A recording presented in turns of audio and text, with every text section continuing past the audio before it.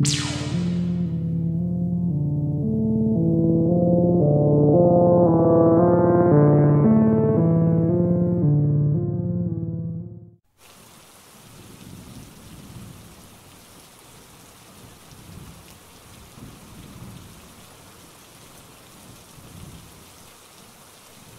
30 now.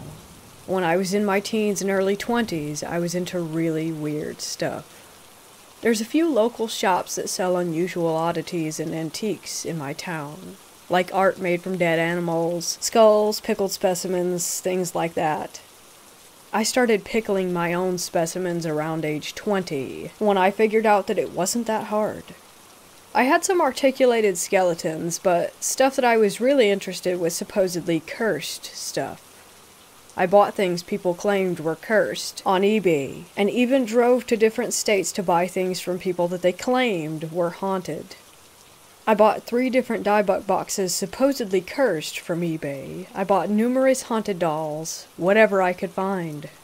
I had some weird taxidermy items too, like a couple 2-headed baby chickens, a 2-headed snake, stuff like that. I had a few things that I wasn't supposed to have either, but I won't get into that. Long story short, nothing weird ever happened. Not a thing. I never had one unusual, creepy experience with any of this stuff.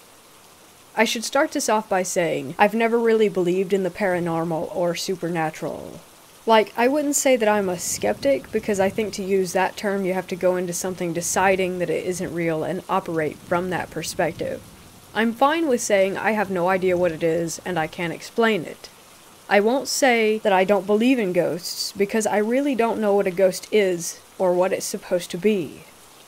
I've always been into aliens, and was really obsessed with them when I was younger, but still never fully believed in them. I just kinda liked the idea of them. I'd never seen one, or seen any real proof of one, despite poring over documentary and late-night History Channel binges. So, on the subject of all things paranormal, you could say that I'm a fox molder and that I want to believe, but never really did. Anyway, needless to say, after the following series of events, my mind is quite a bit more open. Though I won't pretend that I can tell you exactly what was going on. So I'm around 21 years old and I'm working at Walmart at the time. We had these steps that we would smoke on that were outside the tire shop that would lead up to another parking lot for a different building. I went out to smoke one day and was by myself, and sat at the top of the stairs. As I was smoking, I noticed a paper bag sitting kind of underneath the bushes that were there. I don't know why, but I looked in it. I was expecting to find some empty beer bottles or something, but inside of the bag was a porcelain lamb. It wasn't particularly creepy looking, to be honest. It didn't have bleeding eyes or whatever. It just looked like something that would be on your grandma's shelf. There was a red ribbon around its neck, and it looked really new. When I picked it up, there was a note underneath it in the bag. The note said, "Take me home. I'll be a good little bitch, I promise." I'm not even kidding, it really said that. It was written in red ink and looked like female handwriting. Really neat. It was written on a piece of torn-out standard notebook paper. I know how stupid and cliché that it sounds, but that really is what it said. Of course, being me, I brought the thing inside Walmart and stashed it under a register because I was totally gonna take that home. I showed it to my friend who was working there, and was kinda like, "Dude, look what I just found outside. Look at this note." And he was like, you should definitely not take that home." But of course I was gonna take it home. I lived for that kind of thing. Anyway, as soon as I set it down, I realized that it was actually a music box, because I jarred it enough, I guess, to make it start playing. I looked at the bottom of it, and it had one of those metal twist pins that you wind up and it plays a tune. I turned it, and it was the least intimidating melody ever. It wasn't creepy at all. I was actually getting legit disappointed, because if you wanted to pull a prank on someone with some scary object, this thing was doing it all wrong. I'm not sure what the melody was. I'd never heard it before, but it was in no way ominous. Fast forward to the end of the workday. I get in my car, come home, and show my then girlfriend. She was into all the same weird things that I was, so she was equally excited about this bizarre discovery.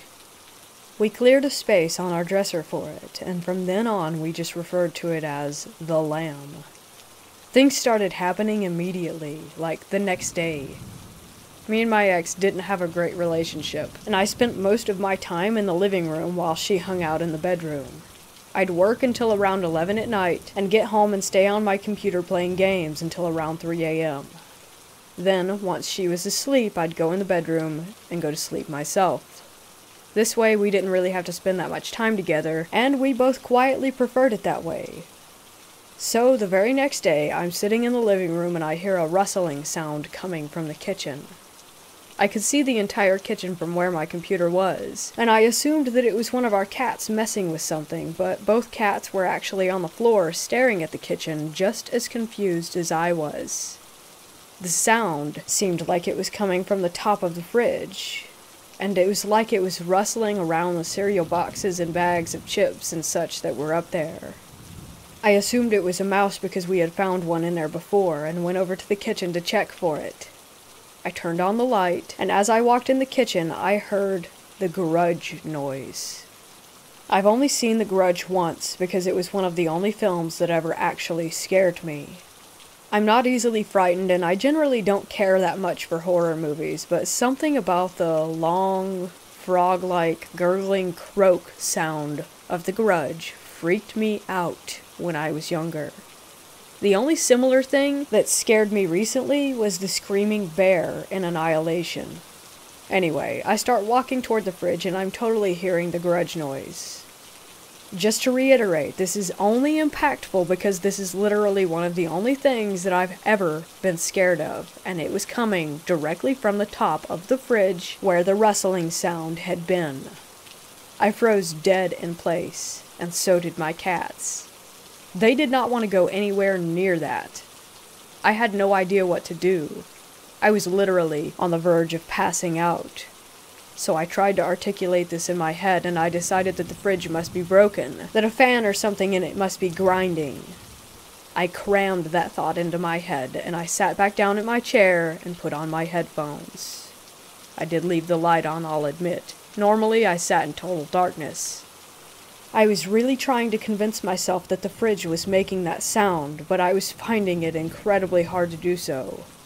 I was also in panic mode, and I was thinking, what do movies and ghost shows and stuff say? Don't acknowledge that it exists? So I became the dad in every horror film, and I just said, the fridge is broken, and went back to playing WoW while on the verge of jumping out of my own skin and using my headphones to drown out the noise.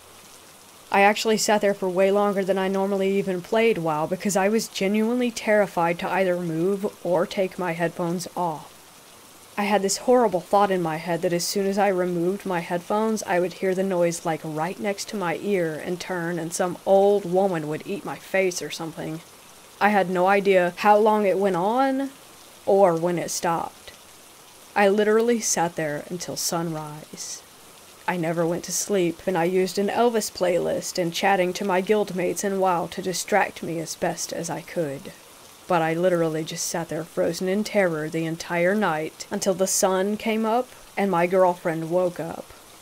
She came in the living room around 8 a.m. and was pissed off at me because I never went to bed. She complained that I played games too much, even though we both knew she didn't want me around any more than I wanted to be around her. But our relationship issues aside, she was badgering me about being on the computer all night, and I just said, I don't want to talk about it. And she let it go. She softened up quite a bit, looked a little confused, but I think that she could tell I was freaked out.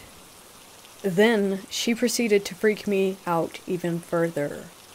She showed me her arm and said the cat scratched the hell out of me last night. And she did indeed have what appeared to be a cat scratch running down the length of her forearm. The problem was, she kept the bedroom door closed, and like I said, both of the cats were in the living room with me, and I hadn't moved from that chair. No one let the cat in the bedroom. In fact, when sunrise came, they were still almost in the exact same spot staring at the kitchen that they had been in when I went back to playing WoW. I didn't say anything about it. I just said, oh, Dang. And I felt like I was going to be sick. Since I hadn't slept, I called into work that day, even though in reality I really just wanted to leave. So I did an unusual thing, and me and my girlfriend went bowling for the day, then to a movie, then dinner. I was clearly acting weird because we never did anything together, and I was obviously trying to avoid the house. I asked if she wanted to go night fishing, and she finally asked me what the hell was going on. I didn't tell her though. I didn't want to talk about it. She declined my generous offer to fish in the dark, and we ended up going home. We started our nightly ritual. She retired to the bedroom to watch TV, and I stayed in the living room. The grudge noise started within an hour of me sitting down. This time, as soon as it started, I willed my completely stiff in fear body to get up and walk down the hall to the bathroom. I left my computer running and WoW open, and said I felt like watching TV.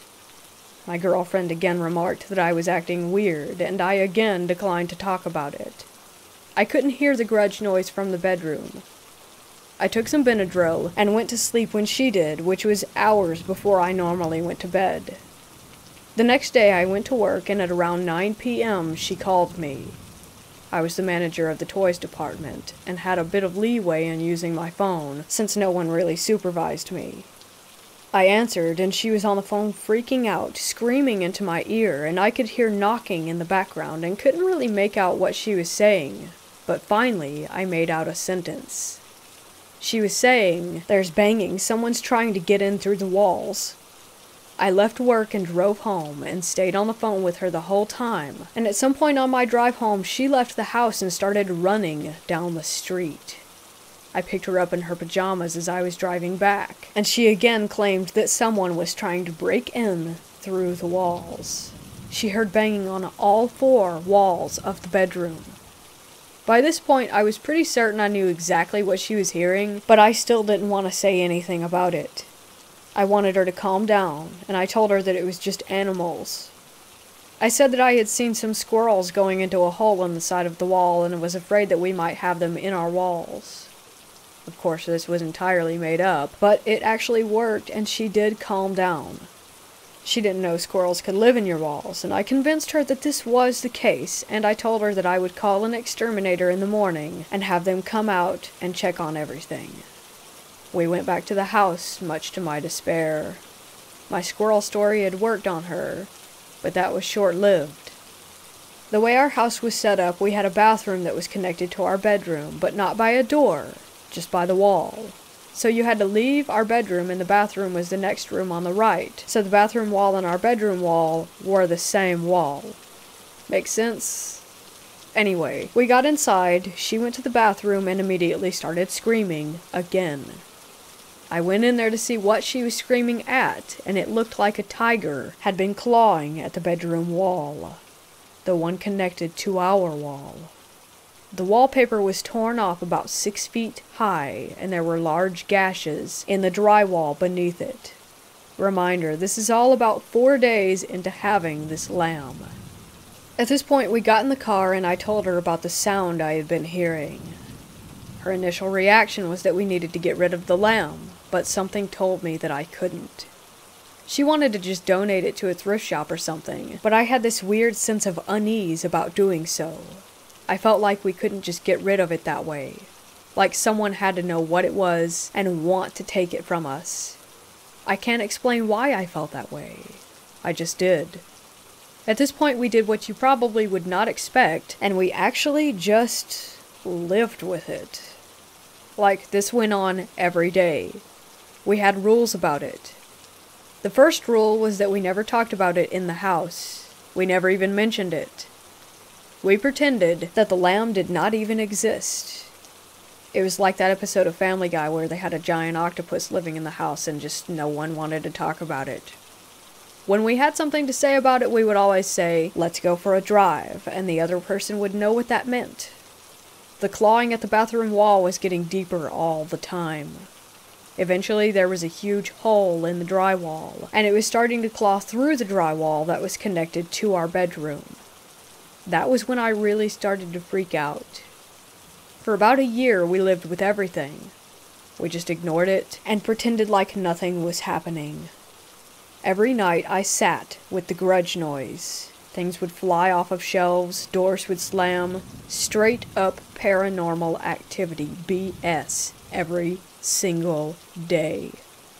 One of the worst ones was one of our pickled specimens jars just exploded.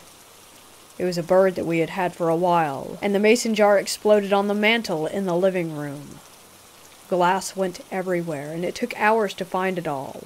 The bird itself also completely exploded, sending body parts splattering around the living room. It was hell. And I had a few friends that I would tell about it every day when I came into work. Like, they would ask for updates on what the lamb had been doing, and I would tell them whatever freaky story we had for the previous day. It was a daily occurrence at that point. But then, it got to a point where we couldn't ignore it anymore. My girlfriend was breaking up with bruises and scratches almost every day, to the point that it had started looking like she was self-harming. She had a lot of piercings and tattoos, so she wasn't too troubled by the pain, but didn't really enjoy having to wash the blood out of the sheets every day. When it got too much was when I was sitting in the bathroom browsing my phone and I heard a female voice say, "Hey, come here." So I finished my business and walked into the bedroom and said, "Did you call me?" And she replied with, "I was really hoping that was you." This is about 6 months in. At this point, it started talking. Like literally speaking. It had a little girl's voice. I know again, that's so cliche and stupid sounding, but it would occasionally speak, and we would hear it. We never responded to it. Everything we'd read on the subject told us to never, ever respond. We'd hear it at our door at night, saying things like, "Can I come in, please? Please let me in." At this point, you've probably tuned this out and chalked this up as some kind of excessively long, poorly written creepypasta, but I promise you, it isn't. Her whole family knew about it as well. All my friends did. Everyone knew about this thing. When we had friends come over, they would ask us about certain things that the lamb had destroyed, like, "What's up with the bathroom wall?" And we'd just respond by shaking our heads, and they got the message. Eventually, no one came to our place anymore. They all said that it freaked them out to be there and that they were terrified just to walk inside. Even her parents stopped coming over. Her mother wouldn't even drive down our street. Still, we ignored it. As best we could, anyway. Until one night, I'm sitting on my computer, and a voice right behind me says, "Hey." I thought it was my girlfriend, so without turning around, I said, "Yeah, what's up?" And the voice responded, "Nothing." Then I realized that it wasn't her voice, and I spun around, and nothing was there. I just broke the cardinal rule, and I talked to it. I shat a brick, grabbed my girlfriend, and told her what I did while we drove around in the car. She proceeded to call me an idiot for an hour and asked what we were going to do now. Finally, I decided to Google local paranormal investigators. We contacted a local agency and sent them an email with a more condensed version of everything I've just told you. They responded in a few hours and asked me to send them a picture of the lamb. That was the first time since the day we set it down that I had ever touched it again. I put it in the middle of the kitchen table, grabbed my camera, and took some pictures of it. I sent the pics away in an email, and nothing. Until this point, these people had been responding to me in a matter of hours, and now suddenly, an entire day had gone by. Then 2 days. In those 2 days, everything had escalated tenfold. The house was never quiet now. The grudge noise could be heard outside of the house, and it never stopped. Half the electronics didn't work. The TV barely worked. It would flicker on and off. The power would go on and off. The taps would start running and then close. The garbage disposal would turn on. The doors were slamming and opening non-stop. It was completely out of control, and we couldn't stay in the house anymore. Mind you, I wasn't rich. I'm living on a Walmart salary here, but we got a hotel room. I brought a laptop, and I emailed the paranormal investigators again. They replied to me this time and told me the lady who answers the emails was also their, medium or whatever, and that when I sent her the pictures, she locked herself in her house and has refused to come out for the past 2 days. They told me they were sorry, but that whatever I had was out of their league. So great, right? My house is possessed, and now it's gone apeshit because I talked to it, and the paranormal investigators don't even want to mess with it. I contemplated calling a priest or something, but I'm not religious, and I didn't know if I would have to have faith in the Lord Jesus or whatever for it to work. I contacted another paranormal investigations company in the area and sent them the same pics and basically begged them for help. This time they actually responded and were helpful, and they drove down from about 2 hours away just to talk to us. When they showed up at our house, nothing was happening. It was quiet, and everything looked normal. The doors were all closed, no sounds, nothing. Worse yet, they busted out all these gadgets that I'm not going to pretend I knew what they did or what they were for. Some had lights, some made beeps, some buzzed, one made little lasers all over the house. They had recorders, microphone equipment, they saged everywhere, walked around waggling electronics at various locations. I don't know exactly what the hell they were doing, but I at least appreciated that they seemed to be trying. But they weren't getting anything. Nothing was happening. I even recorded bits of it on my own camera. Then all of a sudden, stuff did happen. My camera quit working out of nowhere. The battery just KO'd.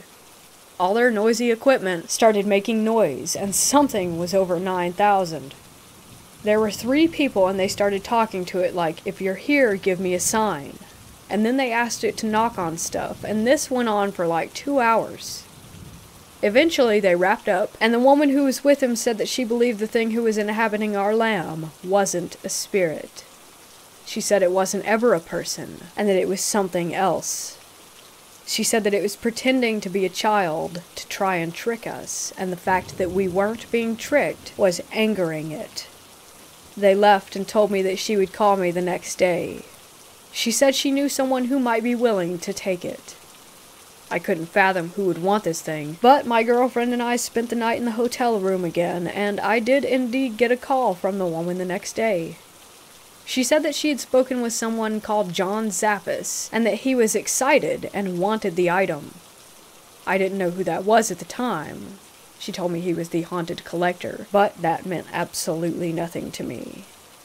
They said he had a paranormal museum. They came back to the house, got the lamb, and mailed the thing off to him. Later I realized that the dude had a TV show and is the nephew of Ed and Lorraine Warren.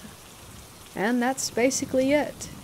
Once this Zappis dude had agreed to take it, everything stopped. We never had another weird incident happen again. I never fixed the bathroom wall, though. We moved out when we split up, and left it like that for the people that we sold the house to. On a side note, I recently, in the last 6 months, watched the Conjuring movies. In a very short scene, I believe, in The Conjuring 2, there's a shot of the Warrens' daughter sleeping in her bed. On her nightstand is an identical lamb to the one that I had.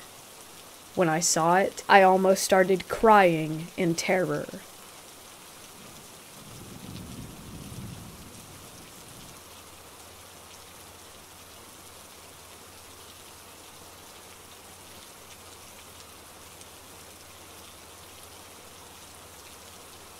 I actually laugh at this so much, but when it happens, I tend to just ignore it and be frightened.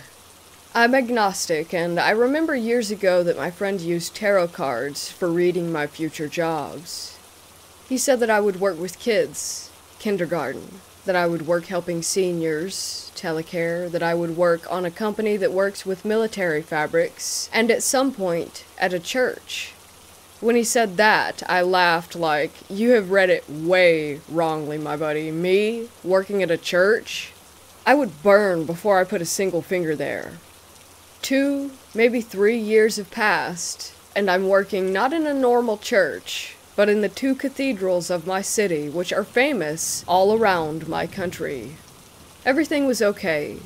My job partners are nice. I have a good salary, maybe some little paranormal behavior that we didn't really have to worry about. But due to COVID-19, one of the cathedrals has been closed temporarily. One of us goes there periodically to stay, watch, and wait for the vigilant guard. There are a lot of sounds, whispers, footsteps, light shapes, hard strikes around the place with no logic that scares me a lot. There are big doors that open and close. My boss told me that I had nothing to worry about because we were in a sacred place, so I tended to just ignore it. We also have a basement where the electrical installations are. We don't have to go down there, but sometimes we have. It has white and black tunnels. There are some rooms that were for wine barrels, but the whole of its interior space and the door looks like it was trapped in history. All of the little alcoves were also used for prisoners' cells, since at one point, the ruler of the Inquisition resided there. Everything always feels so heavy down there. The whispers are louder and more often. I always try to not think about it. I usually end up thinking that I'm just suggesting to myself that I'm hearing what I'm hearing, but after watch one day, on the cameras, oh my god. It wasn't really that scary to me, but talking about this to my friend and coworker that works as a guard, he showed me what the camera of the archive room was recording in that moment. Did you play Final Fantasy? If not, don't worry, just search how the souls look like on the game. There were a lot of almost the same kind of flames floating there in the empty and dark room. I was like, what the hell are those? Animas? Man, this isn't serious, bro. This must be a video trick or a filter. He responded with, those things don't hurt. But he suggested to me not to go into that room alone when the sun goes down, and if I have to, knock on the door and apologize for going inside. He said that they would disappear.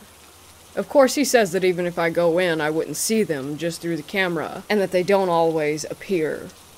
The scariest thing was that one day I was in the bathroom and I heard someone come in and stand in front of my toilet door. I assumed it was the archivist because he likes that specific toilet, so I said, give me a minute and the toilet is yours, but I suggest you go for a walk. Haha. There was no reply, but someone took a breath very heavily, and a shadow was clearly under the door. George? I asked. Are you all right?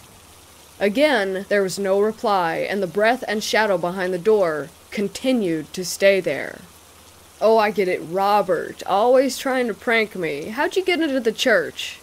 Oh, you came with the boss. I started to be scary because the reply was the same.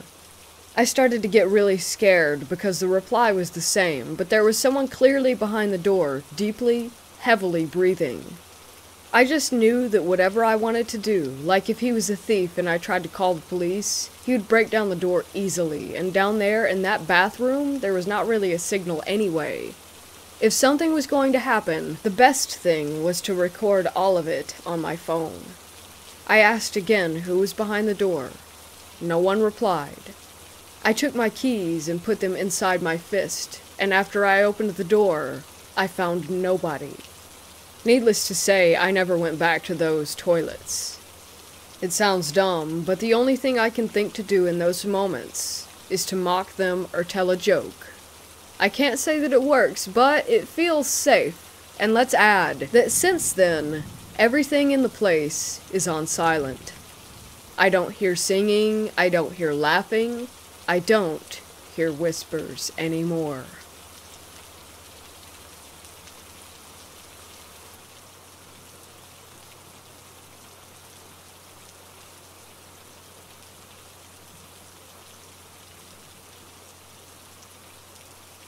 A few years back, my friends and I were at our church late at night playing D&D.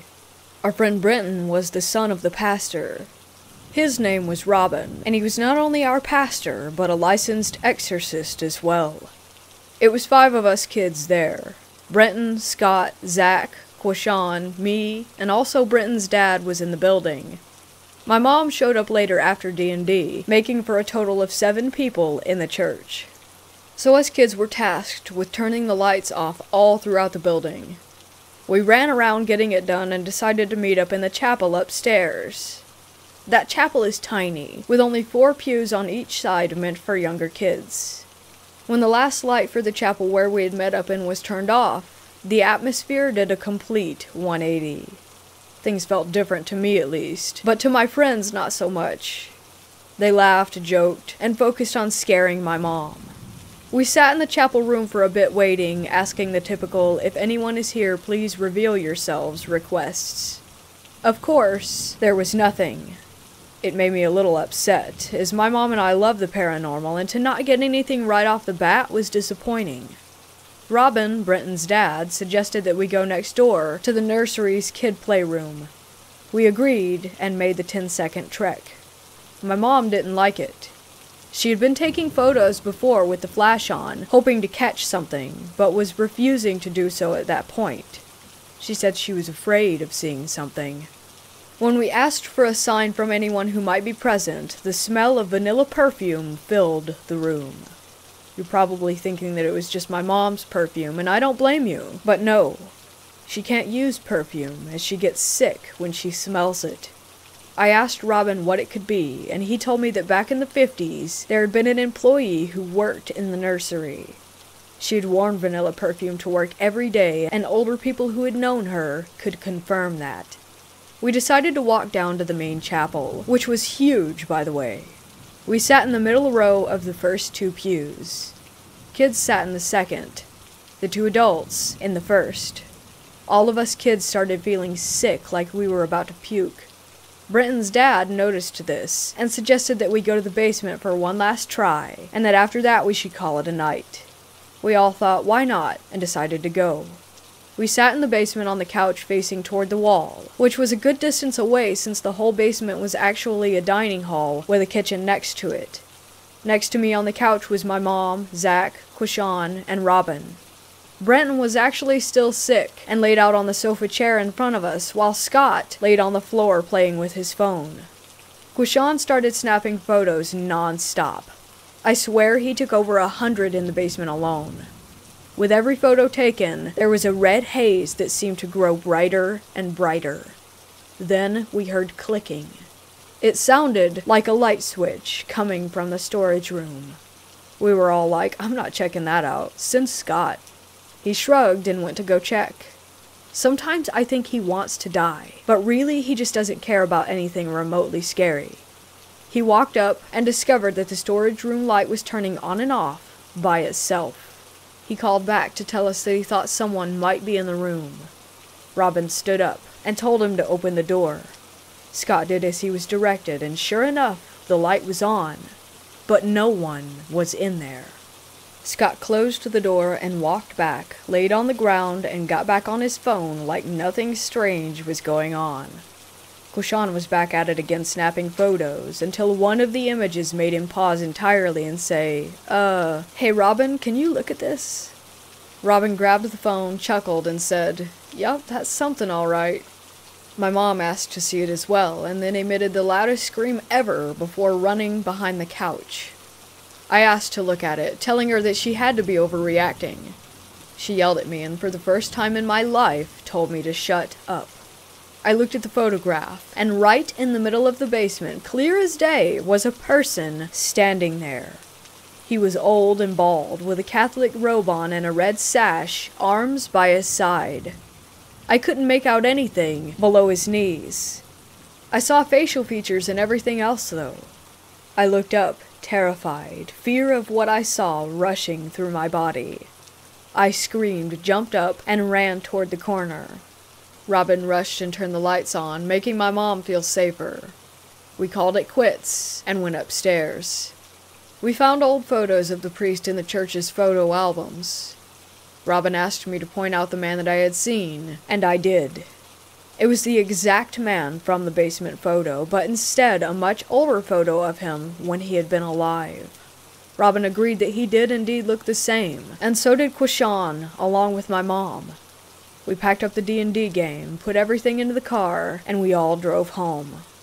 Sadly, we tried to recover the photos and transfer them to a computer, but all of the files showed up as being corrupted. After this experience, nothing else has happened, at least aside from one instance. Our friend's dad was leaving the church, so we did one last game night with no ghost hunt, where we played D&D for 6 hours straight. This was only a year ago. We were packing up the car. Everyone was outside talking. I walked to the front of the church, just reminiscing about all the good times that we had there, and how it felt like a chapter of our childhood was coming to an end. That's when I saw a black figure in the bell tower. I stared at it, and knew that it was staring back at me.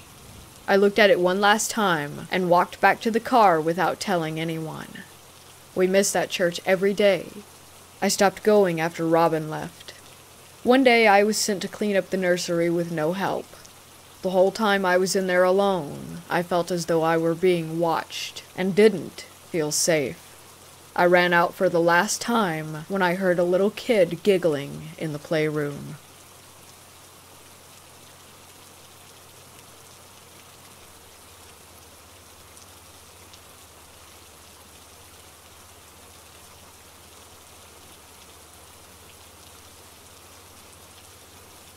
I lost my dad a couple of years ago to ALS.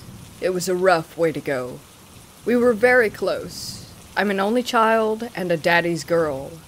We always promised each other, whoever went first, that we would try to reach out from the other side. There have been many ways that he's been in touch. Some have been more subtle, like giving me the strong urge to hear a song that's not my usual genre, country, but while I was deeply grieving, I suddenly had to hear Blue Eyes Crying in the Rain. I always thought that was just a breakup song, but when I played it on Spotify and listened to it, much different. The lyrics are about losing someone, but that we'll be walking hand in hand again in the land that knows no parting. In the afterlife, in other words. I knew as I heard it that it was a direct message. Also, he came to me in a dream. You know the difference between if it's just a vision or a dream, and this was the only actual visit. For about a year after he died, the standing lamp in my living room would come on its own every now and then. I would just say, "Hi, Dad." One night while I was taking the dog out before bed, it was a full moon in February of 2020 about midnight, I witnessed a small rock being kicked toward me out in the street in front of my house. There was no wind that night, and even if there were, wind doesn't blow rocks, much less uphill. He always rather liked to kick rocks if he passed them as we walked the dog, so it seems like a dad way to reach out. So I said, "Hi, Dad." I kept the rock. But the most recent things left me with some very sweet keepsakes.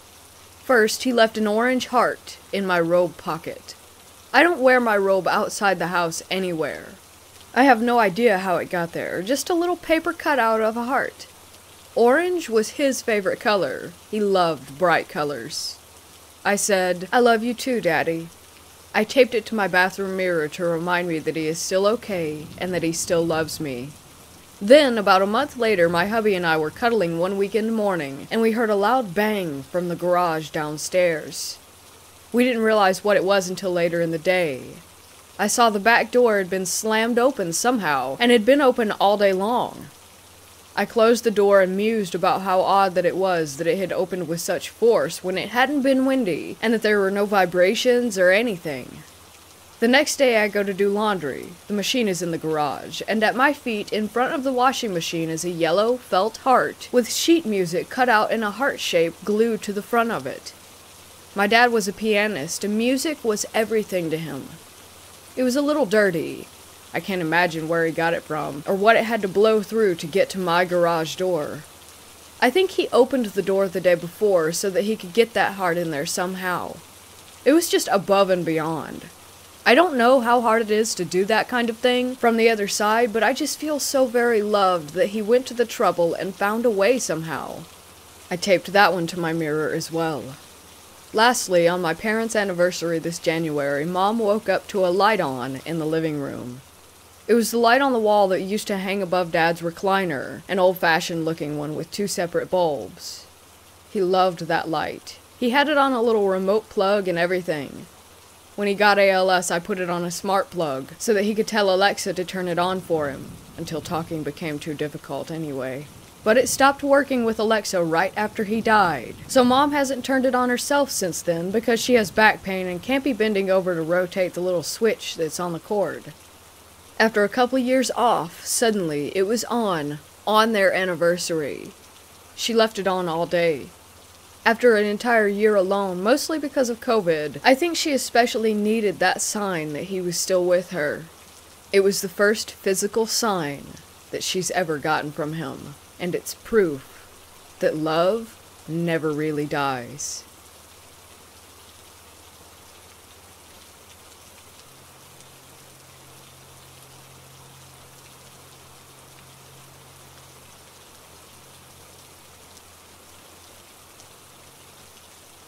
This happened in January of 2016 when I was in my late teens. This story keeps coming up amongst my friend group, and something about it kind of bugs me. I have no clue what I really saw. I just know that it seemed paranormal, and not anything that could be explained. I live about 2 hours away from an abandoned campus that was used as both a tuberculosis hospital and an asylum until the 1990s. I didn't really research it, nor did I believe in the paranormal at the time. I just thought that it would be so cool to go to an abandoned place. So I brought my 2 guy friends with me, one my age who was into the paranormal and had been there before, and one who was older than us, and my one friend that was a girl. I'm also a girl. It's one of those places that you'd get in trouble for trespassing at, so we hid my car and snuck in through a broken fence. I should mention that we went at around 8 or 9 p.m., so it was really dark out already. We go into the main building and are fine. We're not feeling anything weird, nothing like that. We exit that building and go into another that's maybe 2 buildings away, but within a couple of minutes we end up at the exact place where we exited the first building, the main entrance, and that felt a little off. We decided to venture into the basement. My girlfriend and I felt uneasy immediately and suggested that we go back upstairs instead, which we did. We go up into the place where they kept children. This was evident because of all the children's toys on the ground, and there was a soundproof room. Some of the toys were moving, and there was a ball that was bouncing on its own. Our friend who's been there before stopped us while we were walking through a hallway. We heard a door slam, followed by footsteps in front of us. The hallway in front of us was also pitch black, while the rear of the hall was at least lit up a little bit by the moon. We turned around and went back. Against our better judgment, we let the boys bring us into the basement. As soon as my girlfriend stepped her foot onto the basement floor, her flashlight went out, and we couldn't get it back on for the life of us. It did end up coming back on later, but that didn't happen until we had already left the premises. Anyway, my phone that was at 80% immediately died. We were standing in the center of the room together, and around us, it was almost like a haze was there. I felt so sick and lightheaded. I had a dread in the pit of my stomach, and so did my friends. We felt like we were surrounded by other people. We quickly went back upstairs. This is when it gets extremely unsettling. We go into the ballroom and grab a table. We sit on it, each of us on an end. It was square. We heard a door slam shut, so I look up at the ceiling to avoid looking around the room. My friend who's into the paranormal starts trying to communicate with whatever was in there with us. He said, "Knock once if you're a boy and twice if you're a girl." And we heard one knock. As this was happening, I see a black figure that's almost human-looking sitting in the windowsill. It's kind of hunched over and very tall. Its leg is swinging, and then it takes off. It's crawling across the ceiling. I tug on my other guy friend's arm, and he shakes his head as to not acknowledge it, and I try to forget it. My girlfriend says out loud, "Do you guys see?" But my guy friend, who was ignoring it, cut her off and said, "Stop." My guy friend, who was trying to communicate with this thing, told it to come and sit down. We felt the air get freezing, and that's when he said, "We have to go. Goodbye. You're not allowed to follow us out." We all jumped up off the table and walked out. After we were out, we practically ran to the car and left as quickly as we could. As soon as I was in the car, I felt so much better physically. We were silent for a while, but then my friend who was ignoring the figure said, "Did you guys see that?" And of course we all said yes, and shared our experiences. He thanked my girlfriend and I for getting the message about ignoring it as much as possible. It still scares me to think about it to this day, and I always get chills when writing or talking about it. The amount of energy needed to manifest that is what boggles my mind the most. I'm not even completely sure what we saw, and as much as we discuss it, we cannot come to a solid conclusion.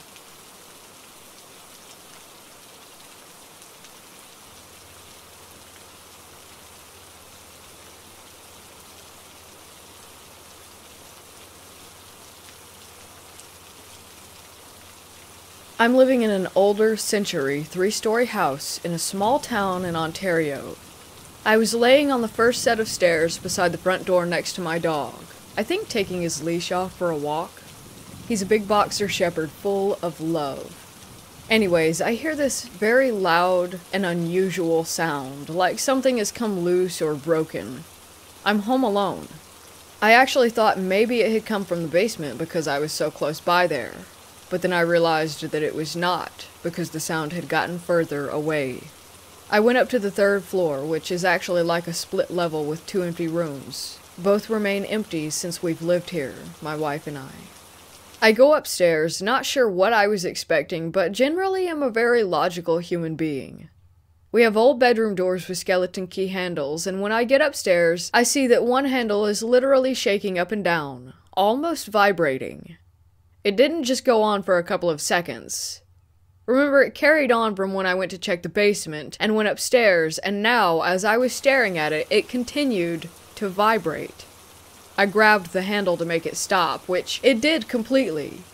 I opened the door to see nothing there and nothing in the room across either. We keep both doors closed, and the windows closed, and also the vents closed because we don't want heat or cool coming up to a floor that we don't even use. To this day, I have not figured out what caused this, and it hasn't happened since. Note, I don't remember any behavior from my dog. He may have been a bit timid, but he gets like this whenever my mood shifts to anxiety. There's one other experience that I had in our home. Our dining room is attached to the garage, and it is not a proper exterior door. It's another old, beautiful wooden door with a skeleton key and all. One day as I was cleaning, I shut the door just enough so that it was closed but not fully sealed, which I do this all the time. I went to my bedroom and heard the door to the garage swing open. Again, no other surrounding windows were open that could have made the air shift. Nothing was different than any other day when I do this. One other side note, my dog is terrified of our rocking chair. It's an old one that I had spray painted black. Never thought anything of it because honestly this dog is kind of scared of everything. He doesn't like certain flooring, which I'm assuming is because he must have had a bad fall at our old house or something, because even if I put a big piece of meat treat for him across a tile floor, he won't enter. And yes, we trim his claws, so I'm thinking it's a bit of trauma or a phobia. He's a big baby, so it's probably nothing but just another weird thing to the house. Any ideas on the shaking handle, though? It was aggressive, and even if something was in an empty room, something, say, fell on it, causing it to shake, why wouldn't it stop?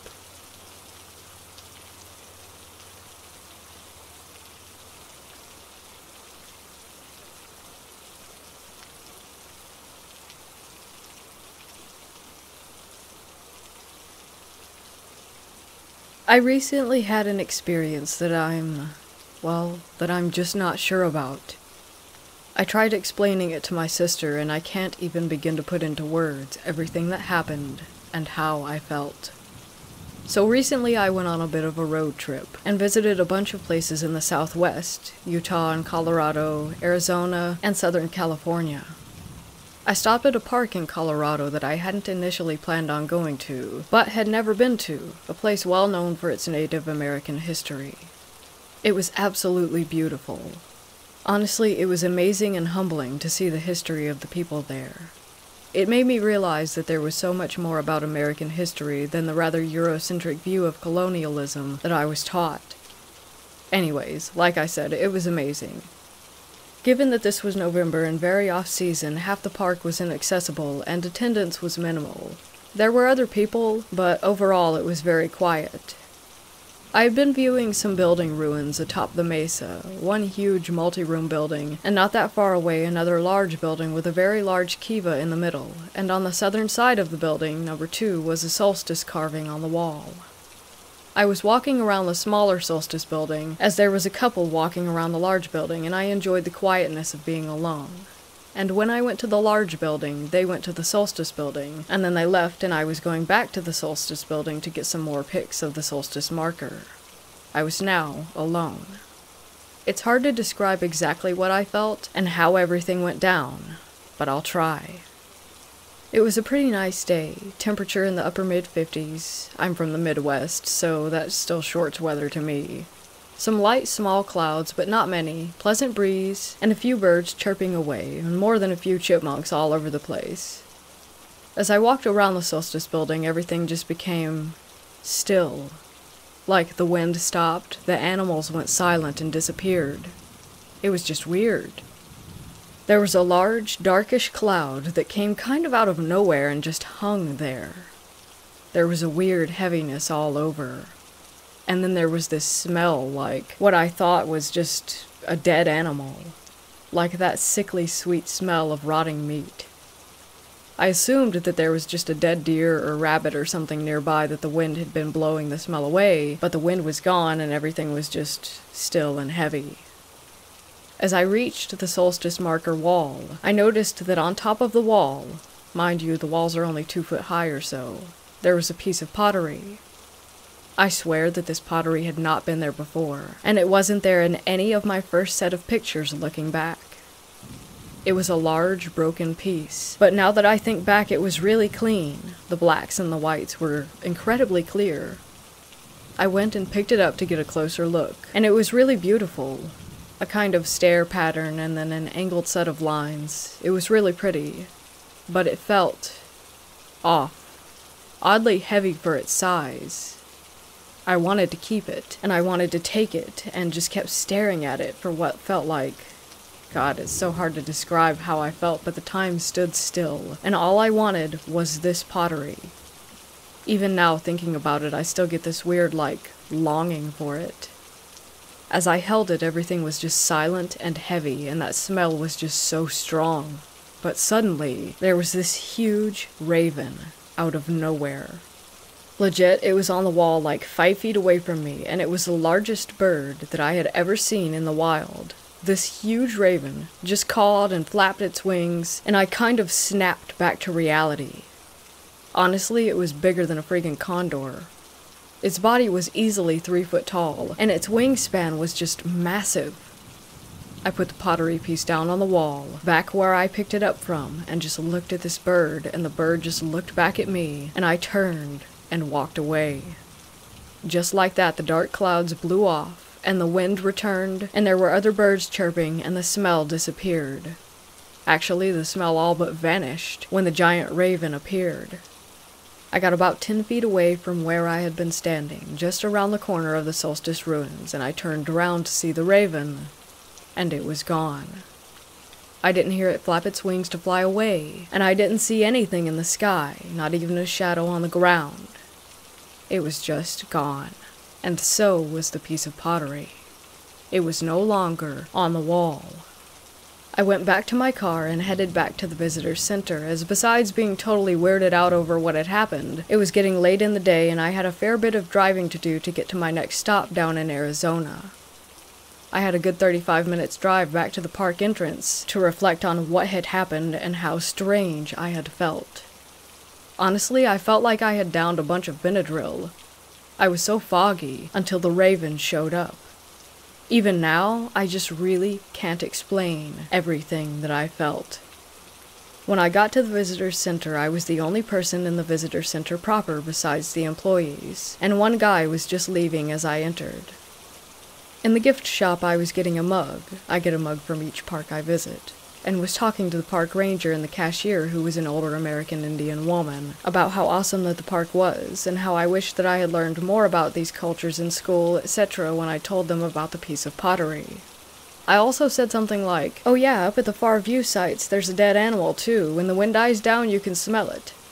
And the park ranger and the cashier quickly looked at each other, and then back to me.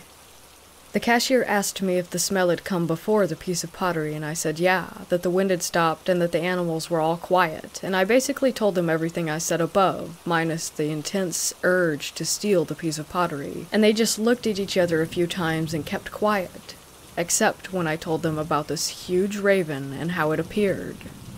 The cashier let out a gasp. When I finished my story, they had a few questions about the timing of things, how long everything lasted, and in what order everything had happened, and they asked me to describe the pottery and stuff, and all of a sudden the cashier said, "Would you like some tea?" I love tea and was like, "Yeah, actually that sounds wonderful, thank you," and she went and got some.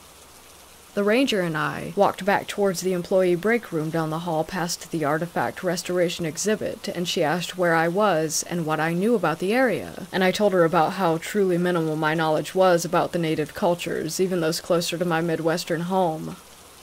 When the cashier returned, she handed me a cup of sage tea, and she asked if I was honest about what had happened.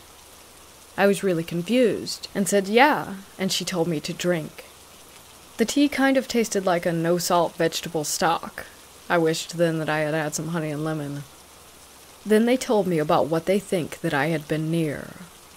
Apparently they hear a few different stories concerning skinwalker activity throughout the year, but none where someone sees the raven, and that's why they're telling me this. The cashier proceeded to tell me a bit about skinwalkers and how sometimes they curse objects to lure unsuspecting people in. She also said that the fact that the raven had appeared and removed whatever enchantments that I felt was very important, that someone greater than us was watching out for me at that moment, because even though skinwalkers can choose many different animal forms, they would never appear as a raven, due to the spiritual importance of these birds. She said that if the raven appeared to me, they could share certain information with me that they would never share with anyone. She told me that the sage would help cleanse me of any remnants of the skinwalker's tricks, and suggested that I see a shaman.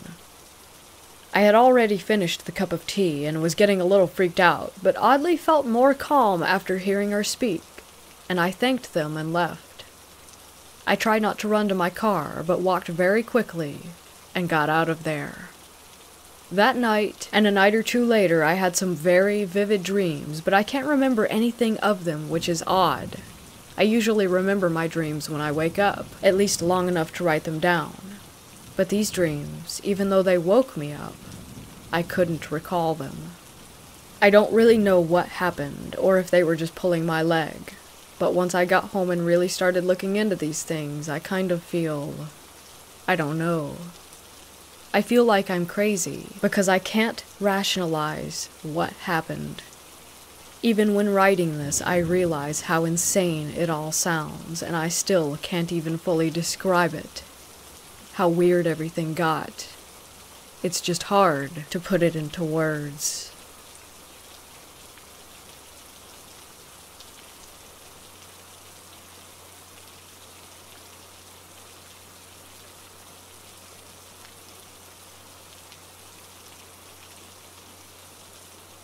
I wanted to start this off with a trigger warning, as it does speak of suicide. There isn't any detail of how this person died, but I know that this subject is hard to read about and listen to for others. Back in 2018, I met a really sweet girl at my church, and we became pretty good friends. We would sit by each other or nearby every service. We attended canned food drives to help others around Thanksgiving. We sat together with a few older couples at church lunches, but we weren't close outside of that. At one point, we had each other's Snapchats, before I deleted mine. The week before my birthday, I went to church as normal, ate breakfast with another friend of mine and her kids, and made my way to the sanctuary.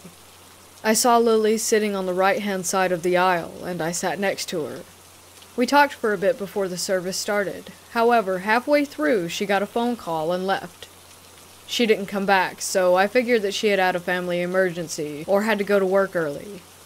I finished up at church, talked to my pastor and his family, and then headed home to give a couple piano lessons. Nothing else odd or weird crossed my mind. I just carried on with my week until next Sunday. The following Sunday happened to be my birthday. I was excited because it was my golden birthday, the year of 25. I don't usually like to celebrate, but this was gonna be a good one. I'm a newlywed spending the day with my husband and having my favorite coconut cream pie instead of cake. I still wanted to go to church that morning though. I love my church and church family and spending time with them. From the minute the church doors opened, everything was off. I went down to the basement and had a cup of cold coffee, a bagel, and I noticed a few people around me who were just pale, cold. I can't even properly describe the sadness on their faces. I'm a pretty introverted person, so I didn't ask any questions. I just went back upstairs to the sanctuary and waited for the service to start. My pastor walked up to the podium with tears in his eyes. He began telling us about how there was a tragedy within the church. Lily had committed suicide the weekend prior, Friday night to be specific. I started crying uncontrollably. I didn't know that she had been dealing with thoughts of suicide, and I felt like an awful friend. We had a beautiful service dedicated to her before her funeral. We all sang songs that she loved, prayed for her mother and family, and prayed for her. I left right after church. I went straight home. I didn't think about the details of her death, because it just hurt too much. A few hours later, though, I remembered the previous Sunday. I had seen her at church. How was that possible, though? She passed away Friday night, but I somehow saw her on Sunday. I sat right next to her. We talked before service started. I watched her answer her phone and walk out. I became angry, scared, disappointed, depressed, every emotion that comes with losing a friend at such a young age. I fell into a hole. After I had grieved and prayed for a couple days, something came to me.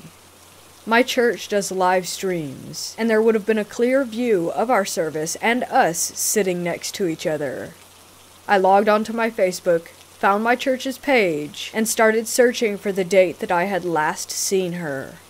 The strangest part of everything is, every live stream is in chronological order, so I figured that it would be pretty easy to find.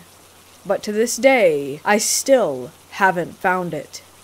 I asked the person in charge of recording and uploading the sermons on Facebook where it was, and he said that somehow that there had been technical difficulties that day, and that they were unable to stream the service or even catch any audio. This has racked my brain for months. To this day, I feel as if she had been there on church that Sunday to say goodbye to me. I asked other members if they had seen her the week before, and they all said that they couldn't remember if they had, or they corrected me by saying, "Honey, she passed away last Friday night." There's no way she could have been there. My church is fairly small, and we only have a morning Sunday service, so there's no possible way that I could have gotten my days mixed up. I've had many ghostly encounters in my life. Way too many for me to even count. I'm going to continue to write about all of them, because writing about it honestly is the only thing that brings me peace and sanity. This one hits the hardest, though. I wish I had more answers than I do, or some sort of proof, but I don't. I didn't have any eerie feelings when I last spoke with her. She didn't feel like a ghost or an apparition. I feel like she was truly there, without a doubt. I hope that one day I can find some answers, or an explanation at least. But for now, I have to keep telling myself that this is how Lily decided to say goodbye to me, and learn to be okay with it.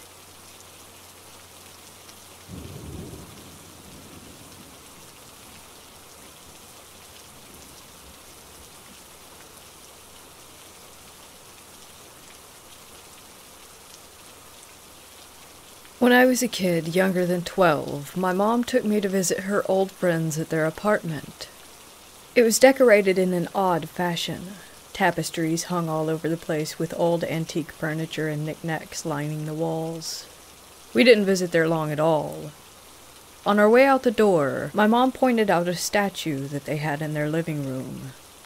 It had a beard, eyes that looked straight ahead, and a walking stick that connected to the base of the statue. It was about half my height, hand-carved solid dark wood, and was sort of tribal looking. I remember thinking, I really hope they don't offer to let her have that thing. It's scary. And, of course, they gave it to her. I felt uncomfortable sharing the car ride back home with the statue. My mom was raving about how cool it was all the way there. I couldn't have been less happy. After we made it back, she placed it down next to the fridge in the kitchen, right outside the entryway. That sucked, because our kitchen was the center of our house. Anywhere you wanted to go, you usually had to walk through the kitchen. So I told my mom how much I hated the statue, and how I really hated the idea of it being there in particular. My mom told me that I was just being silly, so there it stayed. I didn't get a wink of sleep that night. I couldn't stop thinking about the statue being on the other end of the house, and it terrified me. It made me feel unsafe. I don't know what I found to be so threatening about it, but the next day my grandmother agreed with my feelings. She told my mom that the statue made her very uneasy, and that it had a negative energy. My mom told her that she was overreacting, and that she wasn't getting rid of the statue. I felt constant anxiety. I would often refuse to leave my bedroom in the morning after having violent nightmares involving the statue. It was always something along the lines of the statue becoming animate and stabbing me to death with its walking stick. When I walked through the kitchen, I would literally push my back against the wall and edge around the room to avoid getting near the damn thing. In time, even my mom's friends agreed that it kinda weirded them out too. I hated it, and despite how much it scared people, my mom still wouldn't get rid of it. Though she did finally agree to move it to the living room in a more secluded space. One night I was sitting in the dining room doing my homework, and my mom was in the living room with her friend. I heard whispering that was akin to what you'd hear in a horror movie. Cryptic, overlapping, incoherent whispers. I immediately knew that the voices didn't belong to my mom or her friend, so I went into the living room to ask them if they had heard anything, and before I could speak, the look on their faces told me everything. My mom told me to come closer to her and said, "We heard them too." We all agreed that the sound was unmistakably close to us, and it was clear as day. The source of the sound had come from, you guessed it, around the same spot that the statue had been moved to. We all just sort of stared at the statue for a minute blankly, and I don't remember what else was said after that. But still, my mom refused to get rid of the statue. The nightmares continued. My anxiety grew worse and worse. Bad things constantly happened in the house.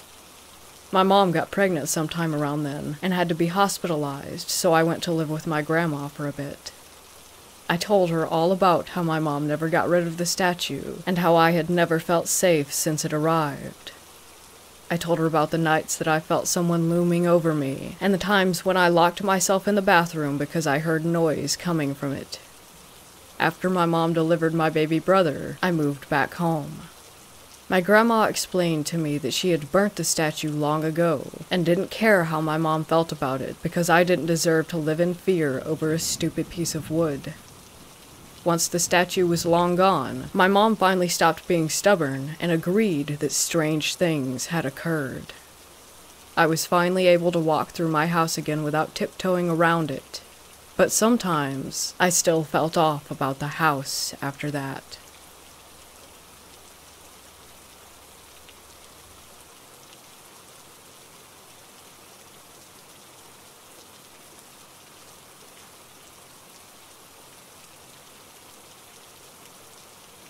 This is a true story that happened to me. Back in 2008, my girlfriend and I decided to go to an abandoned mental asylum off of Highway 82 in Alabama called Old Bryce. It shut down a few years back due to malpractice, and some of the ghost legends, like the number 2 ghost, involve murder by staff at the facility. Essentially, this was a dumping ground for people that society didn't know what to do with. Thousands of people were sent there and died there. The facility consisted of 4 buildings: Bryce, the residence hall; S.D. Allen, the medical facility; the crematorium; and the guard shack. I have seen 2 ghosts in the residence hall, the bigger of the 2 that I can share with you now. My second visit to Old Bryce was strange. It was my first time inside the building, and I came prepared. It was me, my girlfriend, and our friend Chris. I had a flashlight and a DVD camcorder. Through the main entrance is a staircase on the right which zigzags up to the 2nd floor, complete with anti-suicide fence at the top. Make a left, another left, and then a quick right, and you are in the hall that led to the children's corridor. I had the flashlight in my left hand and my camera in my right, scanning, trying to catch something. On the left, at the entrance to that room, there was a bathroom with only a tub in it. I thought I saw something in the bathroom, and shined the light that way, but nothing. I moved the camera and light, thought I saw it again, and shined it back. Still nothing. Our night continued and finished without incident. The next day, I reviewed the footage. In that bathroom, I shined toward something I thought I saw, and I was right.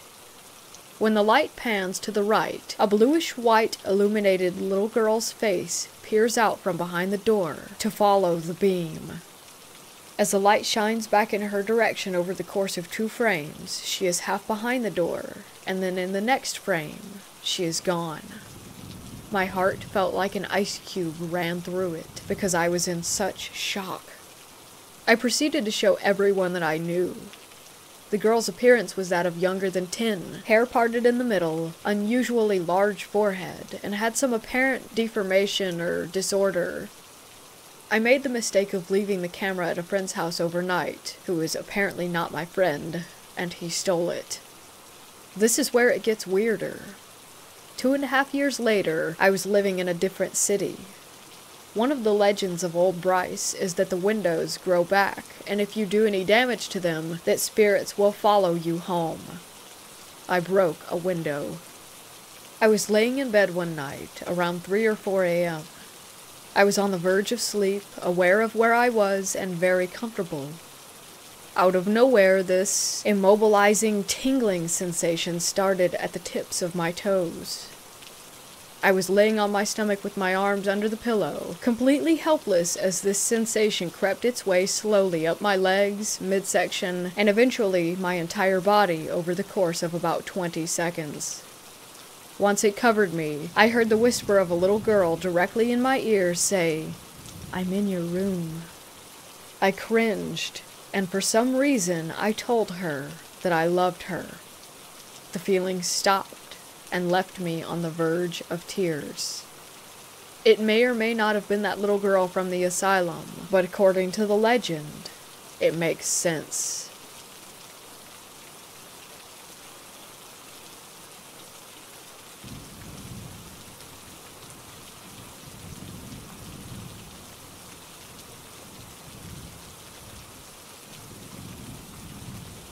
I grew up not far from Manteno State Hospital. It's an abandoned insane asylum in the far south Chicago suburbs. My dad would sometimes drive my family down there, and we'd circle around the property by car just for fun. When I turned 16, he bought me my own little beater car, and of course, I had to show this awesome place to my friends. By the time I was old enough to go exploring, many of the original buildings had been renovated and repurposed as businesses. Half of the property was converted into a local VA hospital, and a quarter of it was torn down and replaced with new housing. Only a handful of the original buildings remained, all clustered in the back corner of the campus. One summer day, I took friends A, B, and C to go check it out. We brought our cameras and went with the intent to go inside and explore it. We parked in a lot where other people parked to go to work in one of the other buildings to avoid suspicion, and walked about a quarter mile to the abandoned hall. As we walked up to this creepy old building, I felt sick to my stomach and full of dread. The main doors were chained shut, and most of the windows were boarded up. I remembered walking on the porchway and choosing my steps carefully because the windows were busted out and there was glass everywhere. The four of us finally came upon a window that was accessible enough to climb into. Realizing that this was actually going to happen, I had a panic attack and couldn't go through with it. I was trembling and didn't want to be the scaredy cat, but I really couldn't do it. In fact, in just recounting that, I'm still scared. And this happened about 16 years ago already. Anyway, I handed my camera to friend A and told him to take the pictures. I was petrified and felt like I might puke at any given moment. Friend B and I walked back to the car in silence. I had a cigarette in the car while we waited for friends A and C to come back. My nerves calmed quickly enough.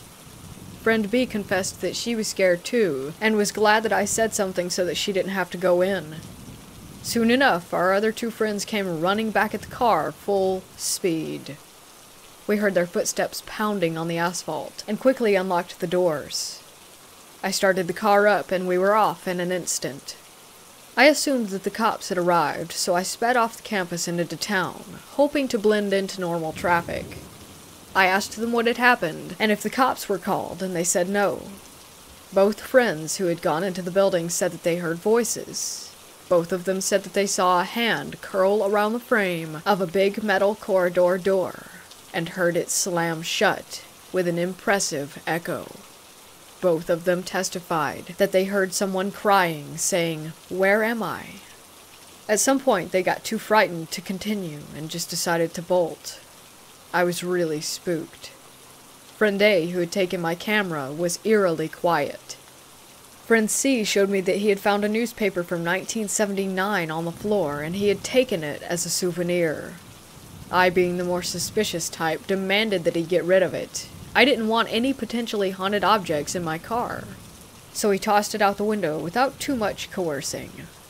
It took us about 45 minutes to drive home, and since we were kinda shook, we decided to go to Denny's and rehash the experience. During the ride back, Friend A fell asleep. This didn't concern me much at the time, but became an important factor to remember later on. We got to Denny's, and friends B and C went in ahead. I woke up Friend A and asked him what happened. Why did they run?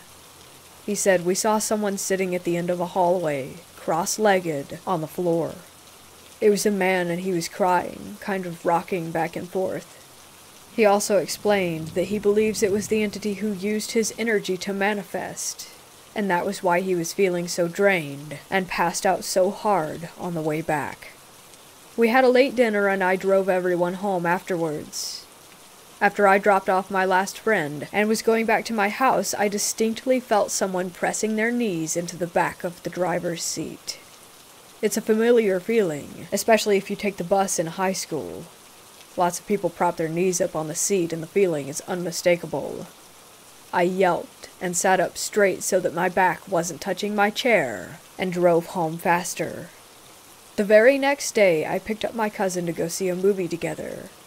She blurted out to me that she thought she had seen someone in my back seat.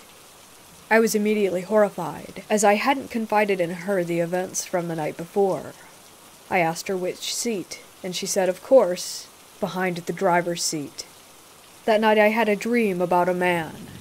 He was Caucasian, mid-30s, brown hair, and partially bald. He had brown eyes. He was wearing a white cotton vest, which I found odd.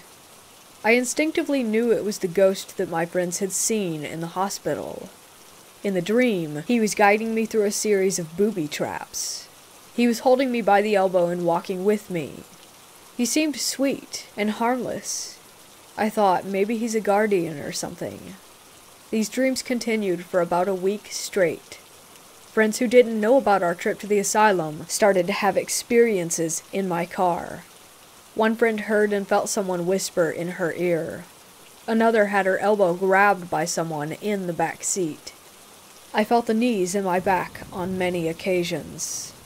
In fact, I started to anticipate it and often drove without my back touching the seat at all. One time I felt like someone was shaking my seat while I was driving. Like hands on either side of the chair and just violently shaking it. When the experiences and the dreams didn't stop, I grew afraid. I didn't feel like he was a guardian anymore. Finally, after about a week and a half of this, I sat down with friend A again. I asked him, "Do you remember what he looked like?" He said, "All I could see was that he was balding and he was wearing a white vest. I don't know how, but I think his name was David." I told my parents about what happened after that. They suggested that I tell David that he wasn't allowed to follow me anymore. To tell him to go to the light or whatever. At this point I was ready to do anything because I was on edge and spooked all the time. I prayed every time I came into the house that he wouldn't follow me in. I was afraid to go out with my friends. I was afraid to go to sleep sometimes. So, 2 weeks after our initial venture into the asylum, I went back with friend A. We went during the daytime and idled in front of the building. I said aloud, "You don't belong here with me. You need to go home," or something along those lines. I prayed a lot. I didn't want him anymore. I felt bad, but I needed him to stay there. We parked and just kind of sat there quietly for a while. I think friend A and I were just saying goodbye, severing ties, I don't know, but it felt sad. While we were parked, I did hear doors slamming inside the building. At one point I heard someone laughing as well. I envisioned him leaving me in my car. I told him that he could never follow me again, that he needed to go, and to move on. We left the hospital that day and didn't go back for many years. I never dreamt of him again. I've never told anyone the full story for 2 reasons. 1 being that it sounds totally ridiculous, and 2, because I'm afraid, and that thinking about him too much will send some sort of psychic beacon out to attract him or other spirits back to me, when that's totally the opposite of what I want.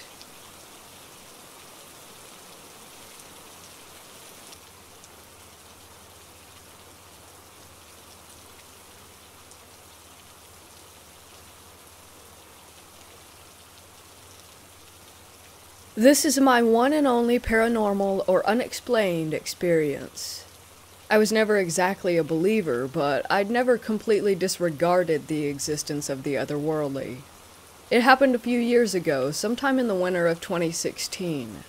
I randomly woke up in the middle of the night, and the first thing that I noticed was how dark that my room was. It was supposed to be dark, as I had all my lights off and the windows closed, but you know, a little bit of tiny light from the outside street light always finds a way to enter from the edges of closed windows, like you can barely distinguish the pitch black from a slight aura, right? But there was none of it. It was pitch black all around. I thought it was probably a power outage, and I started to think random stuff like, probably this is what blind people see all their life. It must be sad. And slowly drifting back into sleep, when I was suddenly reawoken by the feeling of my bed shaking. I thought I had fallen asleep, and this is one of those sleep jerks that happen when you fall into your dream.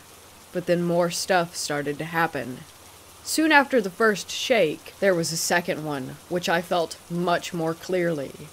A big rat had been invading our kitchen for a while, and I thought maybe it had somehow snuck into my room. But how could a rat shake my bed?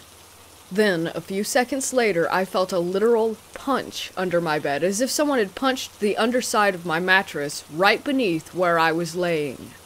I felt the mattress bump up in the center of my back. Oddly enough, instead of freaking out, I became extremely calm. And oddly enough again, I started to think of a logical reason. My mom made me check under my bed before sleeping, as she thought that some thief might have snuck into our home. She overthinks a lot. I thought that maybe someone actually had snuck in this time, but why would he disturb me instead of... And I felt another 2 consecutive punches from under me, right as I was having that thought. I froze for a solid minute, finally realizing that things might be abnormal here. Maybe I'm bragging, but after freezing initially, I went weirdly calm again, almost as if my brain went, "Oh no, it's a ghost. Anyway." There was a final punch, followed again by the bed shaking. I remember as the bed was shaking, I got up almost subconsciously, walked straight to the light switch on the other side of the room, and turned the lights on. There was nothing out of the ordinary. I looked under my bed with a flashlight. Also nothing. I should have freaked out here, but I didn't, which is really odd for someone like me who gets nervous and shaky for even the simplest social situations. My body worked almost on its own. I turned the lights off, took the flashlight with me to bed, and fell asleep as soon as I hit the mattress. And then it was morning. Nothing ever happened after that.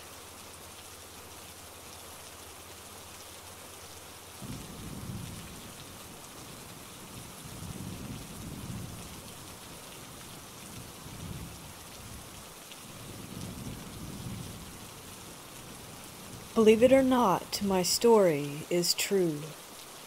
My name is Brandy, I am 56, and I live in Washington. All these years my kids wanted me to write down events that happened to myself and my loved ones. Quite a few members of my family have recently passed away, leaving so many untold stories that I didn't want these experiences to die with me. So for my children, here it goes. A lot of messed up and supernatural things have happened to us in our lifetime, most with witnesses. This is one of them. About 27 years ago, while house hunting for a rental, I met the former renter of this run-down but livable house. She warned me not to live in this house because I have small children. And not only was it run down, it was very haunted, and never, she was stern, never let a man live here with you because he will be taken over by the evil that resides within. Now, I'm thinking she's either crazy or she was just mad at the landlord for something. We needed a home incredibly desperately. I was also thinking that I had lived through worse, and houses could always be cleansed, so I blew it off. I ended up renting the house, but I soon realized that I should have heeded her warning. The house was musty and old, made of wood. The walls, the ceilings, and the floors were all wood. Even the bedroom doors blended in with the walls, but the bedrooms were painted on the other side. There were French doors all along the front of the house going into an enclosed but open-viewed screen porch with a front door. The main living space was long and open. The living and dining area were stretched into one long room, and it was always cold despite having the heater on and it being in the desert. It was located in the high desert of California on the corner of an acre lot of barren desert, and across the street there was a popular grocery store and a few small shops too far away for anyone to hear us. It served as a town hall back in the day, and I think a turkey ranch before that. It was 6 a.m., and we had planned a 3-day trip to the happiest place in the world, Disneyland. My kids, Michael, age 1, Penny, age 4, and Jenny, age 3, were all sleeping on my bed in our bedroom at the other end of the house so I could pack in peace for the trip in the dining room and not wake them. I could see the bedroom door, though, and it was closed. I was standing up folding clothes at the table. My boyfriend's mother, Opal, was sitting across from me when we heard the bedroom door creak open slightly. We both looked up, and it was my daughter Jenny in her little pink and white flowered onesie. I said, "Now you know it's too early, go back to bed." And she replied, "Me up now, Mommy," in her little sweet voice. It made us both chuckle, and I told Opal that I thought she was just excited. I told her no, that we weren't going right now, so please go back to bed. She stomped her foot, which we could feel vibrate through the floorboards. Opal then told me that I had better go and put her back, and I agreed. As I was making that long walk toward her, I was keeping eye contact, and as I was walking, I was telling her, "No, baby," and once again she stomps her foot, smiles, and says louder, "Me up," with the sweetest little smile, and she tilted her head. Opal even muttered, "Aw." It didn't dawn on me at the time how perfect that her little pigtails were. At this point, I'm extending my hands toward her. I get about 6 inches from touching her, and all of a sudden she turned black and disappeared, almost like sand falling to the ground, followed by the door quickly closing behind her. Opal said, "What the hell?"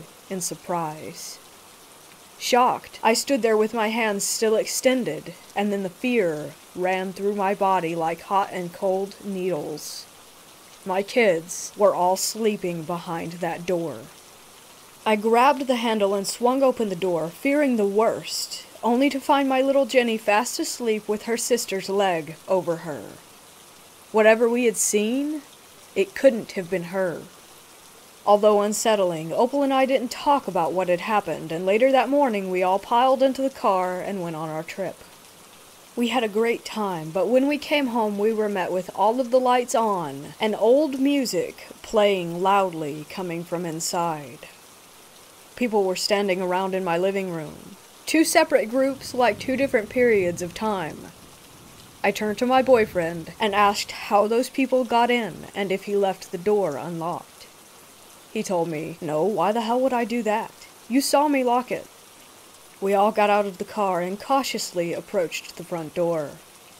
As I got closer, I could see a couch not where our couch was, with a man in a white tank top sitting there. He was dirty, and he was looking at this boy standing in the corner with such hatred. You could tell the boy was abused by the way that he was standing there with his head down. That's when he looked up at me, and it pierces my soul even now just to think about him. The kids were scared, and the dog was growling. I grabbed the doorknob to put my key in. Just then the music stopped, and the lights went out. We opened the door, and nothing had been moved, and no one was there. I couldn't get the image of that sad-looking little boy out of my mind, and it was a while before I saw him again. It was a nice day. My boyfriend and his mother were still at a doctor's appointment, and the kids and I were out grocery shopping, having a good time. I usually kept the living room light on when I knew that we were going to get home after dark. I didn't realize we would be gone that long, and it was just starting to be dusk. I pulled into the gate, and I think the kids were a little too rambunctious, too much spare change, quarter machine candy, I guess. I sat for a moment, planning my attack with getting all these groceries, a sleeping baby, and the two girls up the steps and into the house, when I noticed movement in the living room. No one was home. I could hardly even see anything in there because the light wasn't on. I started to get out when the girls jumped out of the car and started running for the steps. I yelled for them to stop and ran over to them. We could hear noises like a child running around, and my eldest daughter to this day says that she saw a little boy and describes him to a T, but at that moment I thought that it might be an intruder or something like that. 3 steps went up to a landing, a locked front door opening into a windowed screened-in porch, and then the 3 French doors. I told the kids to go to the car, but they were too scared to leave my side. Both of them were clutching the back of my shirt. I armed myself with a huge stick by the landing and forged on. I burst through the front door to the porch, and he was there, his face in his 2 hands cupped against the glass, as if he was peering out, and then he vanished. It was the boy that I had seen standing in the corner before. We went inside and I searched every room with my obviously frightened children practically glued to my side. There was no one there. Was my mind playing tricks on me and I was projecting my fear onto the girls? I turned on all the lights and ran out to get my sleeping baby and the rest of the groceries out of the car when I stopped in my tracks. There on the glass were 2 crescent moon handprints, and it was fogged up where his nose was. It stayed there for at least 20 minutes. Just to add my own thoughts here, I don't feel that we always need words to communicate with spirits, or for them to get a message to us. They are not bound by flesh. It is important that you have an open mind, and always keep your will strong. At night, you could look out the French doors at the stores across the street and see the vast desert behind them. The property was pitch black, so you saw the reflection of yourself and whatever was behind you. That night, everyone was asleep. It was nearly Christmas, so I was admiring the lights decorating the storefronts when I felt one of my children through the floorboards skip up next to me, and then I heard a faint giggle. I felt a tug on my shirt, so I turned my gaze to the reflection, extending my arm over as if to caress the back of his head and pull him in next to me. It didn't occur to me that this was not my child. He came in under my arm and stood there looking up at me, and all I could feel was love and sorrow. I turned to look at him, but he was gone. So I looked back at his reflection, and it was gone as well. He was about 7 or 8 years old. He had what looked like black and white Converse on, and was wearing old jeans with rolled-up cuffs. I could see the edge of a white t-shirt under a light gray sweatshirt, and his hair was sandy blonde and wisped to the side with the sweetest smile. In that moment, I felt everything that he was feeling, and I cried. I saw the images of abuse flash through my head. I don't want to elaborate on that, and he made me feel that the man was not his father, and that he loved the comfort of our presence. There were so many emotions. I went to bed and held my kids tight. I was so full of questions, like what happened to his mom? How did he die?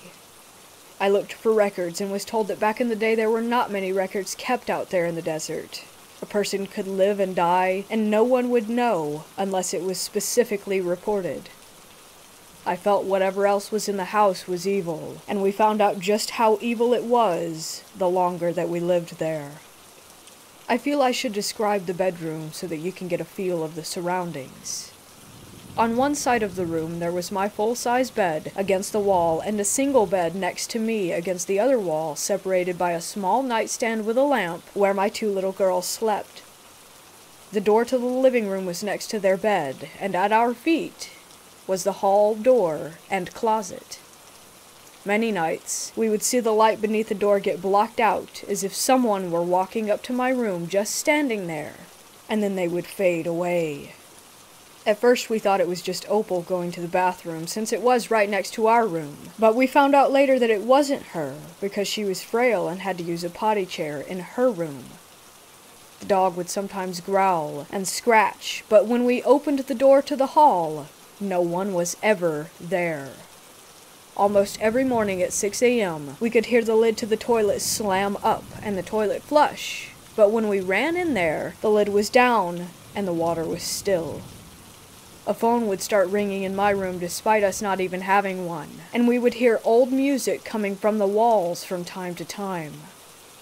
At first we thought that it was coming from the pipes of our neighbor or something like that, but we didn't have any neighbors because the lady had already moved out, and that house was completely empty.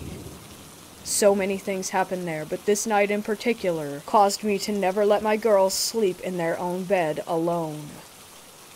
The girls were so happy that day. They had both received a package from my mom full of princess stuff. Toys, cups, and bowls, 2 beach towels, and 2 nightgowns embossed with their favorite princess images. The nightgowns were short and silky, and after their bath they begged to wear them to bed, so I happily complied. It was quiet in the house that night. Opal was with family along with my boyfriend, and I don't remember where the dog was, but he wasn't present anyway. I tucked them in, oldest by the wall and youngest closest to me on the outside. I wasn't ready for sleep, so I put a scarf over the lamp to dim the light, so that I could still read. Now I was sitting on my bed next to them, and as I was reading, the covers slightly came down off of the girls. I didn't really think anything of it because my oldest daughter was notorious for kicking off the blankets, so I tucked them both in and continued reading. It happened again, and once again I covered them back up. At this point I was starting to feel uneasy and the hairs on my arms were beginning to raise. Never a good sign. I looked at my oldest daughter and noticed that she hadn't moved. So how was this happening? I sat back down on my bed and pretended to read while intently staring at the covers over the book pages, feeling my heart pound through my chest. Moments passed, and I felt myself trembling, trying to hold the book steady, and then it happened. I saw the covers start to move, but the girls were still. I was confused. I didn't understand what was going on. The covers were then pulled down with force, so I leapt up and grabbed the covers from the end of the bed, pulling them up. At this point I was standing next to them and my voice quivered as I yelled at whatever was in the room to stay away from my girls.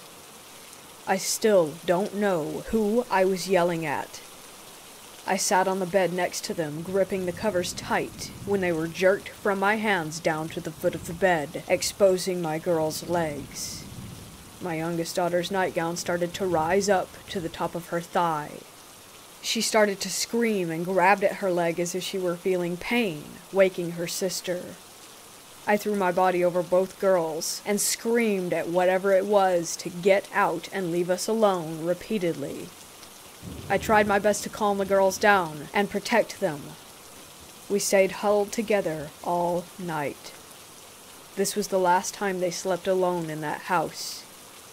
I was able to get a bigger bed, and we all slept together from that point forward. At this point, I'm sure you're wondering, why didn't we just leave? Believe me, I wanted to, but I felt trapped.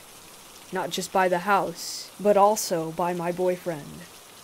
Let me start by saying that Bill was not the nicest man. Oh yeah, from the outside he was great. He had a charming voice, and he made people laugh. Nobody thought that he was capable of doing the things that he did. They didn't know him like I did. I feel he tricked me when we first got together. I was young and impressionable. He knew I had low self-esteem, so he made me feel like I wasn't good enough for anyone else and was lucky to have him. We had children together. I knew what he was capable of, and let's just say that I didn't want to lose anyone I loved, so that's why I didn't leave him. But this was different.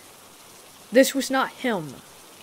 This was an entirely new level of evil. I started noticing a shift in him the longer that we lived in that house. We stopped going out as a family, and he stopped working. He put bars on the windows, and one-way locks on all the doors with only one key. Not even his mother cared. She would go into her bedroom and shut the door so that she didn't have to hear me scream, or our children cry when he sometimes hit me. And like always, he made me feel like it was my fault. Living there changed him, though. The things he started to do were out of his character, and that made me more uncomfortable. He started watching me from dark rooms and behind cracks in the doors. When I asked him why he was doing this, he got mad and made me feel like I was crazy. When we were alone together in that house, it was even more intense. One such night the kids were at my mother's, and we had just finished dinner.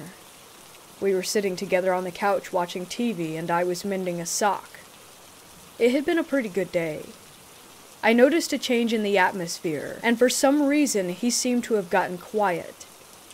I was just about to ask him if he wanted me to change the channel, when a small flash of light hit my right eye.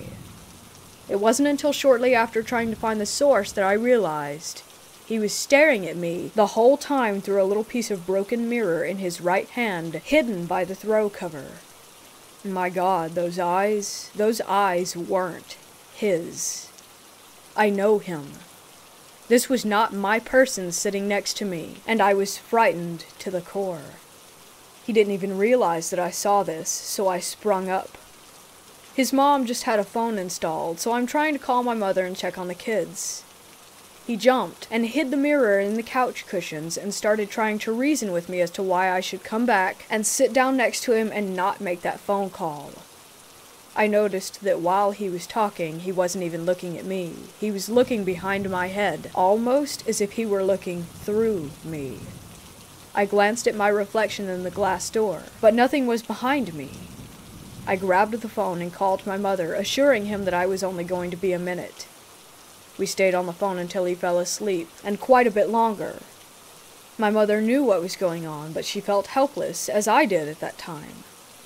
He got up, grumbling something as he walked into the bedroom to go to sleep on the bed, so after we hung up, I stayed awake with the blanket on the couch covering everything but my eyes while listening to him breathe until dawn, when I finally fell asleep. There was another time at around 4 p.m. We needed some groceries for dinner, so I got the girls ready and left my baby boy asleep in his playpen in the living room. Opal was napping at the dining room table, and my Bill was sitting on the edge of our bed in the bedroom. I called out to him that I was leaving, and to keep an ear out for the baby, but he didn't respond, so I repeated myself and I heard him mutter, "Yeah, sure." So we left. The store didn't have something his mother wanted, so I had to go to 2 stores. It had just gotten dark as we pulled up, and I could hear the baby crying. I rushed in, and Bill's mother was still sitting at the table. I picked up my son, and he was soaking wet, and it looked like he had been crying for a while. I was changing his diaper, trying to calm him down, and the whole time Opal was getting mad at me for leaving her alone with the baby. I was furious, and I told her, "I didn't. I left him with your son." She looked surprised. She didn't even know that he was home. What the hell? Where was he? I put my son down and told the girls to go play. Something wasn't right. I didn't think he was still in the bedroom because the lights were off, but someone was in there. It was abnormally dark. I slowly went up to the door and walked in. There was a dim light coming in through a crack in the blinds, and I saw his silhouette still sitting on the bed. He hadn't moved. His feet were on the floor, and he was slightly hunched forward with his elbows resting on his legs, cupping his hands together. The room smelled stuffy, and the air was thick. I called out his name, but he didn't reply. Once again I called out his name, adding, "You're scaring me." I moved closer, saying, "Why are you not answering me?" I saw that he was sweating and that it was glistening in the light and dripping from his head to his hands and then his hands to the floor. I could hear it as it dripped. I was shaking while I slowly made my way around him to the lamp, and I heard a growl that almost sounded like it was coming up from the floorboards. I turned the lamp on. His shirt was soaking wet. There was a pool of sweat at his feet, and his eyes were darker than I've ever seen them. His stare was fixated downward. I was afraid to get near him, but I felt like he needed my help. I started to shake him while calling out his name. He was cold to the touch. I crouched down in front of him between his legs, but honestly, all I wanted to do was run out of that room.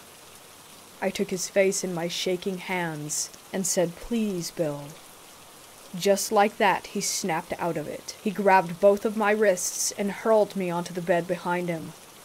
He said in a loud voice, "What are you doing, you freak?" Then he got up and went to the bathroom. I heard him turn on the shower as I laid there curled up, not knowing what had just happened. I soon composed myself and went out to bring in the groceries and make dinner. Later he joined us as if nothing had ever happened, but I still felt uneasy. The night went on, and he was his old self, goofing off with the kids and watching cartoons. I went into the kitchen and started washing dishes with my back to the hall. I heard him in the living room with the kids. I swear, I heard him. The next thing I knew, he was behind me, and he aggressively grabbed my waist and put his mouth on me. I could feel his teeth on my neck. I jumped. He startled me. Then he looked at me like he wanted me dead and said, "You disgust me," and left the house. I don't know where he went. I didn't ask. All I know is that he was gone. He came back later that next morning, dirty, and saying something about him getting lost in the desert. I remember him telling me once that I could scream out there and no one would hear me. We eventually got out of that house after living through horror, not knowing from day to day what was going to happen next, and who was safe from that evil. Later, after his mother had moved into her daughter's house, she passed away. I felt bad because I wasn't even sad about it. I found a way to leave Bill. I made an excuse that I needed to pick up a check from the welfare department, and that I had to bring the kids with me. After I got there, I told them that I was being abused, and they helped me find a safe place to go. After I didn't return that day, a detective from the sheriff's department came and asked me questions about him because apparently he stole a child and took her to that empty house. Thank God he was caught before he could do anything to her. I never let him hurt my children, but sadly, they remember him hurting me. For years after that, I would have nightmares of him appearing at the foot of my bed, clawing his way up my legs, and closing the space between our faces with his cold breath on my lips, and those eyes. I would wake up gasping for air. About 9 years ago, I looked up his name and found him on a website exposing predators. I still shiver when I see small mirrors or broken glass. A few years after we moved out, I ran into the former renter, so I asked her if she knew anything about a little boy ever living there, or did someone die there, and she said, now this is not fact. She said that she heard, I don't know where though, that there was a boy and his mother disappeared, leaving him with his stepdad, who is horribly abusive. Later, the boy was found stuffed in a hole on the property, dead, and they found the stepfather's dried and decayed body on the couch in the living room. He had committed suicide. Like I said, I don't know if that's true, but it seemed pretty damn close to how I felt. I wish even now that I could have helped that sweet little boy move on. We couldn't even drive down that street for years after that, and we all cried with relief many years later when we found out that the house had been demolished to the ground and that a housing tract was being built over the land. I still wonder if those people living there are plagued by the same evil that plagued us.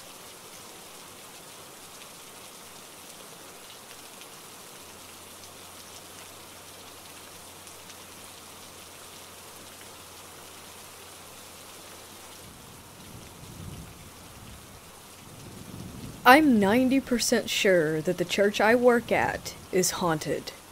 I work in the church nursery, to be specific, which is part of the original church, which was built in the early 50s.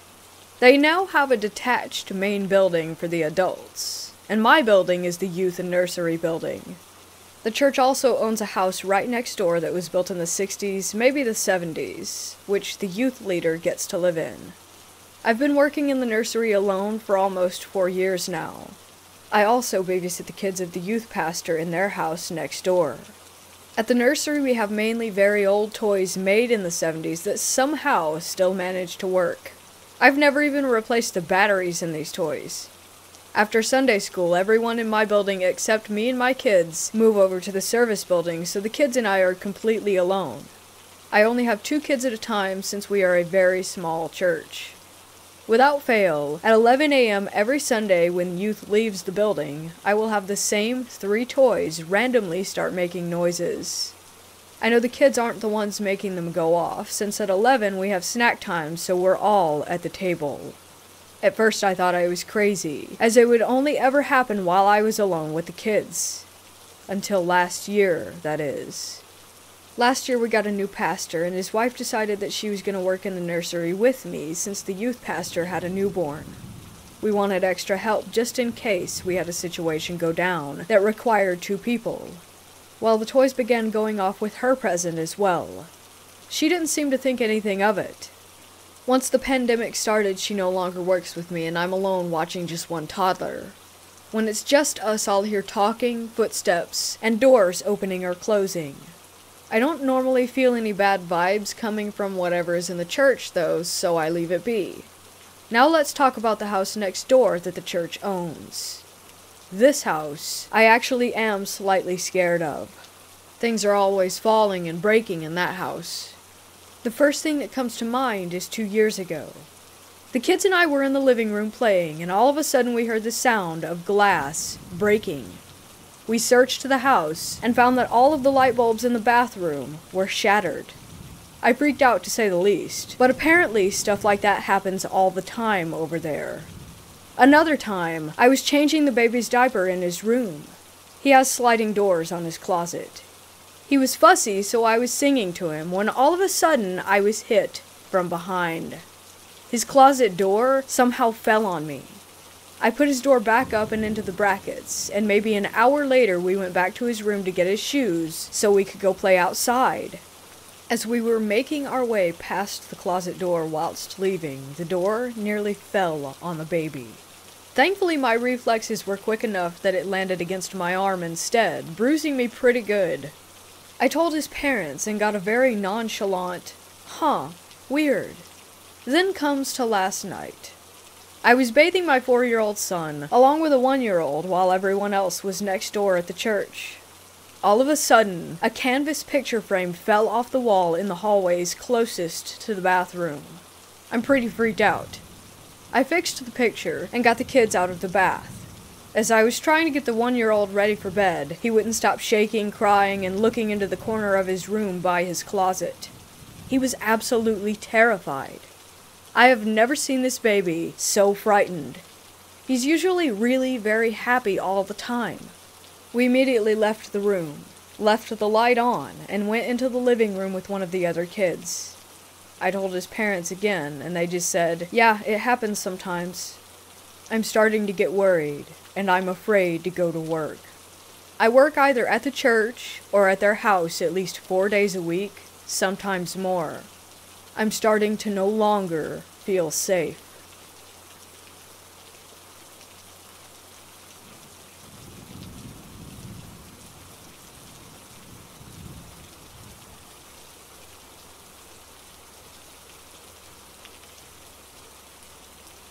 I work for a nonprofit that helps mentally and physically disabled people live fulfilling lives.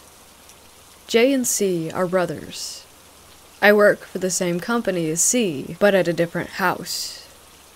There are several houses around the city and bordering area. He works at the houses that only house children, 4 of them, I believe. His story begins on a graveyard shift, which he was working with one coworker, a middle-aged woman.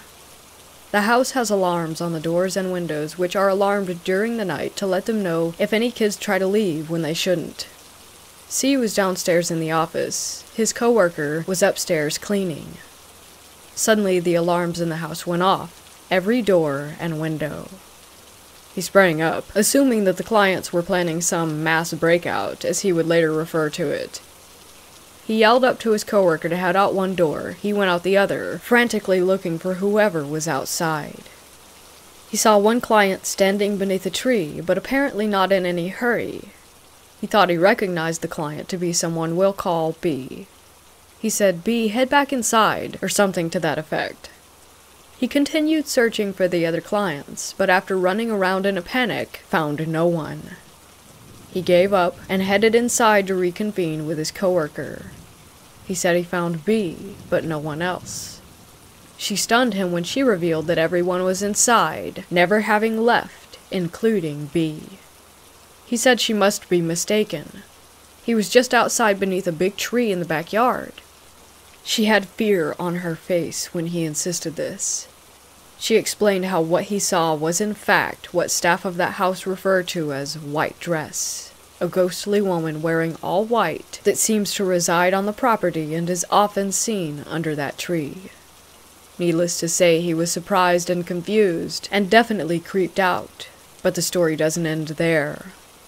Sometime later, a client from another home whom C was very close to sadly died. He was sick for a while, and C was present for his final breaths in the hospital. He was wheelchair-bound when he was alive, and later a client at the white dress home needed a wheelchair temporarily while recovering from a slip and fall accident. They brought the wheelchair that used to belong to K. Right away, B began fixating on it. When it was no longer in use, B would take it for his own enjoyment. Staff took note of this, and couldn't explain why he loved it so much. He would take it outside to a small hill, push it down the hill empty, and then return it to the top and do it again, over and over. B is nonverbal, in that he can't speak with spoken language, but he does understand speech and communicates using gestures.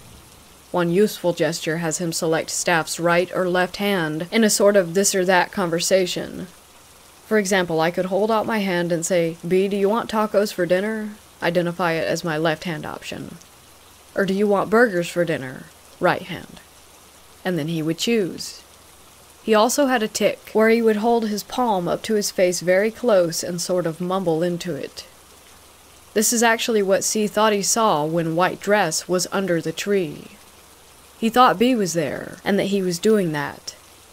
This is important because B would often do this gesture when he played with the wheelchair. Staff got curious and thought that they might be able to determine who B was talking to and playing with in the wheelchair. They posed a sequence of this or that questions with fake names. B, who's in the wheelchair? Is it Michael or Emily? No response. Is it James or Samuel? No response. Is it Stephanie or Teresa? Again, no response. They did this a few times before inserting the real name. Is it Kay or Jen? Right away, he selected the correct hand. Everyone present was shocked. According to C, he was the only real link between Kay and this house. B and Kay didn't know each other, and he didn't believe anyone talked of the previous owner of the wheelchair, so he can't explain how B seemingly knew Kay's name. This story still doesn't end there, however. For reasons unknown to me, C took the wheelchair home for a while. Maybe it was a keepsake. Regardless, he brought it home with him and weird things started happening around his house. C and J, like I said, are brothers. They live in a big house and rent it out with their girlfriends as well as 2 others. One day, everyone was out except for J as well as C's girlfriend. Both of them claimed that the door to C's room slammed much too loudly and hard to be explained by wind, especially since no windows in his bedroom were open. This happened a few times while the wheelchair was there, which is made more interesting when you know that Kay would often get C's attention by slamming doors. Jay said other strange things had happened once the wheelchair arrived too, but I'm not sure what they were and don't want to confabulate the details. I do know that he claimed to once hear someone calling out his name, but no one was home except him. As I said in the opening of this post, both J and C were and still remain skeptics. They agreed that these events are all strange, but ultimately they aren't convinced. I too am what I call a hopeful skeptic.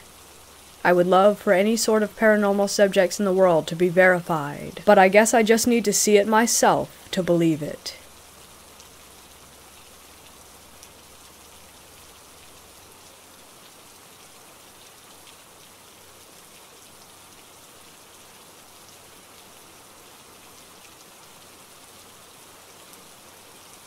Just for backstory, I'm an 18-year-old college student, but I live at home with my mom and my younger sisters, who live at my dad's half the time, because my university is in my city. We also have our dog Kiefer and our cat Boots. My cat, Princess, died of a severe fungal infection about a month ago, and I feel like some of this might be tied to her passing. A little over 2 weeks ago, I hung out with my friend Z for the first time since the COVID situation, due to the fact that we went to the same university and once it had shut down, he moved about an hour or so south of my city to live with his girlfriend since he couldn't live in the dorms.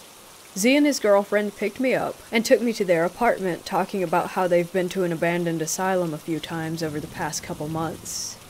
They lived with his girlfriend's older brother, who has issues of his own, both drug-related and just general anger issues. A notable moment that they mentioned to me as they were taking me to their apartment was that one of the times the 3 of them went there together, her brother acted very strangely. He sat in one of the chairs that was left behind, his eyes rolled back into his head, and he was knocking glass out with his elbows and getting deep cuts, but didn't seem fazed. His anger also apparently peaked, and he was threatening to cut Z and his girlfriend if they didn't leave. As they left, they saw shadows moving everywhere, and her brother was talking to himself. Over the passing days, her brother would talk about demons and would yell about wanting to go back there. He broke into the room Z and his girlfriend slept in when it was locked. He was dragging a knife along the walls, growling, and would scream about these demons. When Z was telling me this, I could tell he was being serious. He looked scared to even tell the story. When they went back, her brother was screaming and sat back in the chair and muttered to himself, and after that everything went back to normal. He stopped talking about the demons, they stopped seeing shadow people, and the bizarre behavior ceased. This could have been tied to the drugs that he was on, but they felt the need to say this because they were also seeing shadows, and they were not high. When we got to their apartment, there were other friends of theirs, as well as her brother, inside. I didn't recognize any of them, so I sat and made small talk with all of them, and the atmosphere was generally calm aside from the blasting rock music and a couple of guys playing GTA V on high volume. A little while after I get there and we're all talking, one of the boys asked when we were going to the asylum. Her brother, who I guess we'll call M from now on, said that we were leaving around 11 p.m. since it was an hour-long drive to get there. We had a few hours of time to kill, so someone came and brought us McDonald's, and we talked and stuff until we had to leave in 2 cars due to us having a group of 9 people total. Z drove the car that I was in, and his girlfriend C drove in the car ahead of us. The atmosphere got tense quickly, because only about 10 minutes into our drive on the highway, C almost got into an accident. We watched her speed up to pass a semi, and she had hit a bunch of cones, and we couldn't find her car, which had a total of 5 people in it, for about 20 minutes, which was strange, because there were hardly any cars on the road at this time of night, and the car was easy to identify from the back lights alone. Eventually, we parked across the street from this large field where the asylum would be. C told us that the near miss was because of the semi. It was either speeding up or slowing down really quick, so she sped up. She was in an anxious mood after that. We walked through this large field for 10 minutes, with Z explaining that there are multiple buildings, but one of them got demolished and a couple of others had asbestos, so there were only a couple that were safe to go in. He told us it was closed down in 2003 because the patients were being mistreated or something like that. I don't remember everything that happened because my adrenaline was insane that night. We get to a building that almost looks like the outside was for transport vehicles. C refused to go in because she was anxious, so she stayed outside with Z. It ended up being me and a group of people that I didn't really know just exploring this building. The graffiti eased my anxiety a bit, but it was still eerie as we went through. Water was everywhere from leaks. There was broken glass all over the place, computers were broken, we found clothes in old lockers, and we even found a pile of what looked like animal bones. I was partially scared because of the atmosphere, but also because I've heard of the things that M did there. After about 30 minutes or so, we left, and C and Z were not there. We had called their phones, screamed their names, looked all around this huge field, and we couldn't find them. About 15 minutes into our search, we heard the most terrifying shriek. I can't even properly describe it because it was something that I have never heard before in my life. It sounded like whoever screamed must have been in pain. It was loud and it echoed, and we all just ran, trying to figure out who it came from. We were scared that it had come from C. At this point, it's past 1 in the morning. We're terrified. They're still not answering their phones, and we were terrified that we were about to have to call 911. Then we heard someone from our group say that they had found them. We ran, and they looked confused.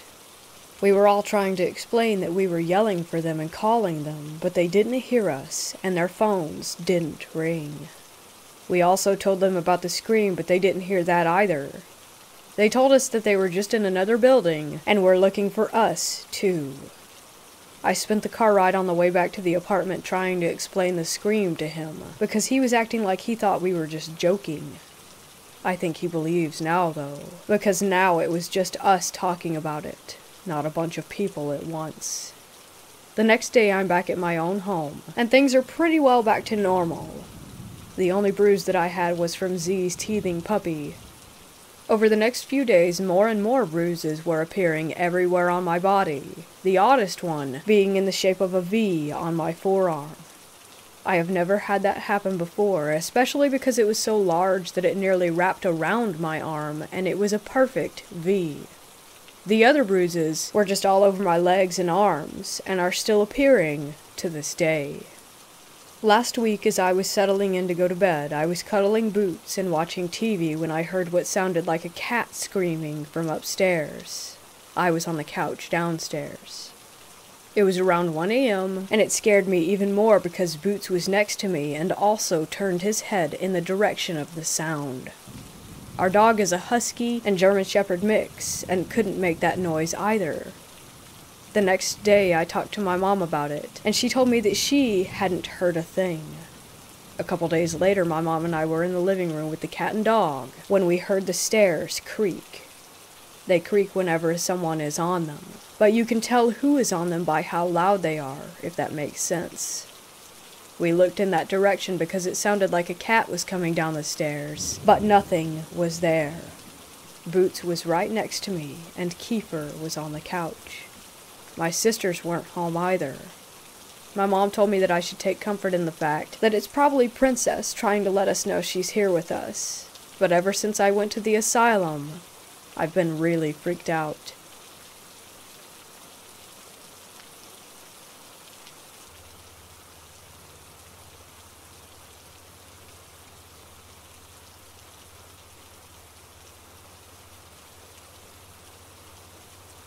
When I was a little kid, I was pretty much fearless.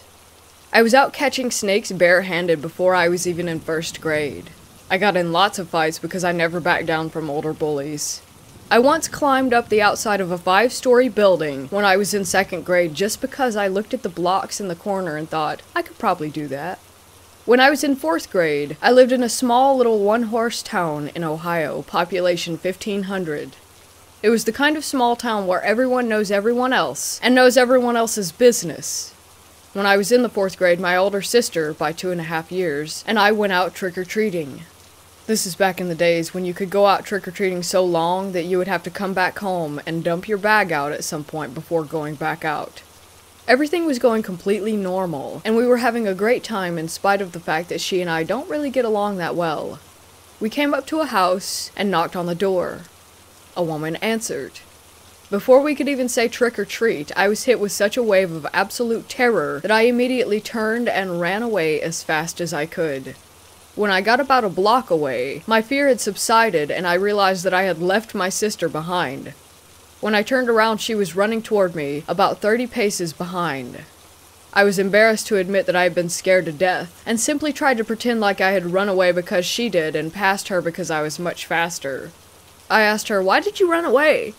She didn't seem to realize that I had run away before her, and looked bewildered and simply said, "I don't know, I was scared for my life." Having her admit her fear allowed me to admit mine as well. I had been in many near-death situations and more than once thought that I was going to die, but I have never in my life felt such absolute, complete terror. Neither of us had any explanation for it. This wasn't some haunted house on the edge of town. It was just a normal house on a normal street. The woman who had answered the door did not say or do anything that could have frightened us. She didn't look scary or threatening in any way. She looked just like any other average housewife that would have been in someone's living room in the town at that time.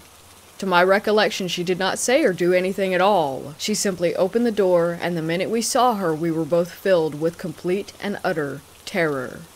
Again, I have no explanation for this, nor does my sister.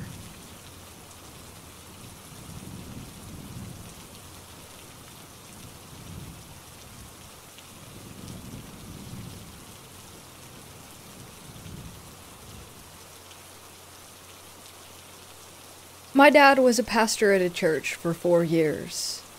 Many people had died in this church before we got there. Over the course of these 4 years, some of the craziest, inexplicable stuff happened. I'm here to tell you a few of the best stories. My parents went to Maine every year. I had gotten tired of the trip and decided to stay home. I went over to the church to grab some snacks from the back of the old sanctuary. There were 2 sanctuaries. One was about 90 years old, and the newer one was about 50 years old. Anyways, I went to the back where the snack booth was.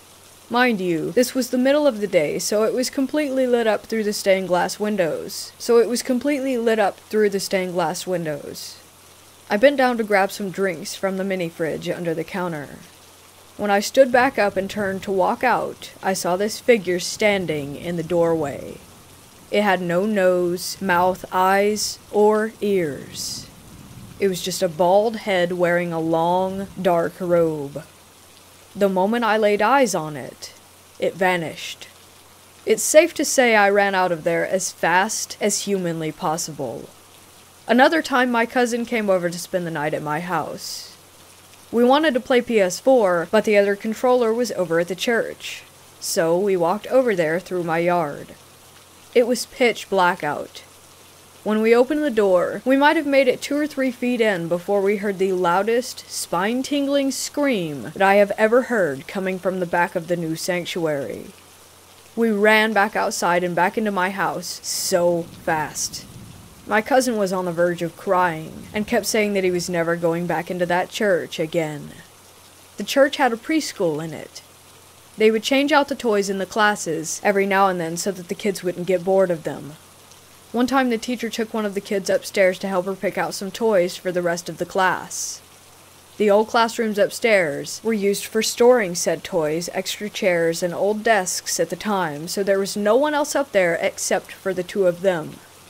As the teacher was grabbing the toys, the kid that she had brought to help said, "Hey, look at those kids playing with the toys over there." These are just a few of the experiences that people have had. I could sit and write out hundreds of paranormal experiences linked to that church, however, if I had the time.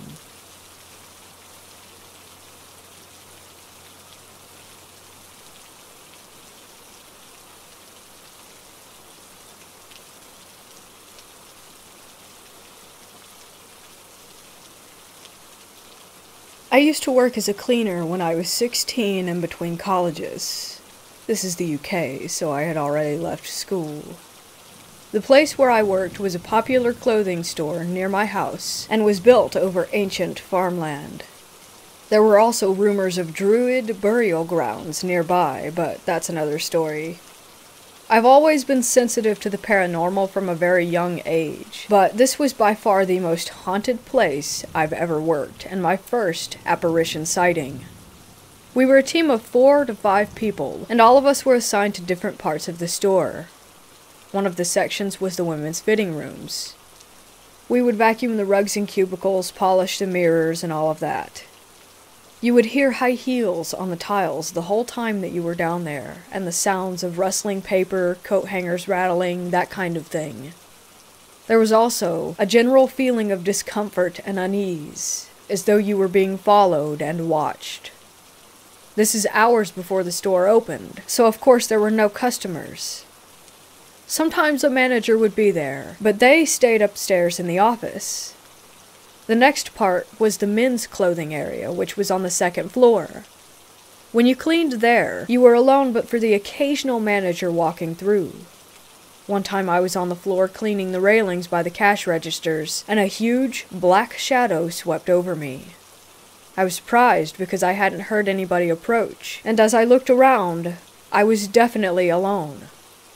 My cleaning routine was to sweep the floor and collect the dirt into little piles around the pillars, then sweep it up all in one go at the end.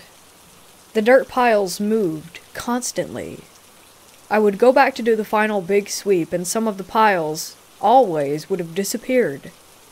After I clocked out, the piles would be there again. I had a sense that the spirit was a young male farmhand who was very mischievous. I said as much to my coworker, and she told me that she refuses to clean in that area after polishing the mirrors one day and seeing the disembodied head of a young man peering over her shoulder. Aside from my instances with the piles, I would always hear the sound of coat hangers rattling and shuffling noises, but I never felt threatened by it. I used to laugh it off or just tell the spirit to stop, and he would most of the time. Now, after the store was clean, we would clean the staff quarters. Toilets and canteen, meeting rooms. The toilets were a non-paranormal horror in themselves. Note, I worked here with my mother.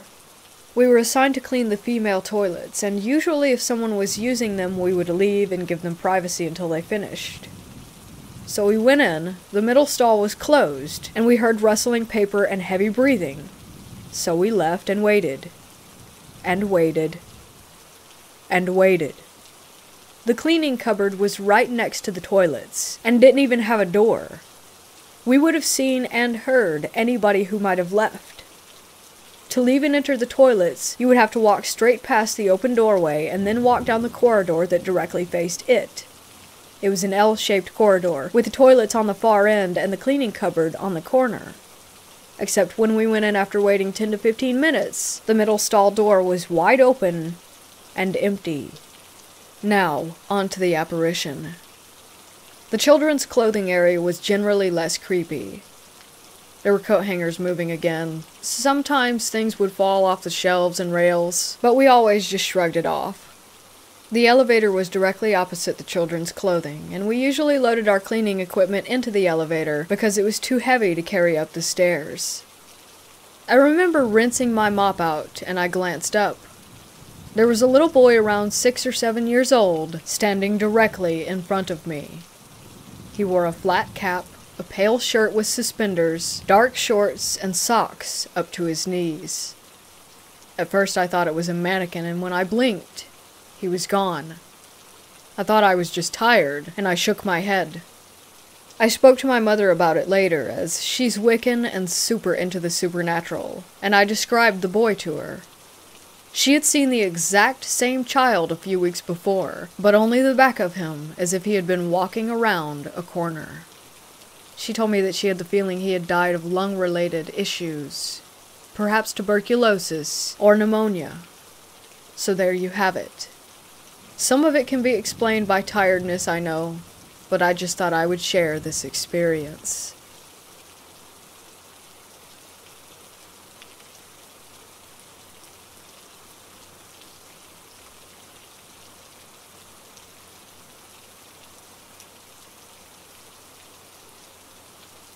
I bought an old antique Asian chest about 15 years ago. It was really lovely. I moved in with my parents while I was in college into the guest house out back.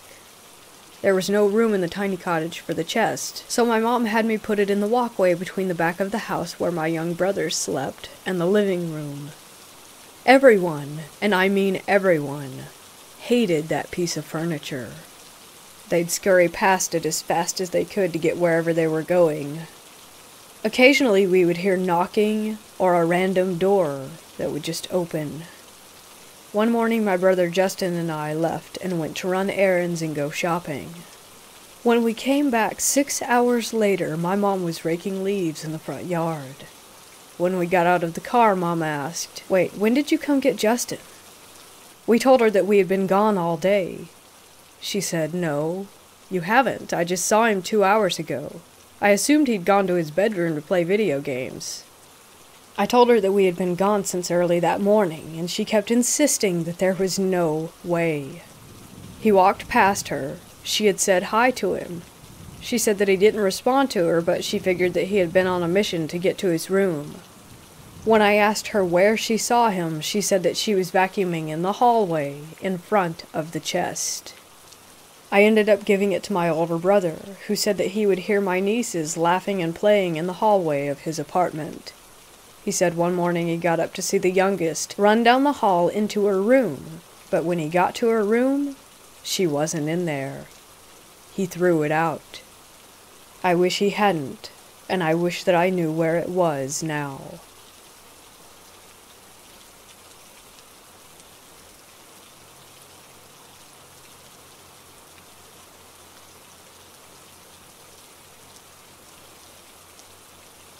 I have a few stories that I can't explain, but this is the one that I feel I need to share because it happens to align with a type of experience that so many people have reported throughout the years, arguably since ancient times.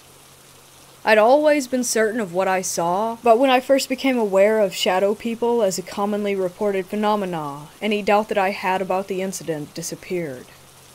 So many people have tried to tell me that what I experienced was just a dream, or simply brushed it off with that look that says this guy is either nuts or lying. And honestly, it's time that people start taking victims of paranormal visitation at their word.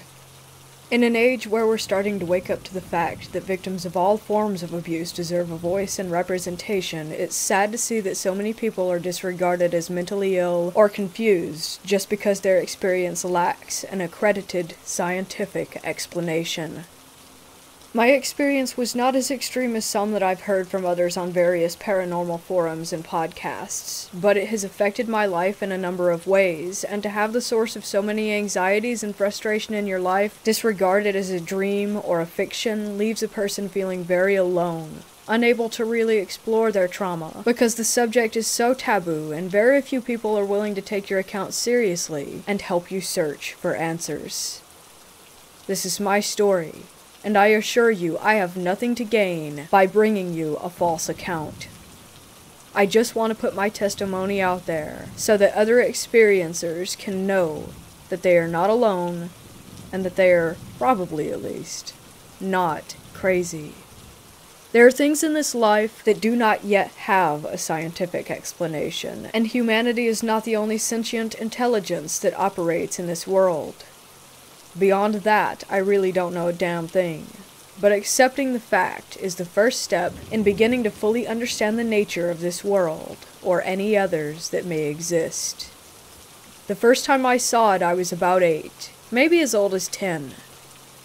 I was living in a dingy little house in Clear Lake, Iowa, in what you would consider to be the trashier part of a small tourist town. My room was at the end of a long hallway, on the right side of the hall if you were looking toward it from the kitchen on the opposite end. Across the hall, the left side, was my toddler sister's room, and in the middle of the hall on the left was the door to my parents' room. One morning I got out of bed and started to move toward the kitchen. When I was just about at my parents' door, looking toward the kitchen, the figure appeared. It sort of leaned into the hall from the living room, which was adjacent to the kitchen. It was a tall, black figure. Black as in pitch black, but sort of smoky and hazy, like it was just a bunch of compressed black smoke molded into a human form. Everyone seemed tall to me as a kid, but this thing certainly seemed taller than my parents, who were about 5'5" and 5'6" respectively.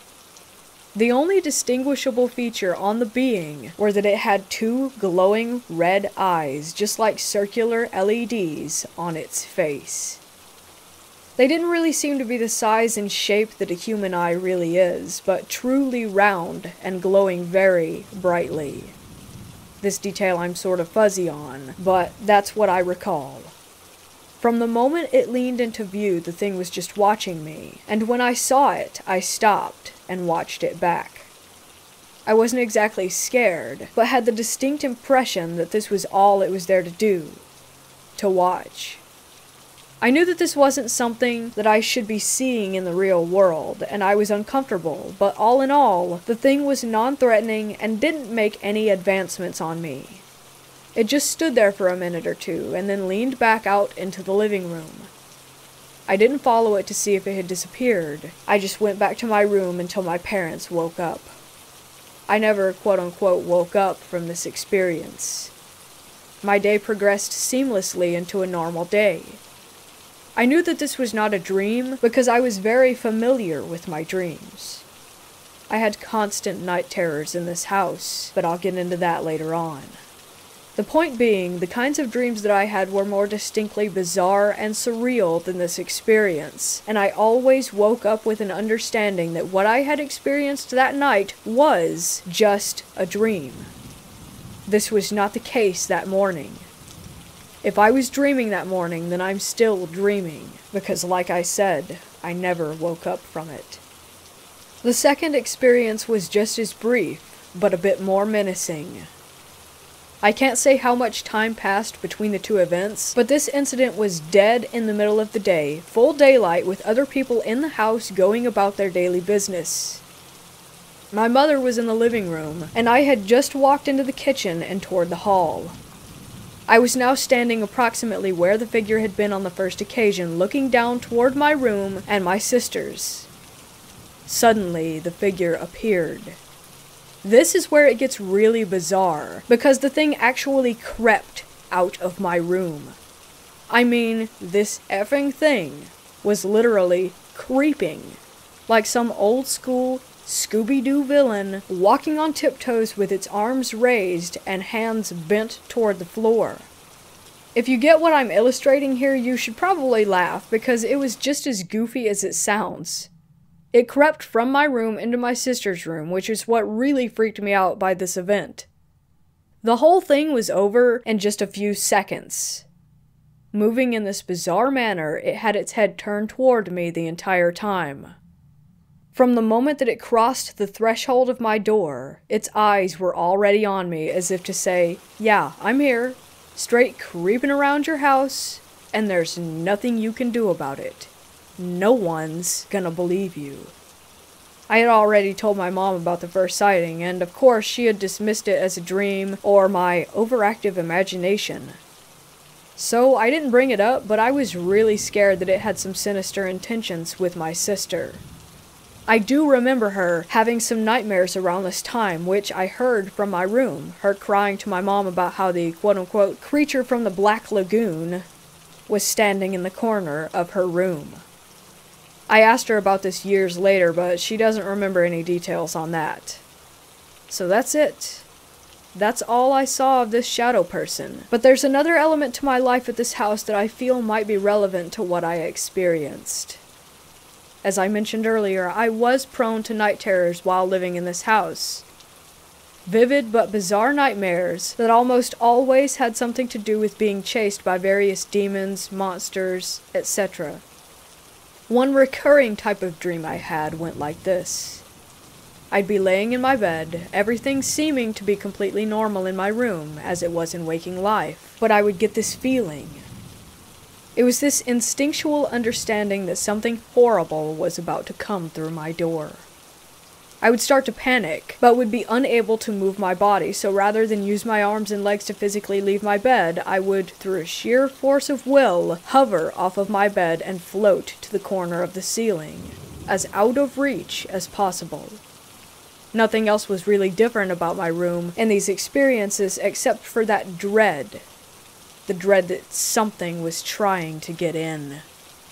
Another night I had a similar dream, where I woke up in my familiar room to find a tall, hairy man standing above me, reaching for me. I had the strong sense that this skinny, ape-like man was there to take me, and I recall doing my best to resist him, but the ending to that dream is fuzzy.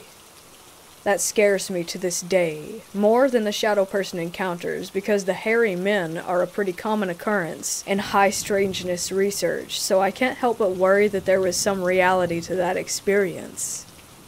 I bring these dreams up because it seems that vivid nightmares in certain locations, this happened only in that house, that also have reported paranormal activity, indicates a relationship between the two. If you subscribe to the idea that these beings feed off of fear, then it seems plausible that the two are connected.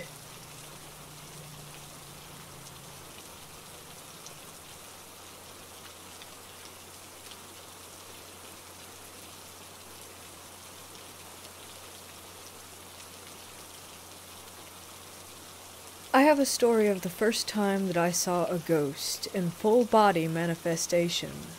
It was to the point where they looked human. I've had other encounters and experiences before, and all were shadowy horrors, but not this ghost. It almost felt like a guardian angel, so this was very strange. When I was baptized, I was told to walk into the back area of the stage where I would wait to make my entrance into the baptismal pool. As I opened the door from the back area, I was greeted by a guy who was wearing a Hawaiian shirt and a straw fedora, holding a towel. He was just sitting there on a wooden box with a cane. I didn't think anything of it at the time, but then I realized that he was sitting at least 3 feet from the ground with his feet in the air. I figured that he must have been a spry old man, but at the same time I was confused as to why he was holding a cane in the first place. He handed me the towel and told me not to worry and not to be nervous. It was very warming and relaxing hearing him tell me that. Afterwards, I heard the cue for my name and went out, and I was baptized. When I was done changing, I walked into my minister's office and asked who the guy was. She had no idea who I was talking about, but as she said that, I immediately noticed a portrait on the wall of the man who had given me the towel. In the portrait, he was wearing a suit instead, but the face was definitely the same. I pointed at the photo and said, "Him.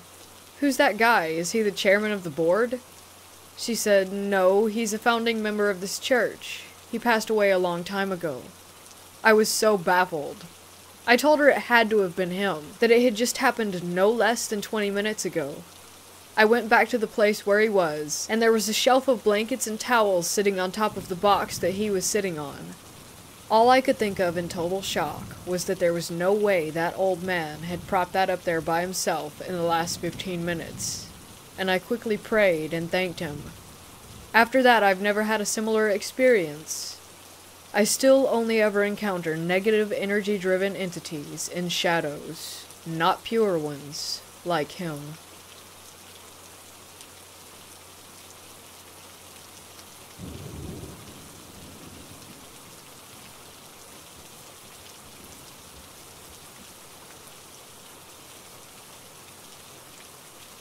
This happened a couple of days ago.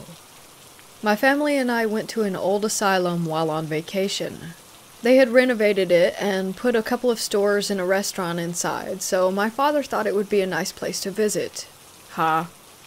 When we first drove into the driveway, I was overcome with dizziness, and I couldn't even finish the message that I had been typing while we were pulling in. As I got out of the car, the dizziness subsided for the most part, and we all went inside. It still looked like an asylum. The doors were big metal cage doors. The floor was old and cracked. The walls were old, yellowed bricks, and there were entrances that were covered over with more bricks so that no one could enter. As we began walking down the halls, I noticed that something was off. The overall feeling in the place was just terrible. I started getting a headache, but it was only minor. I know spirits can give people headaches and stomach aches, so I wasn't at all surprised. As I said, mine was minor, but I couldn't help but notice that my sister was getting worse and worse. There was an old metal-looking door that resembled something that would be on an animal cage. It was just a pitch-black, empty room on the other side. I had mentioned to my mother the feeling that I had about the place, and so as a joke, she held me close to the cage and said, "Look in there. Do you see a ghost yet?" As they were all laughing, I stood there in shock, because there was someone on the other side of the gate looking back at me. I ripped away from her grasp, and kept walking down the hall away from the cage-like door. My sister was giving me a look, so I knew that she wanted to tell me something. We went off to the side, and she told me that she had a terrible, pounding headache. We kept walking as she told me about it, but I could see that she was getting worse, like she didn't know where she was going anymore, so I took her outside the building for a minute to help her head, and told her to pray and imagine that there was a white light surrounding her. She did this, and started to walk away from the building as her headache was getting better. My father had scheduled for us to eat inside the building, and our table was ready, so we were forced to go back in. She told me that her headache was even worse than before, and that she was about to pass out, and that the praying in white light now made it worse instead of better. We were texting each other, and she was telling me that she felt a strong pressure on her back and head. Soon enough, I could see that she couldn't take it anymore, so I took her outside again. My parents were furious, but only because they didn't understand. Once I took her outside, she started crying and shaking, and so I took her away from the building, and we went for a walk. We went across the street, and I talked to her until her headache stopped, and so did the pressure.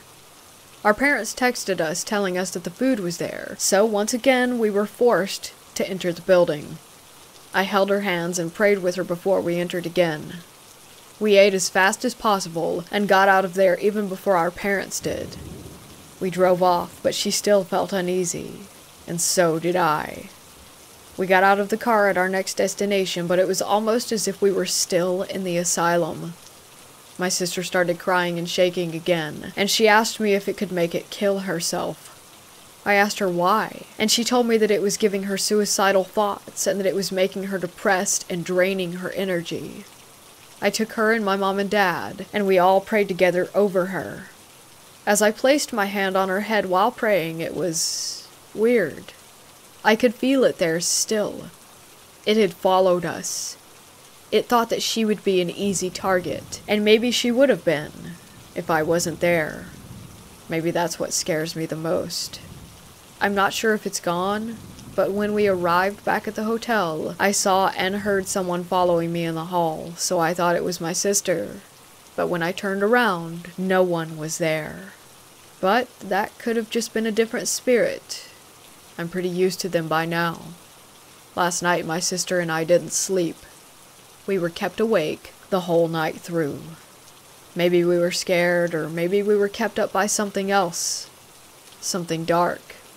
Something inhuman.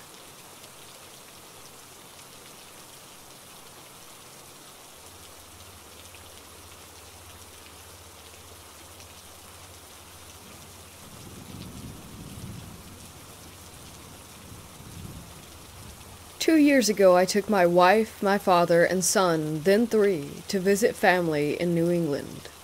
They live on a small farm with buildings that date back to the 1700s, which have been restored and modernized. There's a guest house which was built around 20 years ago. My cousin is a prolific photographer, and my auntie had decorated most of the rooms in the main house and guest house with her photos. We didn't notice much about the photos in the guest house when we first arrived, probably because we were all jet-lagged. The next morning, after a sound sleep, we were sitting in the main family room eating breakfast and making plans for the day, when I noticed that my son was keeping his head down and not answering my father when he spoke to him, which was unusual, because even at that age, they were very close. I looked over to my dad, and noticed that he was sitting in front of a photo of a room in a rundown house. The room had a large window with sunlight streaming in, casting shadows across the length of the room toward a dark corner. I got an uneasy feeling from the photo, but didn't think much more of it. We finished breakfast and all got up from the table, and I noticed that my son was walking in a wide arc around the end of the table where my father had been sitting. Again, weird behavior, but I just dismissed it as a weird 3-year-old thing. Over the next day or so, I noticed him becoming more and more uneasy any time we were at the dining table, and doing whatever he could to avoid looking at that photo. I decided to ask him what was wrong, and he answered me very matter-of-factly, "The bad man in the picture is looking at me. He's very cold, and he's not nice." I looked back at the picture, and instantly got chills down my spine. There was no man in the picture, but I got the feeling that there was more to it than an empty room. I decided to ask my cousin about the picture, and she told me that it was taken at an abandoned farm a bit further upstate. It was one of her favorite places, but had always given my aunt the creeps, so it was moved to the guest house. Over the next couple of days, whenever I would ask my son about it, he said things like, "The bad man is looking at me. He doesn't like me. He wants to hurt me." I didn't think much of it, until we were going to bed one night and my son tripped and fell, seemingly for no reason, in the middle of the hall, and started crying hysterically. When I asked him if he was okay, he told me, "The bad man hurt me on the leg." I checked his leg, and sure enough, on the side of his leg, there was a large bruise that looked as if he had been struck with a blunt object. I didn't want to play into his fears, but asked him how the bad man could hurt him if he was in the photo downstairs near the table. His answer was enough for me to pack up all of our stuff and move to the main house with my aunt, uncle, cousins, and big burly housekeeper right away. He said, "He's not down there. He comes up here when we go to bed." I never found out anything more about the farm where the photo is taken, but I'm sure that there was some kind of evil presence around it.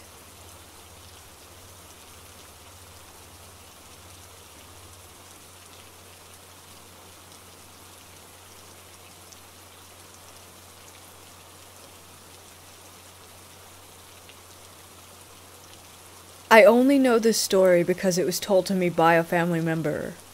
I don't have much recollection of it myself. When I was younger, my mom ran an old people's home, so we lived there and I knew a lot of the people who also lived there. When I was about 4 or 5, my family and I used to love going to visit different towns and cities, check out all the landmarks. I can't remember which town it was, but we visited the church there. We were just having a look around, as you do, when suddenly as I was looking across the pews, I saw a lady. She was just sitting there, not bothering anyone at all, but apparently I burst out crying and started begging to leave. once we got out. I'm told I kept saying that it was one of the ladies who lived in the home that my mom ran. The issue was, she had died a few weeks prior. None of my family ever saw her. The only thing I remember properly is seeing her and just being absolutely terrified. I have no idea why, but I do remember the fear itself. It was real and very intense. I still see things on occasion. Sometimes the fear is there, sometimes it isn't.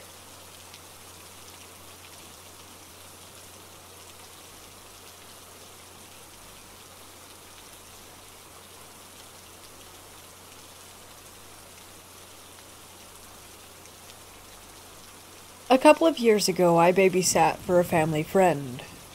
She and her husband lived with their 2 kids, a girl about 7, Kay, and a boy about 12, Jay. I babysat these kids so much that we became very close, brothers and sisters type deal. They weren't difficult kids. They had a hard home life because their parents were almost borderline abusive, but they were still good kids. I tried my best to be a positive adult. I was 18 to 19 during this experience in their life.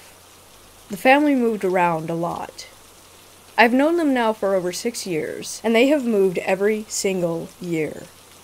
This experience happened in 2015.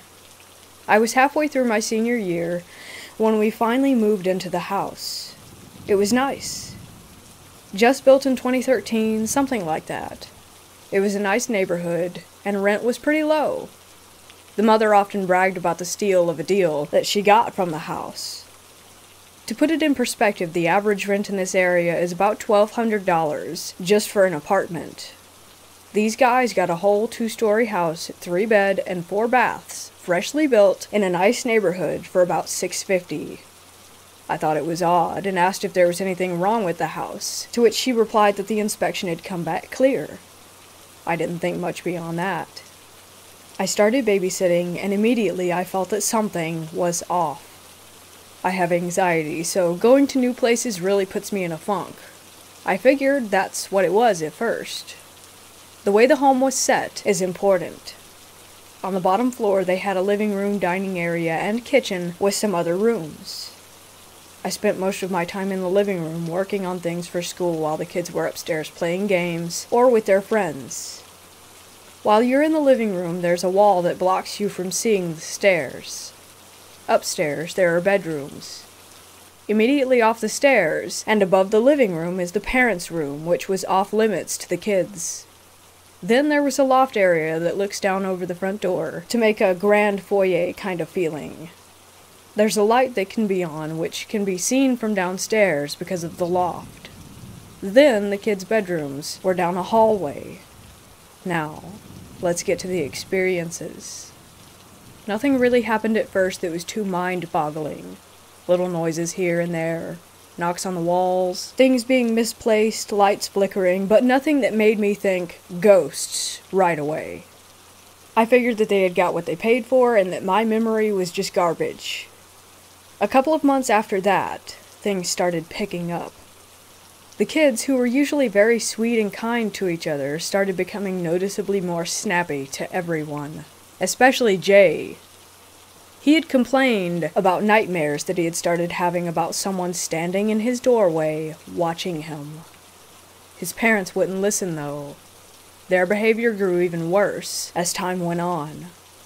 It was a weekend, and the parents were going to be gone for a while. The kids were upstairs doing their thing. I was downstairs in the living room, looking at pizza to order for lunch. Out of nowhere, I heard really loud footsteps coming from above me in the parents' bedroom. Thunderous, even. Thinking it was the kids being little dingus meats, I immediately headed upstairs to tell them to get out. But I was greeted with the 2 kids standing in their doorways, staring at the closed door to their parents' room. The footsteps and bangs were still continuing from inside. At this point, I thought it was an intruder and instructed the kids to get into their rooms and locked their doors. I called 911 and explained the situation. As I stayed on the phone, the footsteps continued to walk around the room. I could hear it moving to different locations. 2 officers arrived, so I grabbed the kids and we waited outside. The banging kept on as one of the officers escorted us out. They came out empty-handed and said that nothing was there and that it may have been something with the door because the banging stopped as soon as they opened the door. I had felt the shaking of the floor as the movement kept going around the room, so I knew that it wasn't the door. But I guess in my denial I ignored that and took the kids out for ice cream, trying not to think about it. Another time, the kids and I were sitting in the dining area eating dinner. It was only us 3 in the house, and from the dining area you could see the light upstairs was on, and it cast a shadow onto the front door. I was making a joke about how I'm the only one who knows how to turn a light off and on around here, and I saw a shadow of a hand from upstairs on the front door, and I think that's when it really started settling down with me that the house was haunted. The kids didn't see it, and I didn't tell them. I figured it would just add stress that they didn't need. I told the parents that night when they came home, but they brushed me off, saying that they hadn't experienced anything.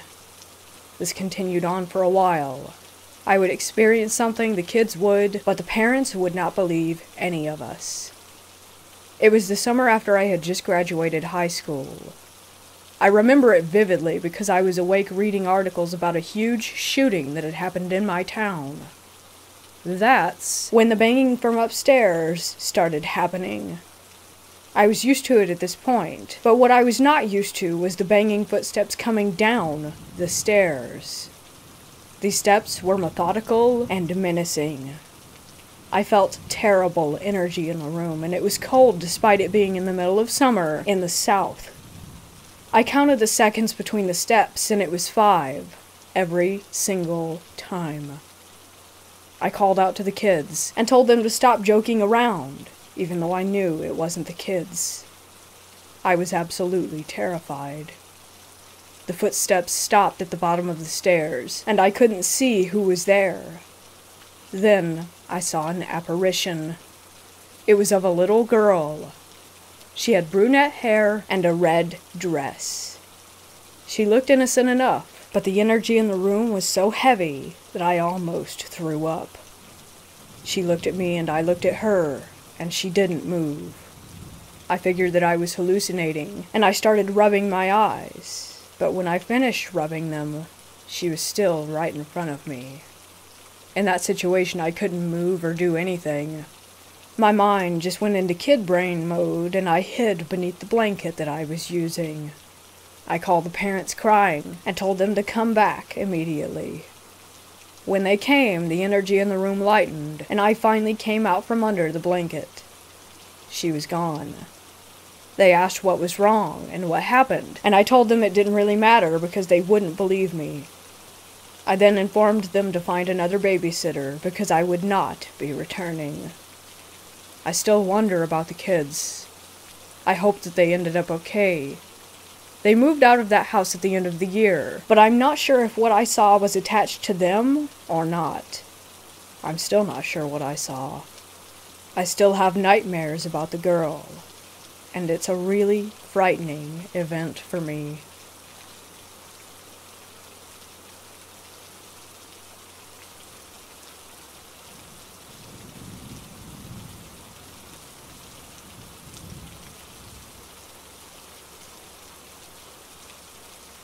I bought 3 small clown statues several years ago from a thrift store. They came in a box of about 100 other handmade clowns, and I picked out the cutest ones. Last year I moved into a new house and put the 3 clowns in a large display case in my living room along with the other trinkets. The case is completely inaccessible to the elements and is sealed by 2 panes of sliding glass. I got a horrible wave of fear one night a few months ago, and for no apparent reason my first instinct was to check the display case. To my shock, I noticed that one of the clowns had turned 180 degrees around in the case and had positioned itself to look away from the living room. The glass had remained shut, and nothing else was out of the ordinary. I turned it back to face the right way and forgot about it until I felt the same wave of fear about a month later. Once again, I checked the case, and the same clown was turned the same 180 degrees around again. This has happened about 5 times now, and I'm starting to get really worried. I can't help but believe that it's a dark spirit or energy. I'm so freaked out. It's like the clown is trying to reach me, make me notice it, or perhaps get closer to the other objects in the case. I'm afraid to destroy it, move it, or touch it at all, because I don't want to absorb any energy or curse that it might contain.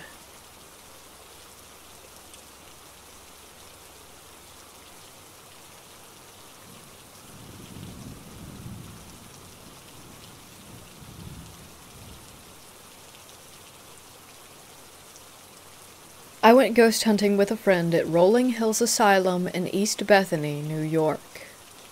The whole operation of ghost hunting at this place is actually pretty interesting. They give you a quick tour and let you go around hunting on your own, allowing you to bring your own equipment, rent theirs, or sometimes borrow theirs. Now, there is a fairly large amount of people, but plenty of ground to cover, so it was rare to be bunched up too much. But we always kept in mind others when investigating on our own. Primarily, the equipment that I was using was pretty mundane. Flashlights, audio recording on a Samsung Galaxy S6, and a Nikon Coolpix. Rolling Hills used to be a poorhouse near Batavia, New York. It is located in pretty much the middle of nowhere, surrounded by nothing but fields. Outside disturbances are minimal, which is great. The place is old, no doubt. Bugs get in, and field mice and rats are no doubt common. The grounds took in people with mental disabilities, the physically ill, the poor, and later it served as a senior living facility. There are a few famous resident spirits, but during our interactions we caught no evidence from those areas. We're very objective and scientific with our investigations, and for some reason do not get creeped out by much. I can safely tell you that we did not have any feelings of a presence or the like. Our first start was the shadow hallway. This hall is famous for shadow beings peeking out from the doors down the hall, as well as pushing people in wheelchairs, and your run-of-the-mill terrors. Additionally, the portal room was on this level. We experienced 3 events in this hall. 1. While not our experiment, a group of people had a flashlight that uses a twist motion to turn on. While barely having it on, they asked the spirits questions. The flashlight, much to my surprise, flashed with responses accurately. While this was not my flashlight, I am convinced that it was legitimate. I took several photos of the area and captured nothing of note. 2.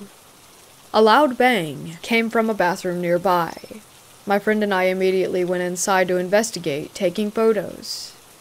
While we caught nothing, others nearby said that they had heard a bang from that room as well earlier. This could be explained by the building's age, but nevertheless, it was still interesting. 3. We thought we heard footsteps coming down the hall, but we did not record any sounds on the audio device, so I cannot say that this was 100% legitimate.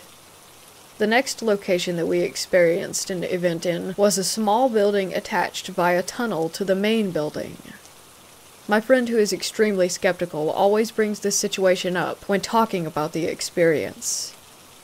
We were standing in the building right in the middle. They say that there was a boy who liked to hear songs.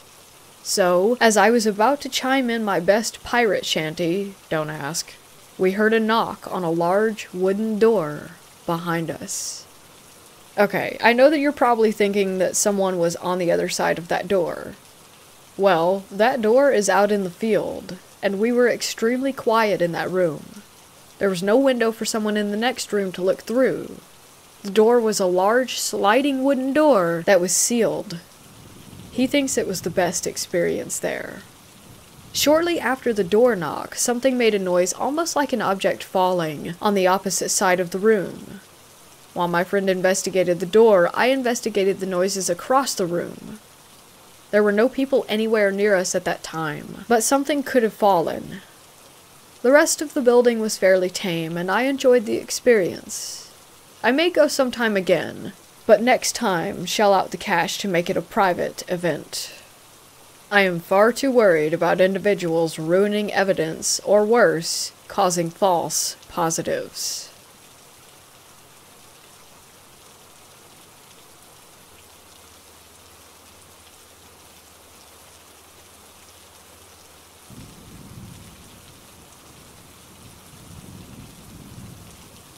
I grew up in a historical town in the UK where there is a cathedral that's over 700 years old. For hundreds of years, people across England and beyond would pilgrimage to it. My family bought a house in this town and decided to renovate it. From the start, I had edgy feelings about the place, but being a generally nervous teen at the time, I put it down to me just being silly. My dad is a total no bullshit kind of guy. Calls a spade, has no time for the paranormal, spiritual, or religious chat. He thinks in terms of logic and realism and trusts what he can see and touch. My mom and him have had some heated debates about the fact that she has seen or felt unexplained things, and he scoffs at that. Basically, if anything spooky ever happened to him, I would believe it purely because he doesn't. I found this out years later. One night, Dad was woken up by the sound of hooves galloping. We slept on the ground floor, but nowhere near cattle or horses, so the unusual noise woke him up. He got up and left the bedroom to look for the source of the sound. He took one step toward the lounge door in front of him and opened it. The lounge door had windows that opened out onto the main road. Through the window, all he could see were rows and rows of heads walking past the house. The heads had gold helmets with red plumage on them, and they all moved toward the center of town, toward the cathedral. They didn't pay attention to him, but just moved silently through, just their heads facing toward town.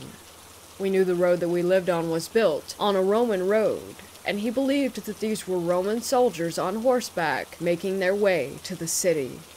Over the years, the land would have been built on and up an accumulated height. So in this day and age, all that you could see of them was their neck and head.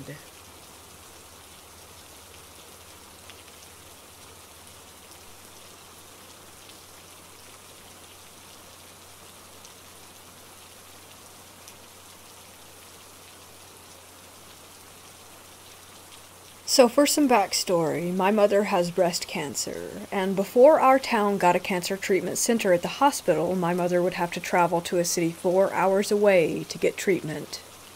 At times, this would be 3 days.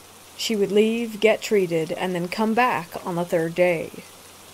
At this time, my brother was in his early teens and was going through that rebellious stage of his life. So guess who gets called to look after him when my mother does her treatments? Day 1. My mother leaves early, about 6 in the morning, and tells me that she would send me a text message once she gets to her hotel. I came around yesterday so that my mother could leave early and told her to have a safe trip. Eventually, my brother wakes up to get ready for school. This is on a Friday. I give him his lunch, and he's off. I spend my day just sitting around my mother's house, giving her cat some attention, giving the dog some food, watching TV. The basics, really. Sure enough, my brother returns back from school and we do the typical brother things. Night comes, he goes to bed, and I stay up for a little while watching TV. About 10, I turn it off and make my way to the spare room where I was staying while Mom was away. I get underneath the blanket and close my eyes. As I could feel myself on the verge of sleep, I hear it. Thud, thud, thud, thud. It was the sound of footsteps, as though someone was quickly moving back and forth through the living room. My eyes shot open, and my thoughts quickly went to burglar. Someone was in my mother's house, moving around, trying to find something to steal. But as I listened, I noticed something else. I would hear it, then a pause, and then again, like someone was running back and forth, only stopping for a moment just to do it all over. The sound was too light for a grown person, but sounded more like that of a child. I sighed, believing this to be my brother. My mom had told me before she left about how my brother would sneak out of his room to grab his phone or Game Boy and play it when he was meant to be sleeping. Thinking this was the case, I get out of bed and make my way into the living room. As I did, the noise stopped. I continued on up to my brother's room. I opened the door and peeked in. He looked like he was sleeping, but looks can be deceiving. I returned to the living room and I decided to pretend to have fallen asleep on the couch so that I could catch my brother in action. Somehow I actually did fall asleep. I awoke to something brushing my nose. Turns out it was the dog. I look around to see the slightest of light coming in the windows. If I had to guess, it was maybe 2 or 3 in the morning. Tired, I get up and make my way back to bed. Once again, as I felt myself about to drift off, the noises started up again. In my tired state, I just concluded that it must be possums in the roof, and went back to sleep. Day 2. It was Saturday, so I let my brother sleep in. The lazy butthole didn't get up until 11. It went well. We hung out, had lunch, played some games, nothing really major. Well, not until that night. Once again, I stayed up while my brother went to bed, and again, around 10, I turned the TV off and went to go to sleep. Sure enough, just as I was about to drift off, thud, thud, thud, thud. Those darn possums, I moaned to myself. Then I heard a little girl giggle.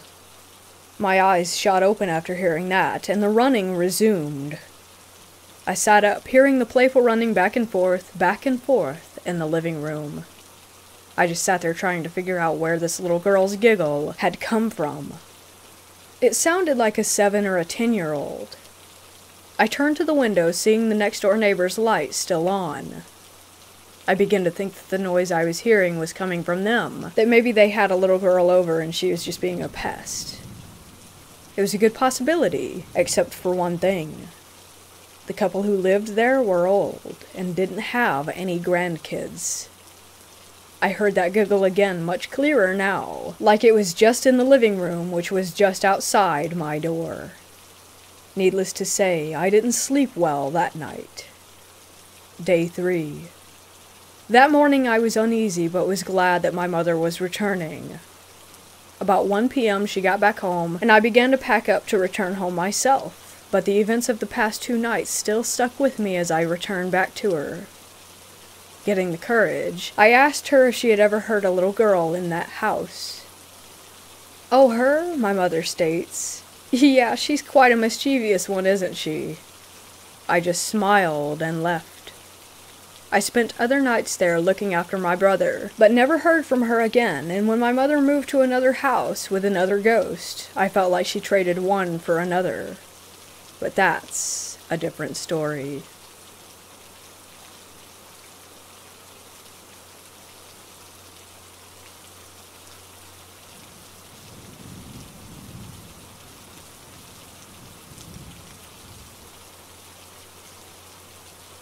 In Europe, medieval churches can have grims. Grims are the spirits of animals that were buried inside them to be their guardians forever. I'm an occultist, as in studies the secret properties of things, not will sacrifice your goat to Satan, and a paranormal investigator, and thought that it would be good to pack a grim on a trip to a local church that seems to have attracted some weird entities. So I said a prayer asking for any grims of redundant churches with nothing better to do to pop in when we got there. As my team and I walked through the field ahead of this church, I said the prayer again, and there was a gust of wind contrary to the direction that the wind had been blowing in the whole time thus far. It was also much stronger than the pre-existing breeze. It moved the tops of the nearby trees with an audible whomp sound, and tore away a few loose branches. The gust didn't come from anywhere. It just appeared suddenly where we were. I don't think it traveled far, though frankly I was more impressed with the entrance than watching it. The grim could no longer be heard after a few minutes of trampling the grass, but I assume it was a good thing.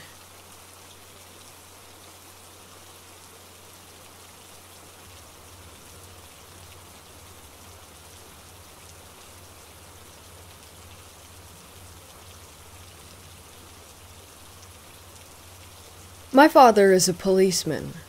He's a no-nonsense guy who lives very much in the here and now and believes only in what he can see and feel or hear for himself. At the time of this story, he was in the police force for more than 20 years and I was a teenager. My father worked night shifts, and on a regular basis he would come home early in the morning to have breakfast with us. He would then go to bed, and we would go to school. He was usually in a good mood and would tell us funny or interesting stories from his day or night at work. At this particular morning, he was unusually silent, and he didn't eat either. My mother asked if he felt all right. It took him a while to actually answer, and he said, "I'm not sure what I experienced tonight." He didn't want to say any more in front of us kids, but we prodded him long enough until he told us the following. It had been a quiet night, and he was out with his colleague in a police car. At some point they were informed over the radio that a car chase was going on not far from them, and their assistance was required.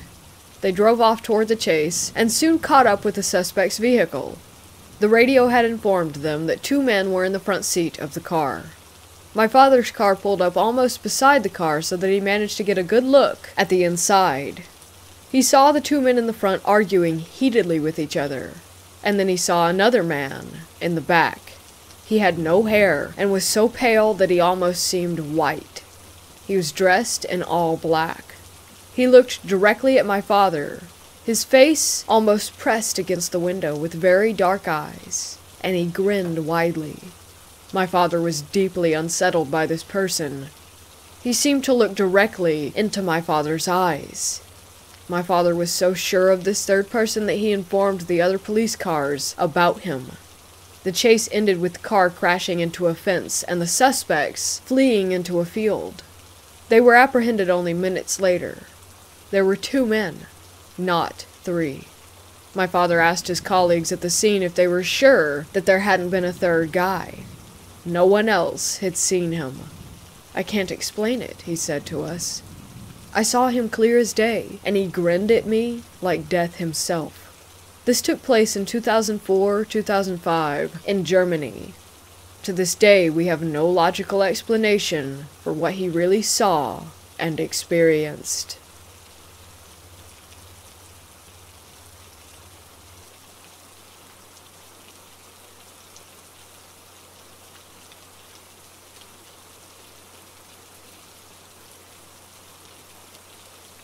I was babysitting one night for a family friend about 4 years ago.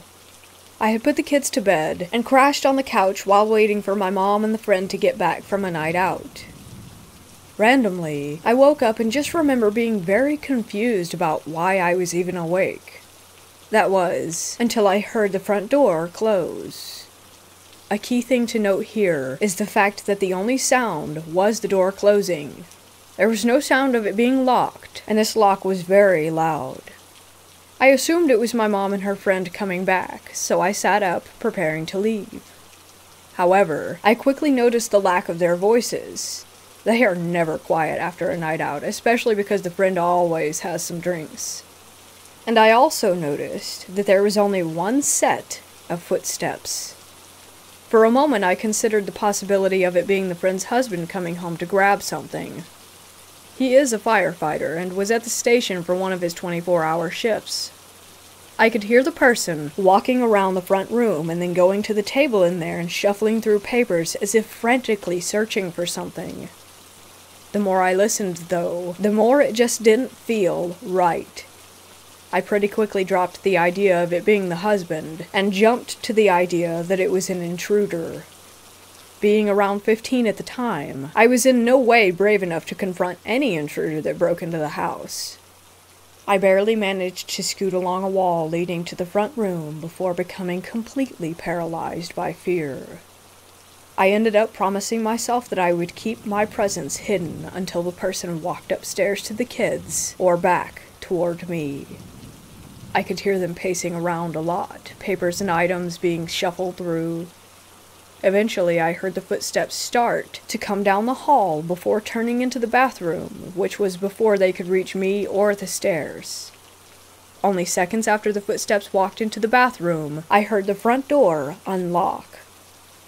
This ties back to the beginning because it really stuck out that the door was never locked, and I can remember every single sound from the second that I woke up. Immediately I heard my mom and the friend talking loudly, and part of me was relieved, while the other part of me was prepared to hear them screaming upon finding an intruder in the bathroom that was too small to hide in. Shockingly, they just walked straight past it, and my mom told me to get my stuff so that we could go home. I was still listening the entire time, and the bathroom door never closed and no further footsteps were heard.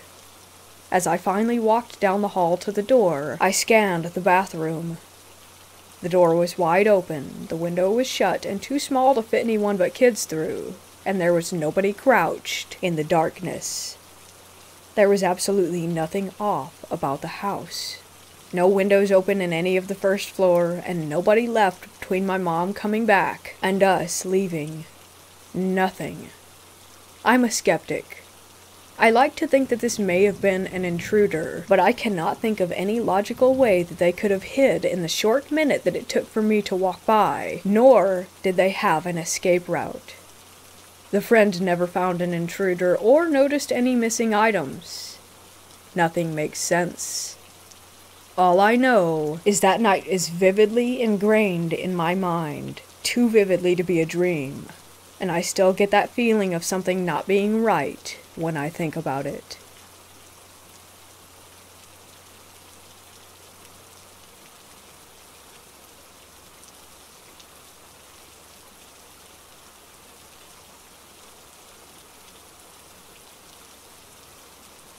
The desert is a scary place for me now. It used to be a place filled with peace and serenity, but since living out there for almost 30 years, you see things. This occurrence took place in the high desert of California in the early 1990s. The whole town was once all military. There's a military plant there and a prison, and the streets to this day consist of numbers and letters, for example, Avenue O and 178th Street. You always heard stories of people missing and underground tunnels confirmed. In fact, a friend of mine kept getting a draft coming from his closet in his childhood home. Later, after he grew up, he checked it out and found an opening to one of these such tunnels. He called me over to check it out, but after I got there and we went through the opening, I was too freaked out to go more than 10 feet in when I turned around and told him that this might be how people disappear. You always saw things late at night, off in the distance far past the lights of that then small town. Strange, glowing, different colored lights that would move around low or zigzag, then shoot straight up.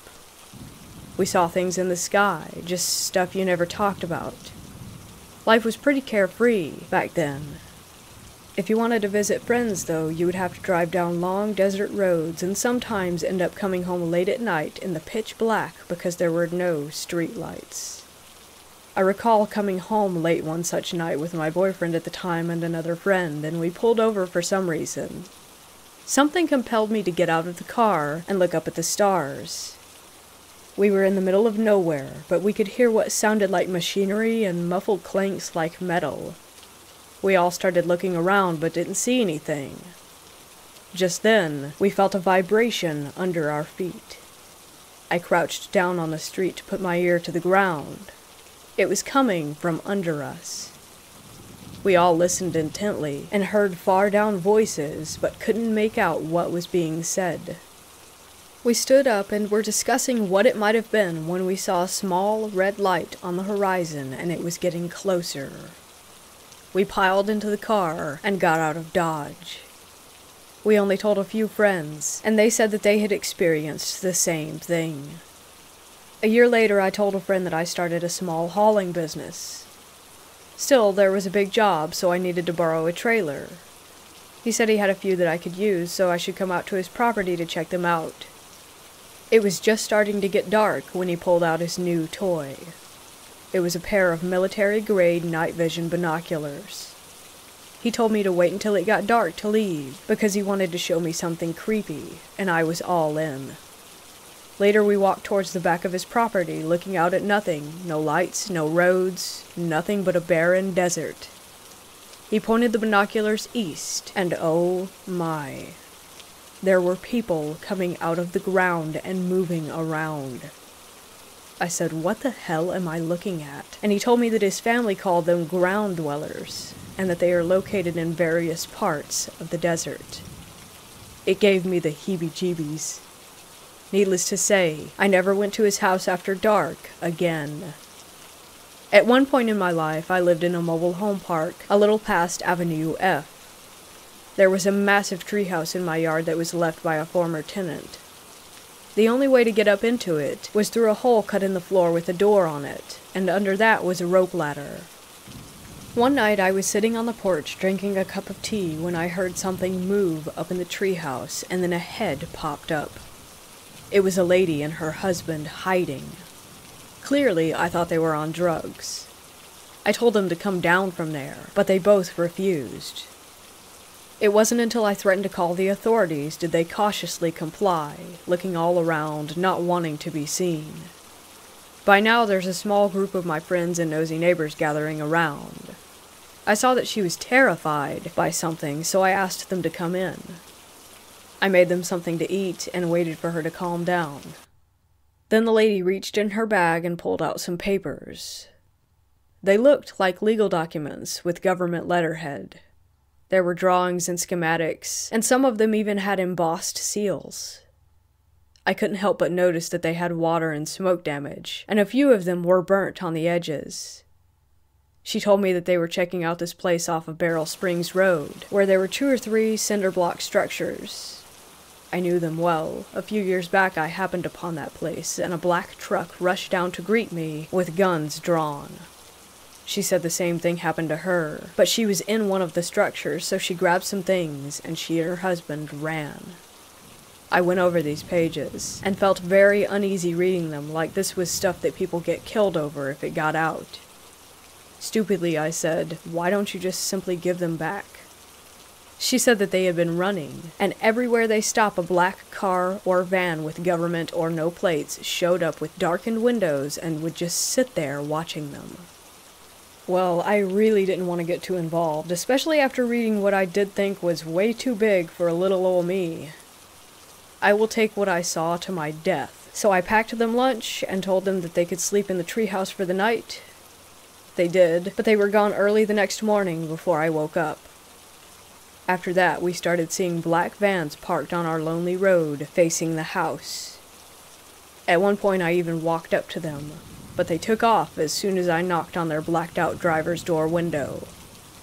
Lots of unexplained things happened out there in the desert that you don't see much of now. I think because there are more lights and people, well-lit towns, and camera phones pointing everywhere.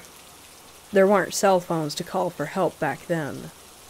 I remember one time a few years later, it was a fun day with some of my friends. We were in this stupid little red car called a Yugo that seemed to be on its last leg most of the time.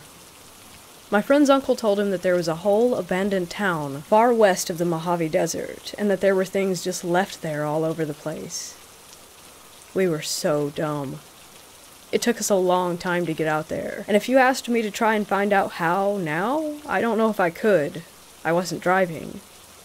Thinking we were lost a few times, we started seeing things. A carnival ticket booth on a trailer, broken tractors and furniture, little shacks here and there, and empty water bottles all over the place. There wasn't a livable house or store or place of business for many, many miles.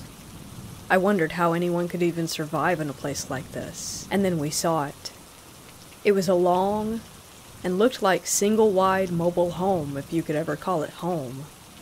It was between 60 to 50 feet long, and it was raised with the siding going all the way to the ground. It looked like something from a horror movie. It had several windows down the length of the house. Some of the windows had old frayed curtains still hung up and blowing in the desert breeze. There were open sections of missing siding, exposing the darkness underneath the structure big enough to step or crawl through. There were old, dusty cars with their doors and trunks open, trash and open cans all over, and a small fire pit in the middle of all of this.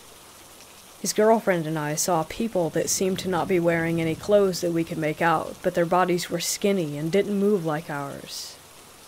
They were inside that house and were watching us from the windows and from the open spaces underneath. They were following us, and as we slowly drove past, they went from window to window and open space to open space underneath. They were almost inhuman, and had big eyes and pale skin. Too pale for the desert.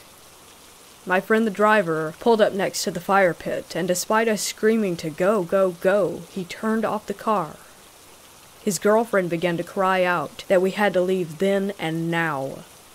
He didn't see what we saw. He said, "Stop, babe, this stuff is so cool." Oh my God, I wanted to punch him in the face.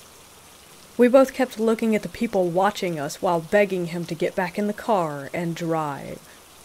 He picked up a long bone off the ground and started to push the soot around the fire pit and said, "Hey, it looks like somebody cooked a dog." Just then he looked up.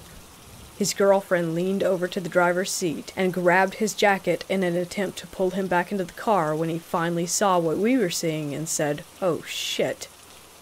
That thing hiding under the house was swaying back and forth.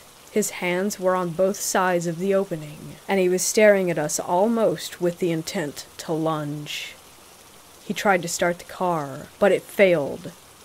Thinking that this was my end, that I was about to be eaten in the desert, I began to beat on the back of his seat, screaming, "Please, God, start."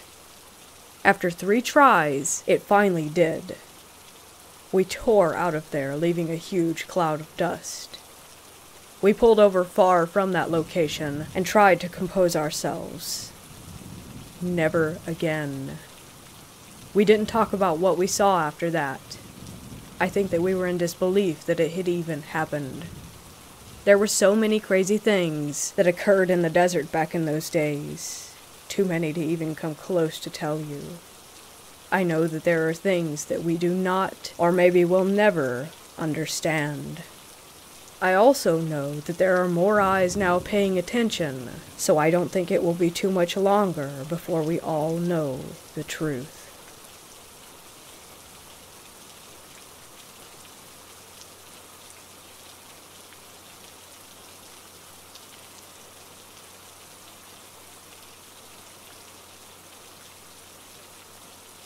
I was around 12 when I had gotten a babysitting job with a family across town.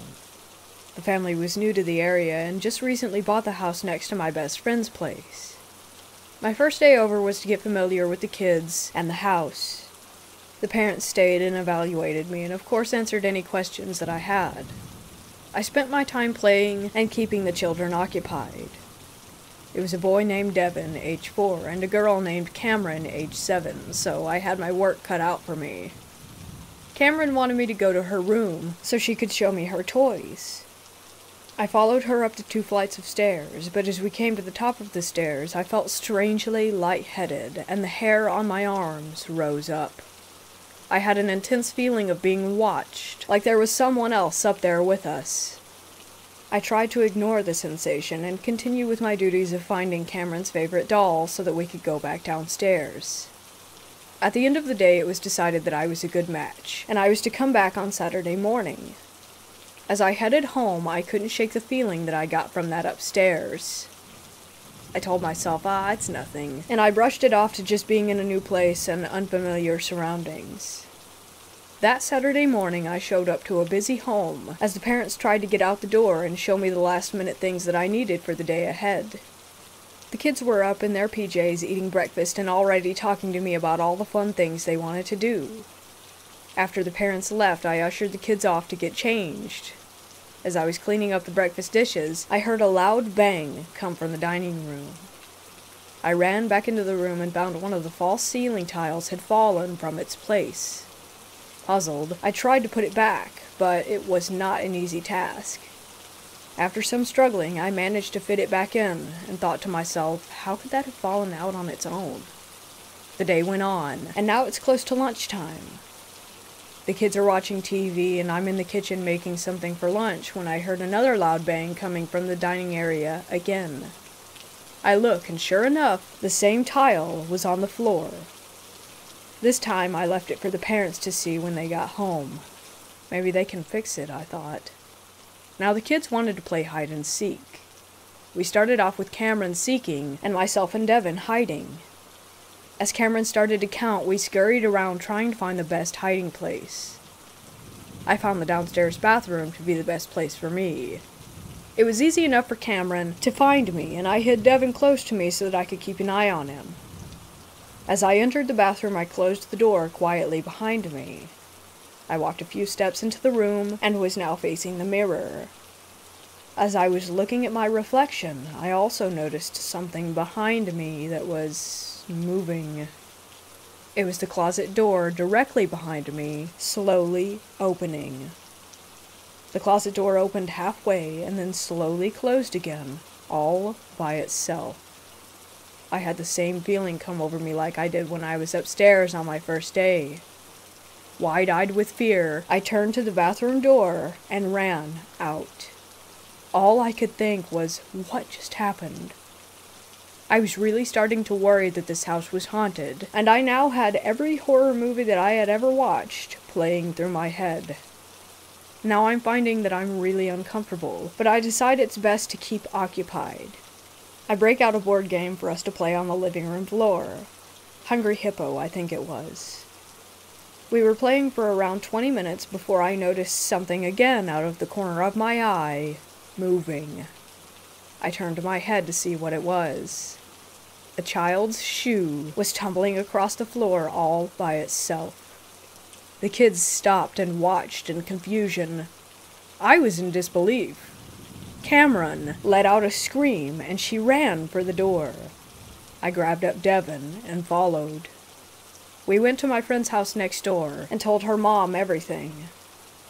I'm not sure if she believed me, but we stayed over there until the parents got home. When they showed up, we told them what we saw. I don't think they believed me either. I showed the panel that fell out. Apparently it's been an issue since they moved in, and as for the rest of my accounts, they chalked it up to an overly active imagination. I know what I saw and what I felt. I wasn't imagining anything. I later found out a bit of history on the house. Apparently, a man died in the house after a heart attack upstairs in a room above the dining room where the paneling kept falling out. I think that his spirit is still in that house, and that maybe he was just trying to play with us.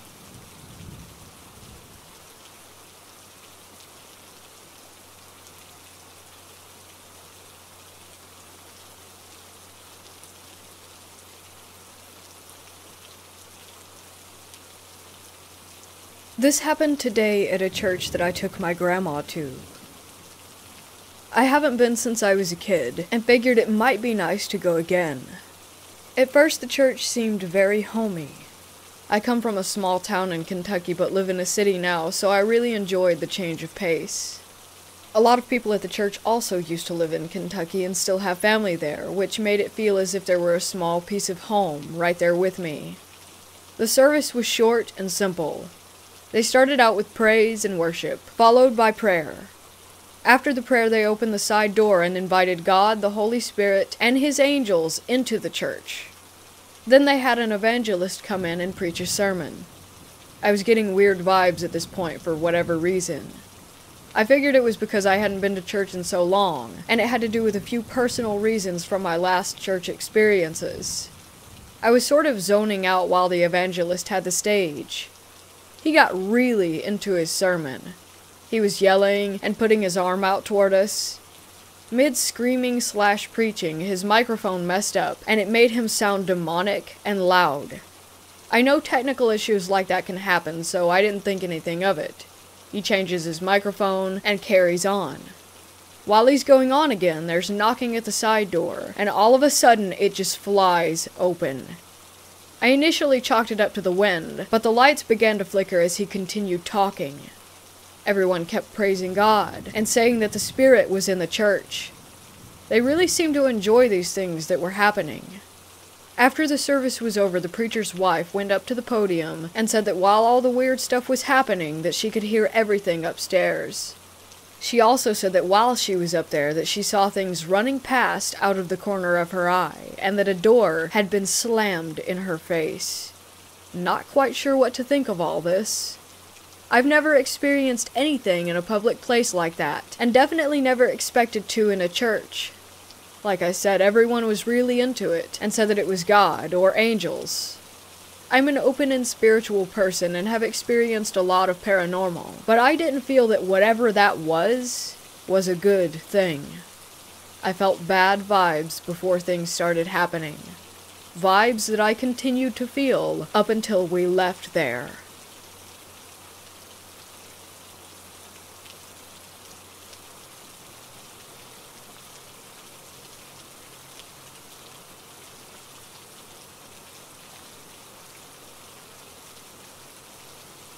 We have an abandoned asylum just outside of our village, and me and a friend decided to go take a look.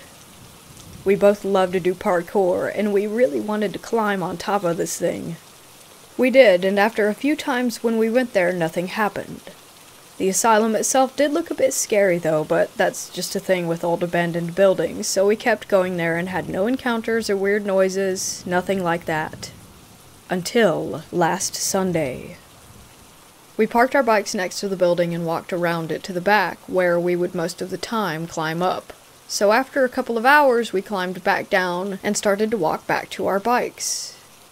This was when we started to notice that there were other small buildings around the asylum hidden in the woods. We also noticed a small bunker-like building with leaves and grass covering it, and decided to check it out. We walked down the staircase leading up to a door which would lead into the bunker. Surprisingly, it wasn't locked, so we opened it. When we walked in after turning on our flashlights, we began to notice a small room at the end of the hallway. It also looked like it had a cell room where they could have had prisoners or patients, I guess. We looked at each other and decided to walk toward it, when my friend suddenly spoke to me. He said that he was feeling a very cold breath on his neck, and that he had a pain in his stomach. I told him to stay calm, when suddenly I started to get a bad headache out of nowhere. The room began to feel very, very cold, and we both ran back to the door, up the stairs, and back to our bikes. We did not go back for a second, and did not stop running until we were outside. Then we looked at each other, still in shock. We did not know what to say. After a few minutes of silence, we went back home. I have not been to the area ever since, and the event that happened down there in that small bunker will always be in my brain.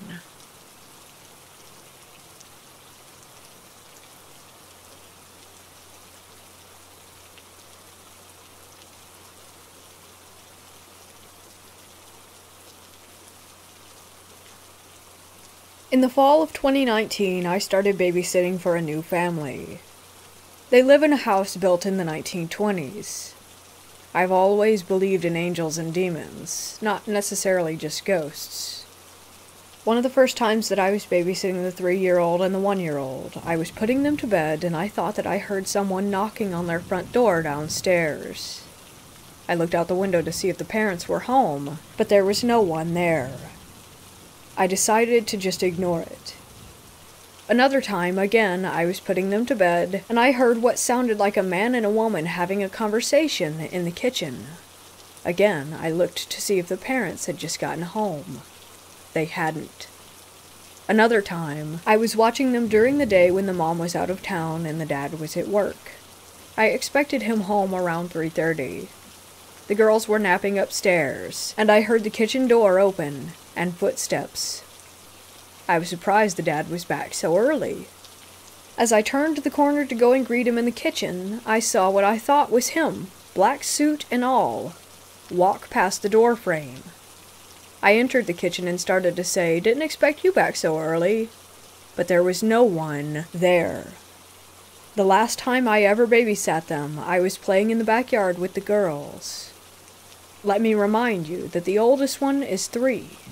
She is constantly scared to be alone or in the dark, which I thought was strange because usually at such a young age, kids haven't had any experiences to make them this frightened. She said to me that day, "I saw Slender Man in my bathroom mirror, and he waved back at me." I was terrified. I asked her to repeat what she had just said multiple times. Slender Man. She is 3. There's no reason for her to already know what that means. At that moment, I realized that I had always closed her bathroom door just because it felt creepy. And when I would come back to the room later, the door was always opened. I've never babysat for them again.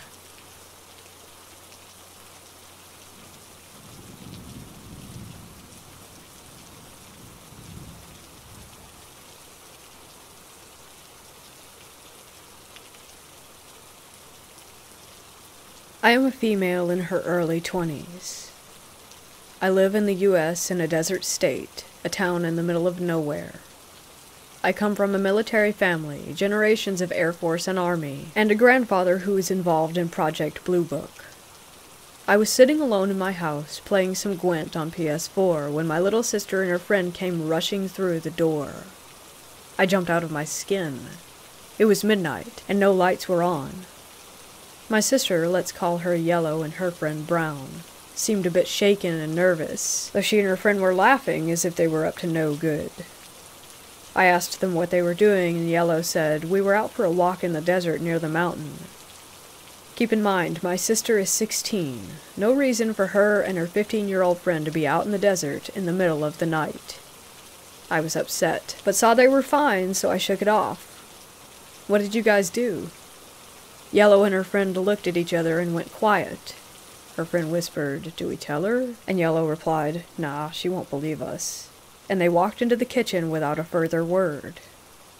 Needless to say, I wanted to know what was going on, so I followed and promptly asked, "Yellow, what's up? Don't make me go nuclear."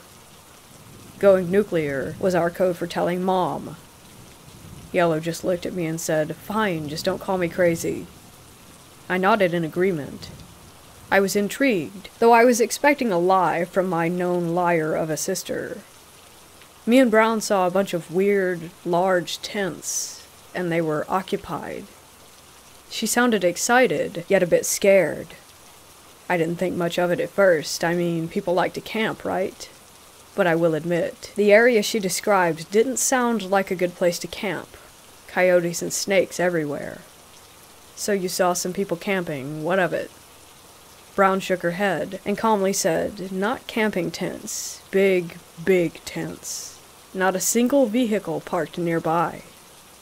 I was now confused, and started to think that it was a lie. Who would go that far out near the mountains, set up huge tents, then drive away? "I thought you said there were people there?" I asked. "We saw one person walking around the camp, circling it slowly," Yellow replied. Then Brown's face went pale and annoyed before she spoke. "Yeah, then Yellow did something stupid and shouted at the camp." I quickly looked at Yellow, who looked guilty but simply laughed it off.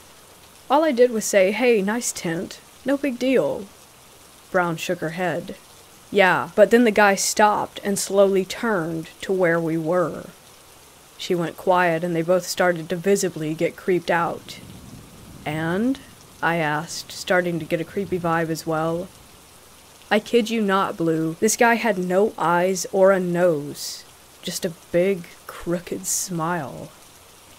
Brown shuddered, and then said that this was the moment when they ran without a thought, hearing a coyote howling constantly as they ran, as if the animal was directly behind them.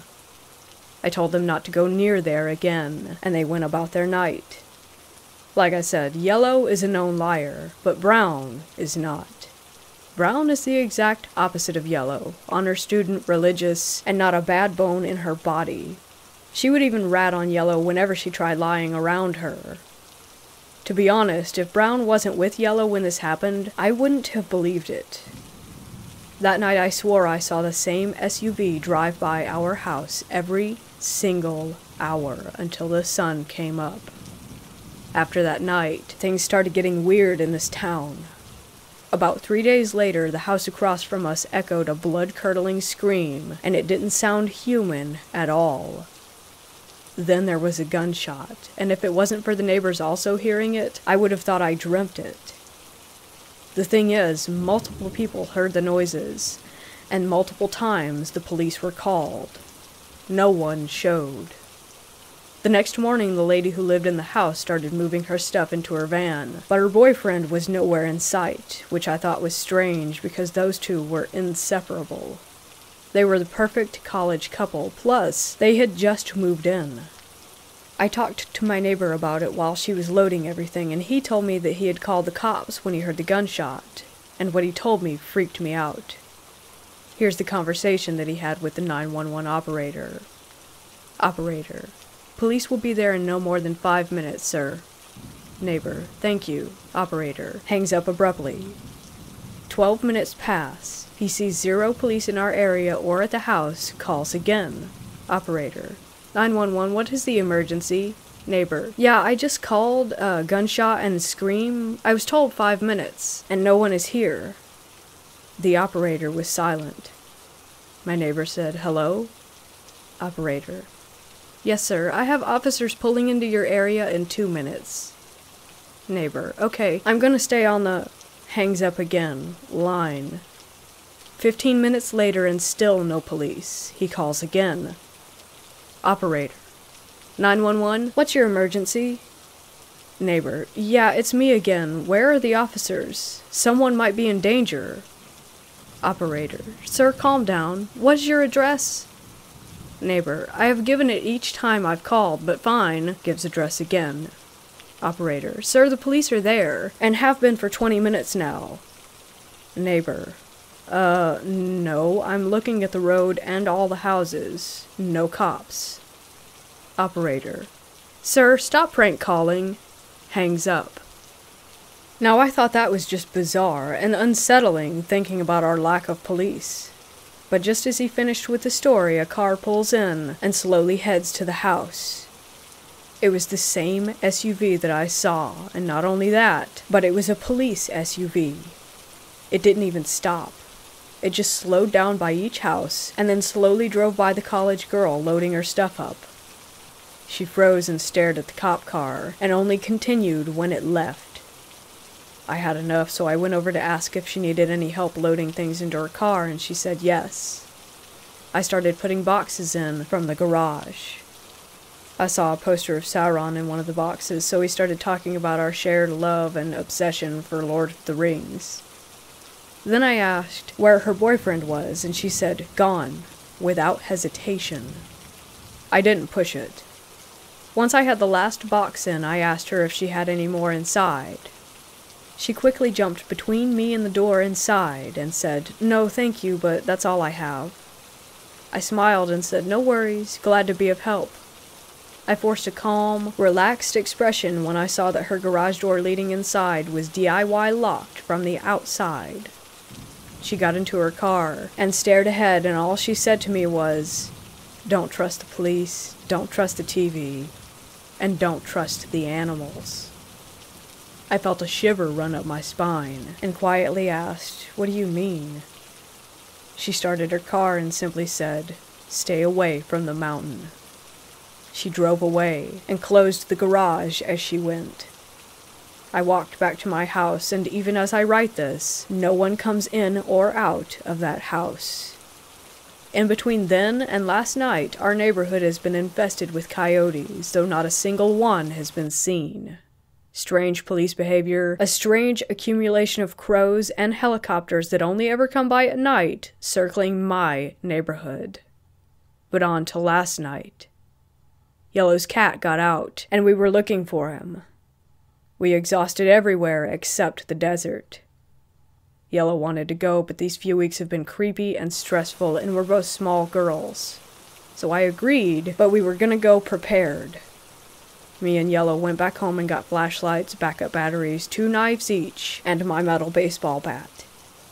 Yellow's boyfriend Green tagged along, which made me feel safer because he is tall and is the captain of the wrestling team. He brought a stun gun after we told him why we were prepared for the worst. So me, Yellow, and Brown went into the desert and searched for her cat. The entire time I couldn't stop staring at the mountain in the distance. After everything that has been going on, being in this area scared the living crap out of me. That is when we heard the meowing in the distance. It definitely sounded like Yellow's cat. The only issue is that it was coming from the direction of the creepy mountain. Yellow started to go in that direction. Green and I followed soon after. Yellow said something that I already assumed, but wish was wrong. This is towards where me and Brown saw the tents. I started thinking the worst. We're gonna get killed, or we're gonna get sold into trafficking. My thoughts were going crazy, and my anxiety shot through the roof. That's when Green looked through his binoculars and said that he saw the tent. I quickly snatched them away and looked, and sure enough, 3 big military tents, and not far behind it was the mountain. If it wasn't for the lights in the camp, I wouldn't be able to see anything in the dark. I examined as much as I could. I didn't see a man circling, though I did see what looked to be a military truck pulling in, then 4 soldier-looking people hopped into the truck, and it went toward the mountain. The 3 of us just watched in the quiet, and practically jumped to Mars when we heard a meow behind us. Sure enough, Yellow's cat was right there, happy and purring. We all collectively laughed at how silly we were, and then we picked up the cat and calmly went back home. On our way, we joked at how we had just stumbled on a military post. Nothing else. We got home and the cat went and stared out the back door into the dark backyard, which I thought was weird, but then again, it's a cat and they do weird stuff all the time. I woke up to my mom yelling. Apparently, someone had gotten into the fridge and eaten tonight's dinner. She said it was an animal, but my dogs were in my room with me, so she assumed that it was the cat. Yellow shrugged it off and cleaned it up, but the weirdest thing was that it did look like the cat did it, as there was clumps of raw meat in his fur and around his mouth.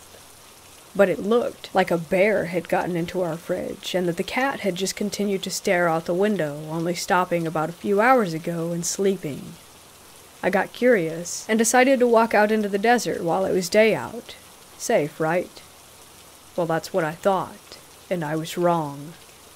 I went with that baseball bat and Green's binoculars and followed the exact same path, and you probably guessed it. Not a single tent or sign of anything, but there was a coyote just sitting where the tents had been. It was staring up at me with strange eyes and a crooked face.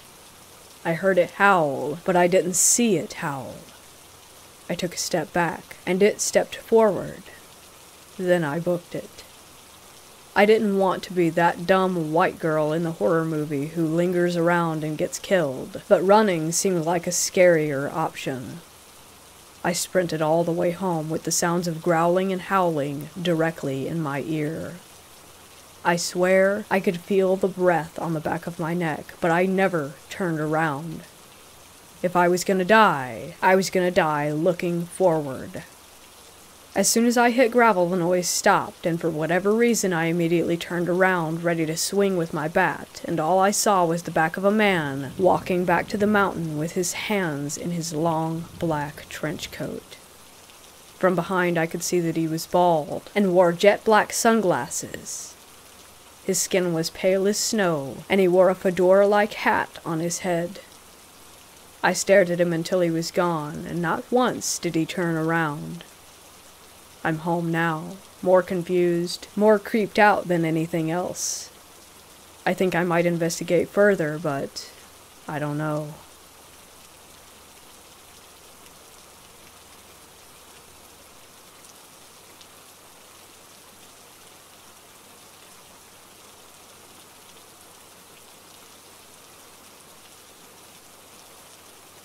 A few years ago, me and a buddy from the army decided to meet and catch up. We decided on the date and place. After several hours at the local pub, it was 3 a.m., we had 3 beers each and decided to go pay our respects to a friend of ours who had died a few years ago and was with us in the army. We bought a bottle of our friend's favorite booze and drove toward the graveyard. When we got there and started to walk toward the gate, we both saw someone standing there. As we got closer, I could definitely recognize the very friend that we were going to visit. He was standing there in his uniform holding a rifle and was waving at us to come closer. I was incredibly freaked out by what I was seeing. I just turned to my friend and looked at him and asked him if he was seeing the same thing. He was so shocked that he couldn't even talk and was just nodding his head with his mouth open. We backed away slowly and went back to the car and drove away as fast as we could from there. Where I'm from, they say never go close if you see the dead calling you over. But ever since that day, I keep hearing someone call my name behind me when I'm all alone. At first I thought it was my wife messing with me, but that's not possible, because it's a male voice. Once again, I'm really freaking out. A few times I left my phone recording on all night to prove to my wife that I'm not going insane. But every time I do it, there's zero evidence. Just static and me and my wife snoring in the background.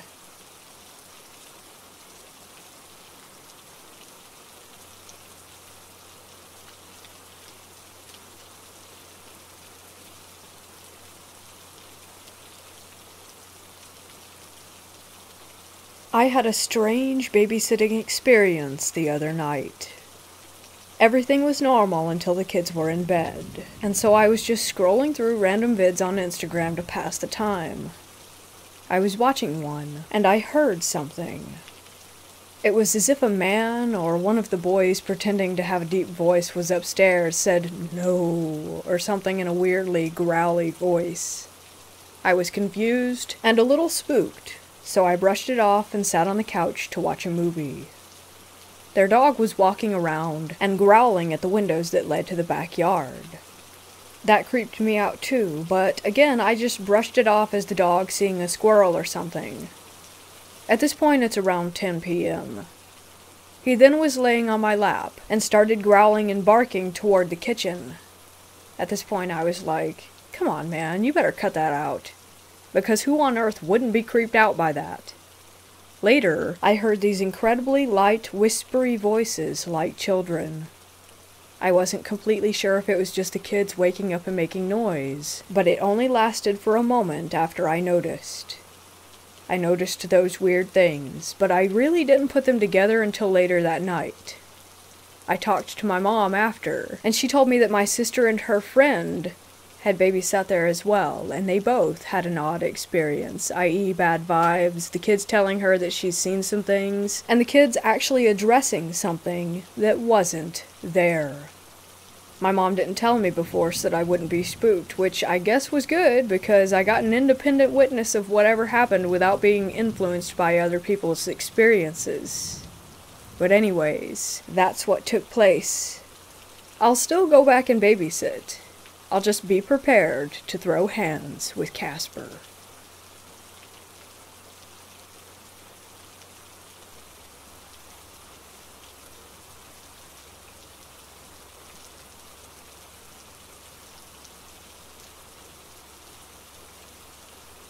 A few years ago, my best friend Jay and I decided to start exploring in the desert near a tiny statutory town close to our hometown with an immense expanse of land and an adjoining wild horse preserve. We were hooked immediately, both of us people who enjoy hiking and camping. This place seemed like heaven.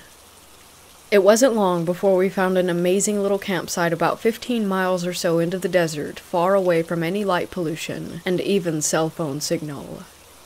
It's the perfect place with a small reservoir used in the late summer to water free-range cattle, an old corral, and a fire pit carved into the sandstone. We decided we needed to go camping as soon as possible, and planned on having our first camping trip a few days later on my days off. Jay and his SO met me out there with our dogs, and the first day was a ton of fun playing around the book cliffs high above the Grand Junction and sighting wild horses. We returned to camp late in the afternoon, and had a nice time cooking dinner and telling stories around the campfire. Soon darkness fell, and I began to become aware that I had been feeling uneasy. Not wanting to ruin the fun for my friends, I told them I was tired and needed to turn in. I returned to my tent with my 2 dogs and snuggled in, the feeling of unease tightening around my shoulders. I couldn't shake the feeling of anxiety, so I did what I do best and chose to ignore it, turning on a movie that I'd downloaded on my laptop. As the intro played to my movie, I caught movement out of the corner of my eye. I paused the film and stared behind me. I saw what looked like the bobbing of a flashlight behind our camp near the dirt road. The light danced for a few minutes before disappearing. I looked beside me and saw that my dogs were still sleeping peacefully and chalked it up to my imagination before returning to my movie. I must have fallen asleep because it wasn't long before Jay's SO was waking me up and asking me to come help calm Jay down. When I left my tent, my friend was visibly upset and shaken. He kept apologizing and asking if we could leave. He said he didn't know what was wrong, but that he needed to leave, that we needed to leave now. I told him that I'd been feeling incredibly uneasy and watched all night, and we agreed to go. Taking only our dogs and pillows, we left our campsite and drove the long 30 miles back home in the middle of the night. The drive back into the town was nerve-wracking. I had to keep glancing in the rearview mirror to make sure that my friend's car was still behind me. It took everything I had to keep my vehicle under 20 miles an hour so that I wouldn't ruin my car on the heavily rutted dirt roads, but it felt as though we were being chased away. The next day, Jay decided to go back for our things. Both his SO and I had to work that day, so he drove out to the campsite in the early afternoon. Everything was as it should be. No animals had touched our stuff or even tried to get into the cooler. But he said that he still felt watched, and as if something wasn't right. A few weeks later, a friend of Jay's was in town visiting and wanted to go camping, so Jay took him back to the spot near the reservoir. He said he experienced the same feeling laying there in his tent, his whole body screaming out in anxiety. He said all of his muscles were tense, and he had the overwhelming feeling that if he were to close his eyes, that something horrible would happen. So he left his tent, not wanting to wake his friend, and decided to take a stroll around the campsite. Before long, he found himself down by the reservoir. This is when he saw a small but brightly intense light darting and dancing back and forth, tucked into the valley below the Grand Mesa, going from east to west. It darted and whirled around. He said the feeling of fear and unease was so intense that he went back to his tent without watching to see if the light went away. We have both had a handful of odd experiences out there following these incidents. I've taken several friends and family members out there to experience the beauty. One summer I was seeing a guy who was interested in checking out the area, so I took him to a spot where we could park my car and explore near the Twin Peaks. We started walking up an oil field admin road when I was overcome with the urge to climb up the sandstone rockfall at the base of the mountain. My friend followed me, and we hiked up until he found an opening to a cave. We peered in and found that the opening was more like a skylight. The bottom was a good 20 feet or so below us. We decided to look around and see if there was an actual entrance. After a bit of searching, we followed my dog to the entrance of the cave. It was low and slightly blocked off by fallen sandstones, so we had to get on our backs and inch in foot first. When we got in, we saw that we were only in a smaller antechamber, but the smell of something decaying and the feeling of unease we felt told us to leave, so we did. It was only after we got back into the car that I discovered I dropped my favorite vape.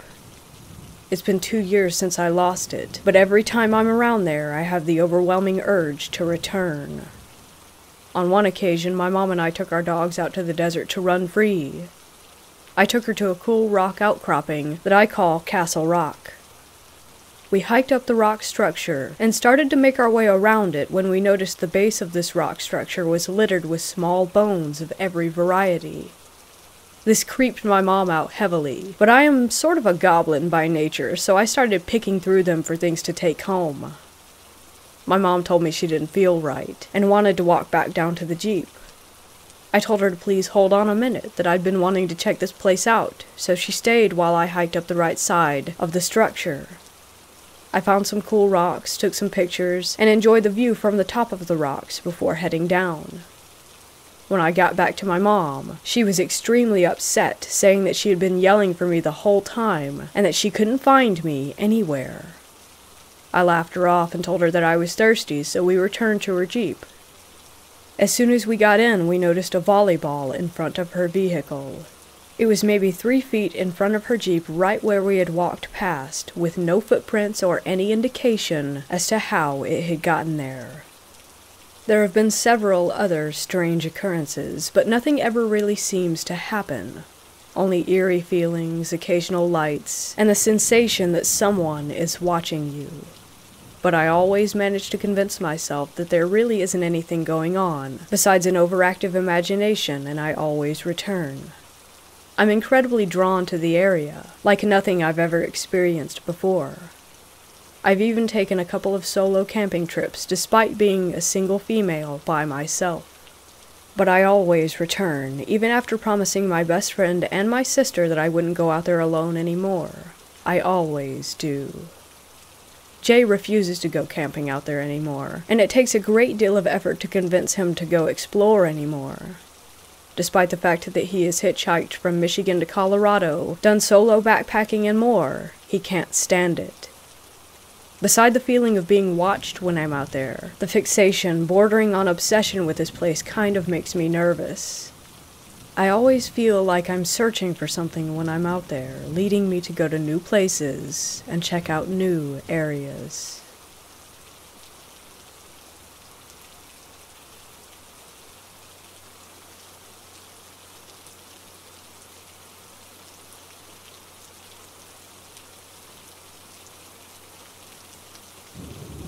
When I was around 12 years old, my family and I moved into a semi-detached house just up the street from our previous home. The house wasn't very big, and the floor plans for our part of the house were completely different from our neighbors. Our neighbors were a lovely little family of 4.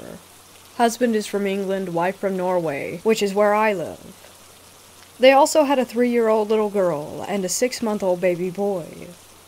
Now, I love children, always have, and at that time I really wanted to start babysitting. It's quite common to start babysitting at age 12, and I was turning 13 a month later anyway, so I wanted to find some small job. As we got to know our neighbors over the next few months of living there, my parents told the neighbors that if they ever needed a sitter, then it would be nice if they would consider trying me out.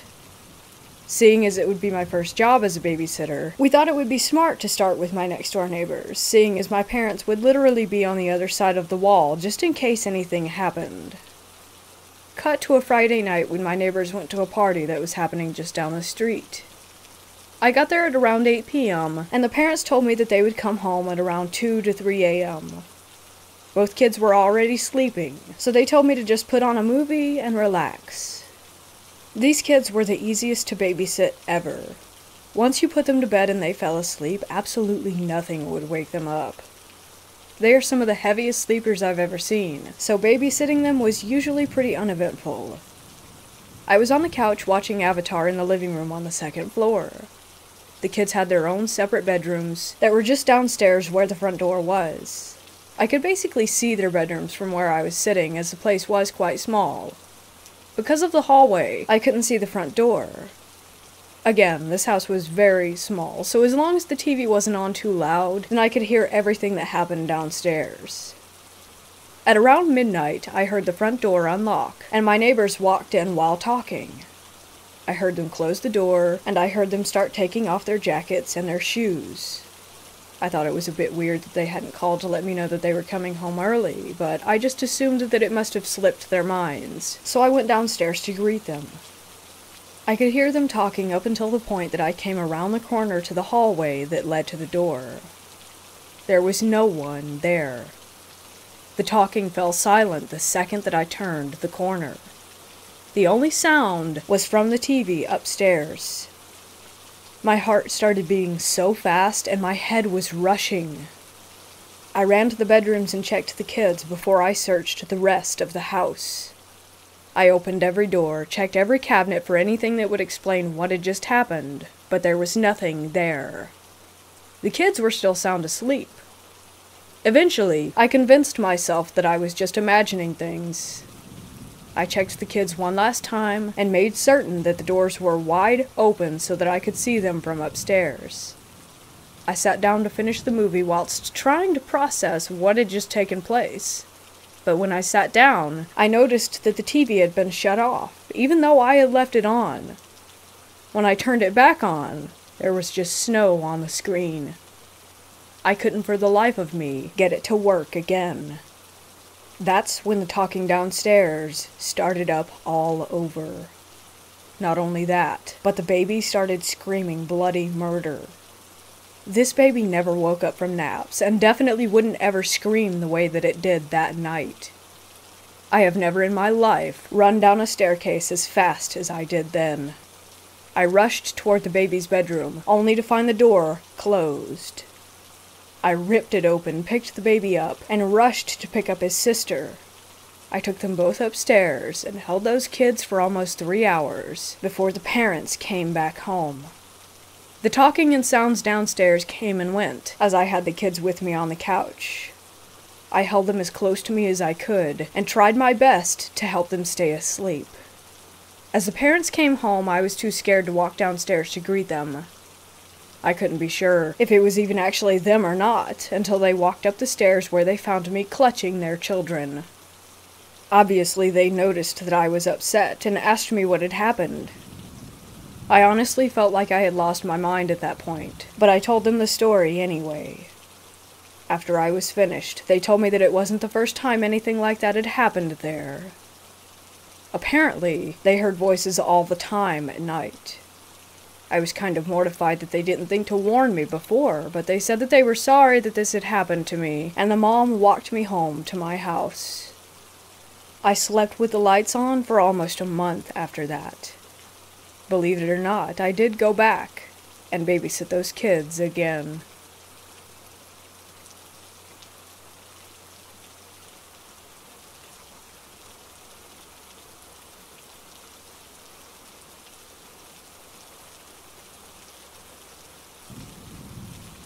So the area is deep in the Monongahela Forest in Virginia. I was doing some hiking there alone, trying to explore the new area, seeing what's out there. Everything was going pretty smooth in general, except for one occurrence that had gotten me blown away completely. By the way, I'm a 37-year-old male, been hiking in forests and mountains many times, never had an issue. Anyway, so I'm walking in the forest. It was around 4 p.m. I was alone. I had everything on me, including a radio beacon, compass, GPS on my phone, and smartwatch. So as you can see, taking my precautions in case I get lost, so that I can figure out my whereabouts and get back. I also even had printed maps on me. While walking, I all of a sudden felt some sort of weird, very weird quietness. As if you know it was the vacuum. No birds chirping, just quietness. And what's extra weird about it was that it was so quiet that I could hear the humming in my ears that you sometimes get to hear in total silence. I'm thinking, okay, quite odd.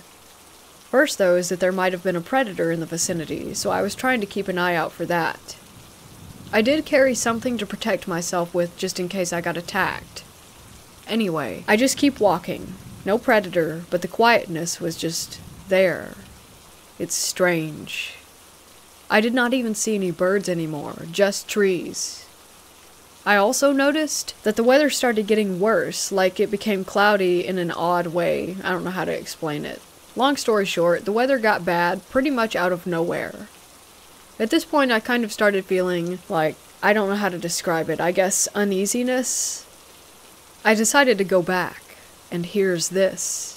All of a sudden, the GPS is out on both my phone and my smartwatch, and the compass is spinning as if there's a magnet close by or something like that. That got me very concerned because it pretty much means that I can't find out where to go in case I get lost. I started walking back. None of my navigational tools are working. I'm kind of still going back, just kind of orienting myself by the way that I came in. All of a sudden, I see the clouds above are really bizarre.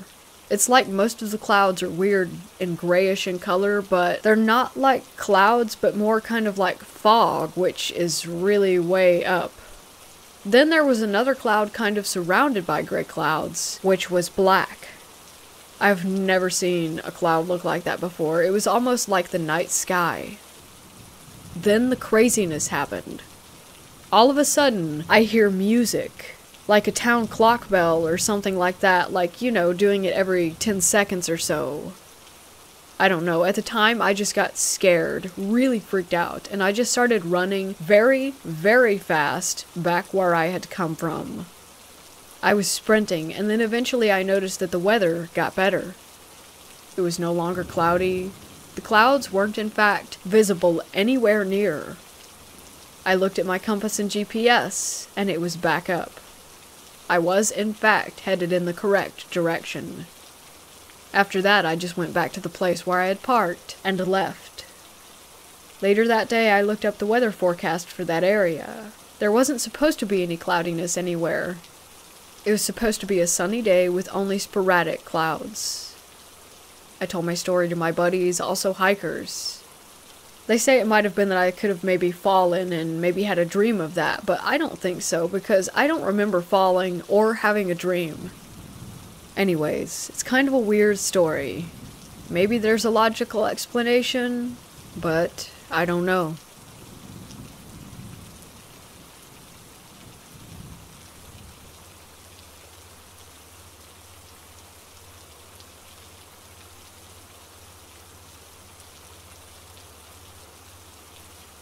I'm 23 years old and starting to remember this shadowy figure that would appear then disappear in my old family's house.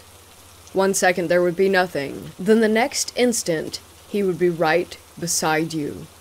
He didn't have a set place in the house. He would always move and walk around the house, and you'd know it was him because you would get this feeling that you weren't alone. He'd be walking beside you or on top of the staircase, just watching. I have to add that he never felt evil. He was definitely not an angry spirit, more like a watcher. I also want to add that I describe him like a man because I remember him being very tall and his silhouette was a masculine shape. Other than that, you couldn't make out his face or anything else. He seemed like he may have been cloaked or hooded sometimes, though. He never did much, just came and left. Everyone, except my younger sister because she was too young, knew about the Shadow Man, but once he appeared to someone who was alone. I should mention that before I was born in 1997, that my great-grandmother on my dad's side had died of old age in the house. She had passed away in the back bedroom, which became me and my brother's room when my younger sister was born. My dad was with her on that night, and says that she saw something. He walked out of the room and came back, and she was dead. Anyways, my parents got married and we moved in 2012, and I haven't seen the Shadow Man since. Whenever I think about it though, or hear similar stuff, all the hair on my body stands up, and my right eye drops a single tear, every time, without fail. It's even happening as I type. I try to control it, but I can't. I've had other supernatural encounters, and this always happens.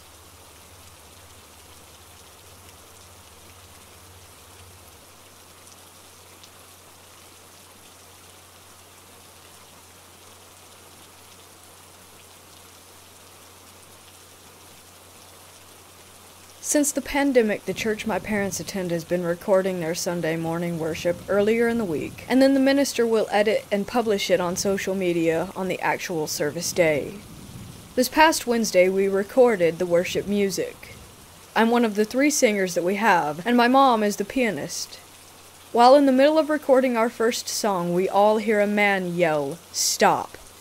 I look over in the direction that it came from, somewhere off stage to my left.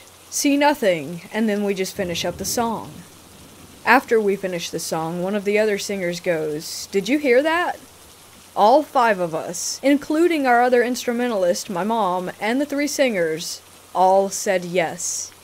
The saxophone player was suggesting that it was a wrong note that we had played, or possibly a weird squeak as the building settled.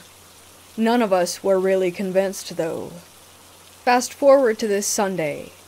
My mom and I watched the service and realized that the noise couldn't have been from the sax because the sax has a microphone and would have been very audible on the video.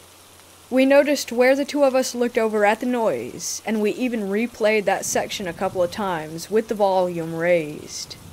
Both of us could hear it, just barely, beneath the sound of the music. This was by far the freakiest thing that I have ever experienced in that church, and none of us will ever be finding ourselves alone in that building again.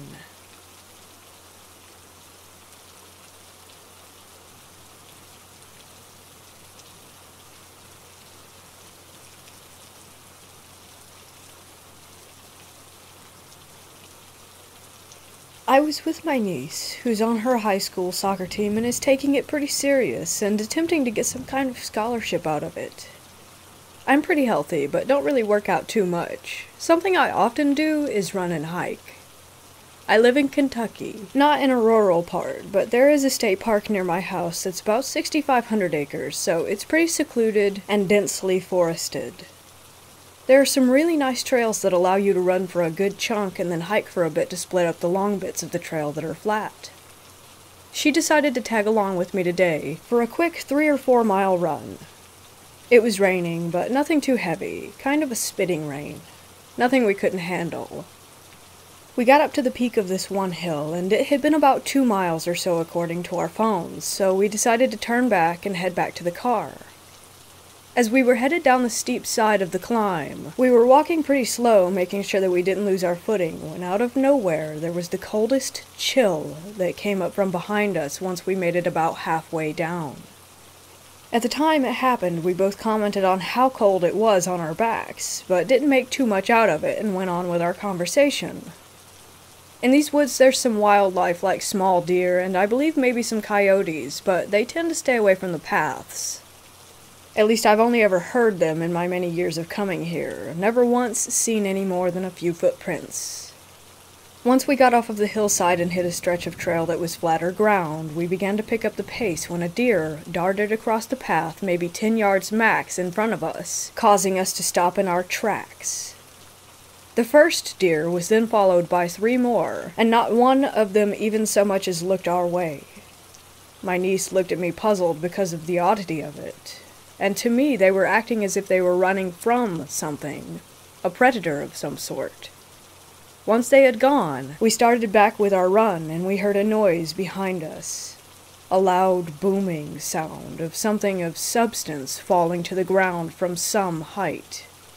When we stopped and turned, we saw nothing. No animal scurrying away like one would expect after a substantial noise in the wilderness. In fact, everything was calm, eerily calm. Just as we looked at each other to ask what the hell that had been, there was yet another cold wind gush through the valley, pushing all the rain off the leaves surrounding us, and soaking our sweatshirts. I was starting to freak out inside, but was doing my best to stay calm for my 17-year-old niece.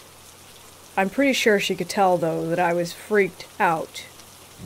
I tell her, "Come on, let's get to the car." And we take off again, and there was a man leaned up against a tree on the side of the trail, dressed in a black suit with a white button-up shirt on. His collar was opened, but he had a tie on, sagging like a tired businessman on the way home from a long day. It startled me at first. I was not expecting to see anyone for a few reasons, one being that we were at least a mile away from any parking lot or street, another being that we had never heard or seen him coming, and the stretch of trail that we were on was flat and open for a good half-mile. I got over to put myself between the man and my niece as we jogged past him.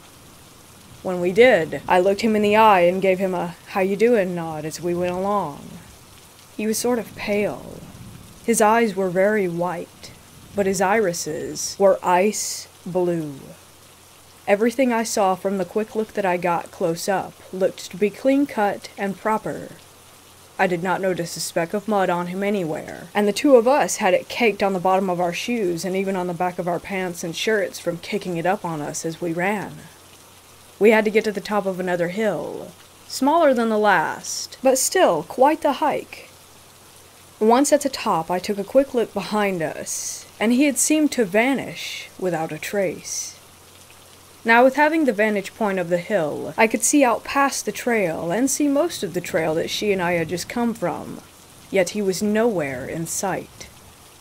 I scanned the sides of the trail, and still nothing. My niece asked me who that guy was and why he was out so deep in the woods wearing a suit. Questions I simply did not have the answers to. We made it back to the car with nothing else out of the ordinary happening to us on the trail. As we got to my car, I pulled the keys from my pocket and unlocked the doors from maybe about 10 feet out. Walking up to the only car in the entire lot, I noticed muddy footprints coming away from my car from the driver's side. Weird, considering I had no mud on my shoes when we got there. But there are trails leading up to the lot, so I figured maybe someone had came through before we got there and I just didn't notice. However, when I pulled the handle to open the door, it was also caked with mud underneath, as if someone had been attempting to open my door with a muddy hand. Nothing more occurred, but the whole encounter leaves chills covering my body the more I think about it.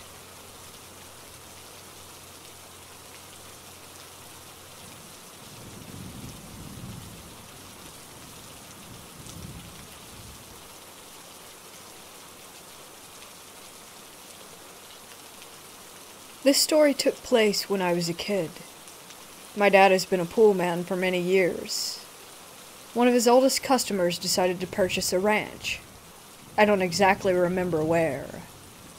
He asked my dad if he could come and fix their pool, which was disastrously maintained before he bought it. He gave my dad permission to bring us along, and told us that we were welcome to stay a few days to enjoy the ranch. We drove there, and I had been in charge of reading the MapQuest instructions because I never seemed to be able to sleep during car trips. We drove back home a few days later, after my dad was finally able to save the pool. The drive home was very long. For endless stretches, the view was mostly desert, farms, and the occasional small suburban town. Unlike me, my mom and brothers were knocked out almost immediately. So, most of the trip, it was just my dad and I talking or listening to music. I'm also a very avid reader, so I had a book on my lap beside the maps. I remember the ride had been quiet for a while, because I had been reading. I had to stop because it was getting dark, and my dad would only let me turn on the dome lights to read the maps. No radio service, and the Game Boy batteries had all died. All I had left to do was stare out the window. All of a sudden, I spotted a very tall shadow on a roof. I realized that there was a man who seemed to be wearing a hat, bowler or top hat, dancing and jumping from rooftop to rooftop of this suburban lot. It was kind of like the scene from Singing in the Rain, which, at that point, I had not yet seen myself. It took a second for me to realize that this was not a normal thing to observe. The houses were separated in a way where a normal person couldn't possibly have jumped from roof to roof the way that thing was. What scared me the most is how at the last house before a field he seemed to turn around and sense me. He bowed and tipped his hat. Even though I couldn't see it, I could also sense that he was smiling. All I felt was dread. I turned to my dad to see if he had also seen it, but he had of course been paying attention to the road. When I looked back, I couldn't see the houses anymore. They were way behind us. I never saw a face or any details. He was just a silhouette on the roofs. I remember the feeling of being afraid that it would follow us. That it could, if it wanted to. I never saw something like that on our many road trips ever again. Sometimes I wonder if I imagined it, but it felt so real. The memory is so vivid as well, which always comes back when I'm watching old musicals because the dancing reminds me of the way that he moved.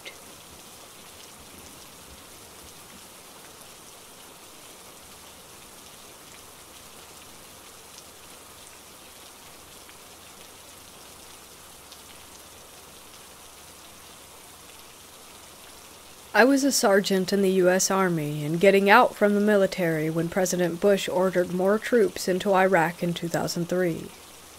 I had just returned home into Austin, Texas when I was called into my local National Guard unit at Camp Mabry and told that I was being recalled to the Army, but the unit was already tasked out to deploy to Iraq. I was not part of their unit yet, so the commander offered to give me a waiver to deploy with a government contractor, Halliburton, in Houston. I knew that I would make more money as a contractor, so I took the offer. Not long after arriving in Kuwait at Camp Doha, I began working with the operations team overseeing logistics affairs. We would oversee the daily convoy of supply between Kuwait and Baghdad, a route riddled with IED incidents, small arms skirmishes, and almost constant breakdowns of army and civilian vehicles.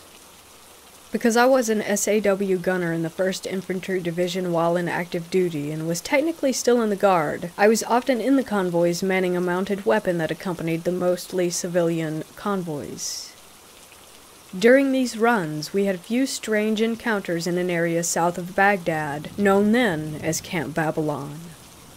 Occupied by French troops, but then designated an archaeological site for obvious reasons, Camp Babylon was set up in the area that was said to be originally inhabited by the famous Tower of Babel.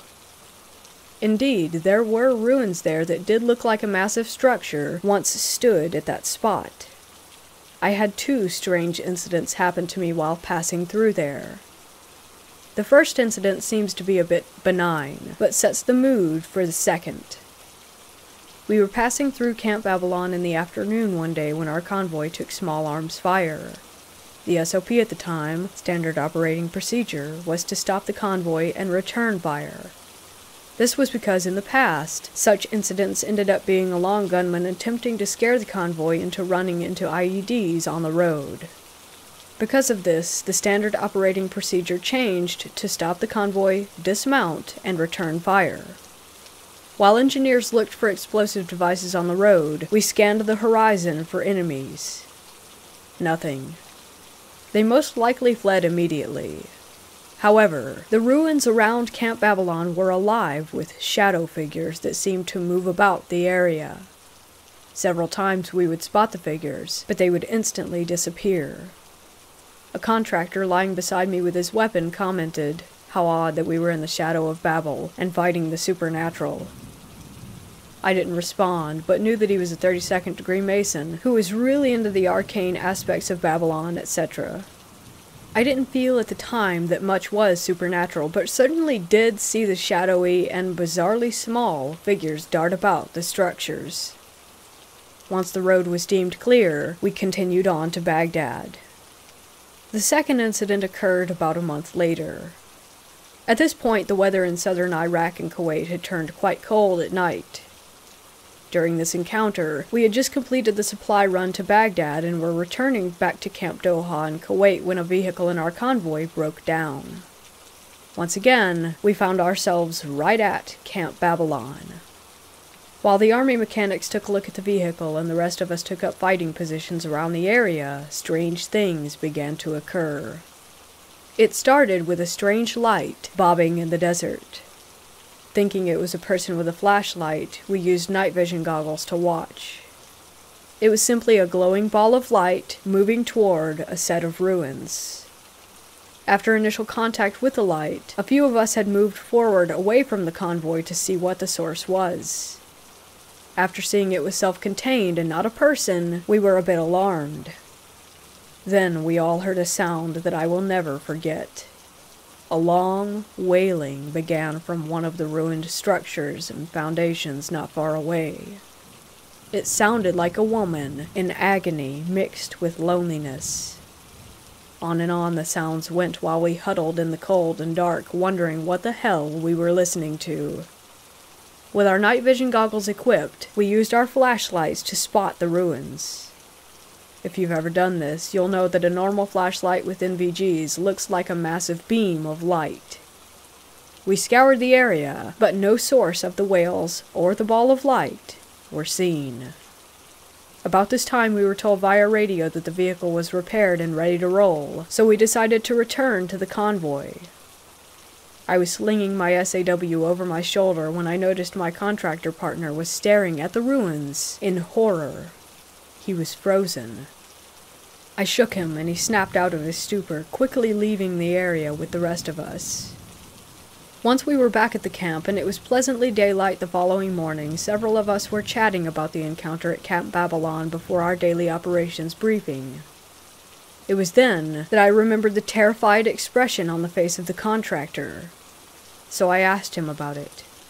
He was still obviously traumatized by the event, but managed to explain that as we were leaving our position on the sandy hill, he saw a tall, black figure standing beside the ruins. It was watching us as we were looking for it.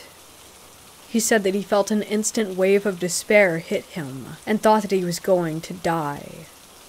He didn't even remember leaving the area. His next memory was in the Humvee, headed back to Kuwait. I now write non-fiction books about haunted places for Llewellyn Publishing and have visited hundreds of reputedly haunted spots. But I'll never forget the wailing figure at the ruins of Babel. It's also worth noting that when I related this story to some of our Pakistani employees at Camp Doha, they were also quite terrified. One of them, a translator we called Ardi, said that we had encountered a jinn, or a damned spirit, and that we were lucky to be able to tell the tale. I agree.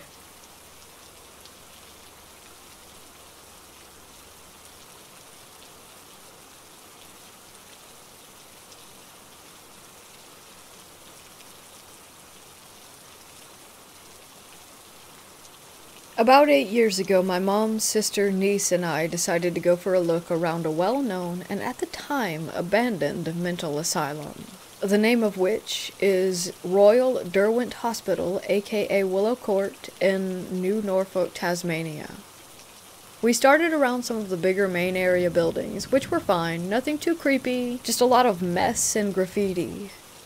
I was taking some photos in one of the main halls there, and I moved backward to get a better shot. As I did, I felt a hand touch my back, and in that split second, thought that I had just stepped into one of my family members, and that they were shielding themselves from being stepped on. But as I turned around to apologize, there was no one there. In fact, I was the only one standing in my hall, as my family had moved on to another room. This creeped me out a bit, but I tried to play it off as my mind playing tricks, even though I could still feel where I had been touched.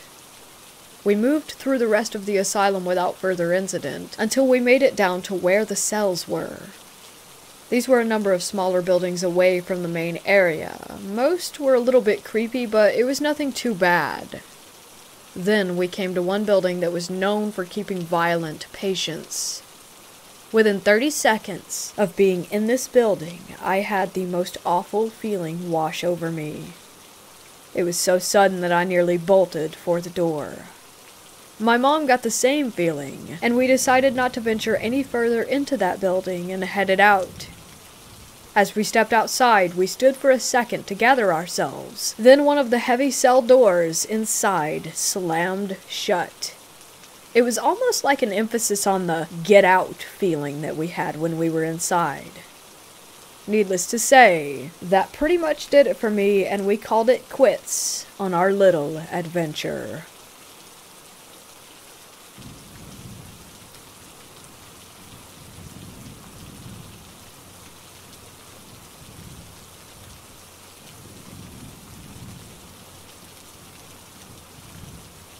Years ago, when I was about 16, I started babysitting for a family that lived in my neighborhood. They had a sweet 7-month-old baby girl that I would babysit every now and then, and 2 dogs that were also very nice. Despite them having a nice house in a nice neighborhood, I still got a very weird feeling when I was in their home. It was almost like I was being watched or felt a presence there. Whenever I took care of the baby or their dogs, I would never want to spend longer there than needed. One night while babysitting her, about 2 years old, she asked to go down to their basement to play with Play-Doh. I said yes, and we went downstairs. I got a very weird feeling when we went down there, but I still got out the Play-Doh for her. We were playing for about 2 minutes before she came over to me and said that she was scared. I asked why she was scared, and she said that the man was scaring her. I said, what? Because I thought that I had heard her wrong the first time, and she said very clearly, the man is scaring me. She then asked to go upstairs, and I said yes, and she bolted and ran up the stairs and left me to clean up the Play-Doh. About 6 months after that, the family asked me to care for the dogs while they were out of town, and I said yes. I ended up burning some sage and asking the spirit to leave the space. After that, I didn't feel the presence as strongly. It was to this day such a weird experience, and I still have no explanation for why that all happened.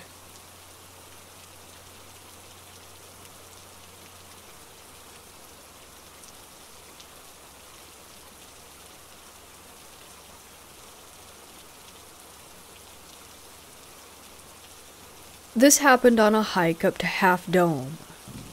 We had a campground about a 20-minute drive away from the trailhead, and the group was composed of me, an 18-year-old male, my uncle, a 32-year-old male, and my uncle's friend. I'll call him D.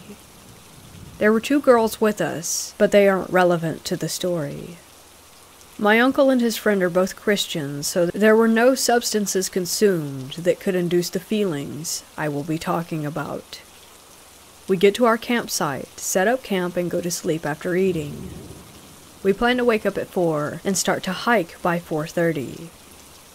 I randomly wake up at 3:30 a.m., like completely wide awake, and look out of my hammock, and I remember this odd feeling as if I was woken up by something. I remember looking out at the moonlit scene. The moon was very bright for some reason, and thinking to myself that it looks like a dream. I lay back in the hammock, but can't go to sleep, and end up waking up my uncle and friend at 3:50. My uncle asks me, "Were you walking around at night?" This is important, and I say no, and ask why. He says that he woke up for some reason and could hear someone walking around, not like an animal, but a person. I say, weird, and we brush it off. We get to the trailhead around 4:30, and as everyone is unloading from the car, Dee says that he's going to use the bathroom, which there are a couple of before the trailhead.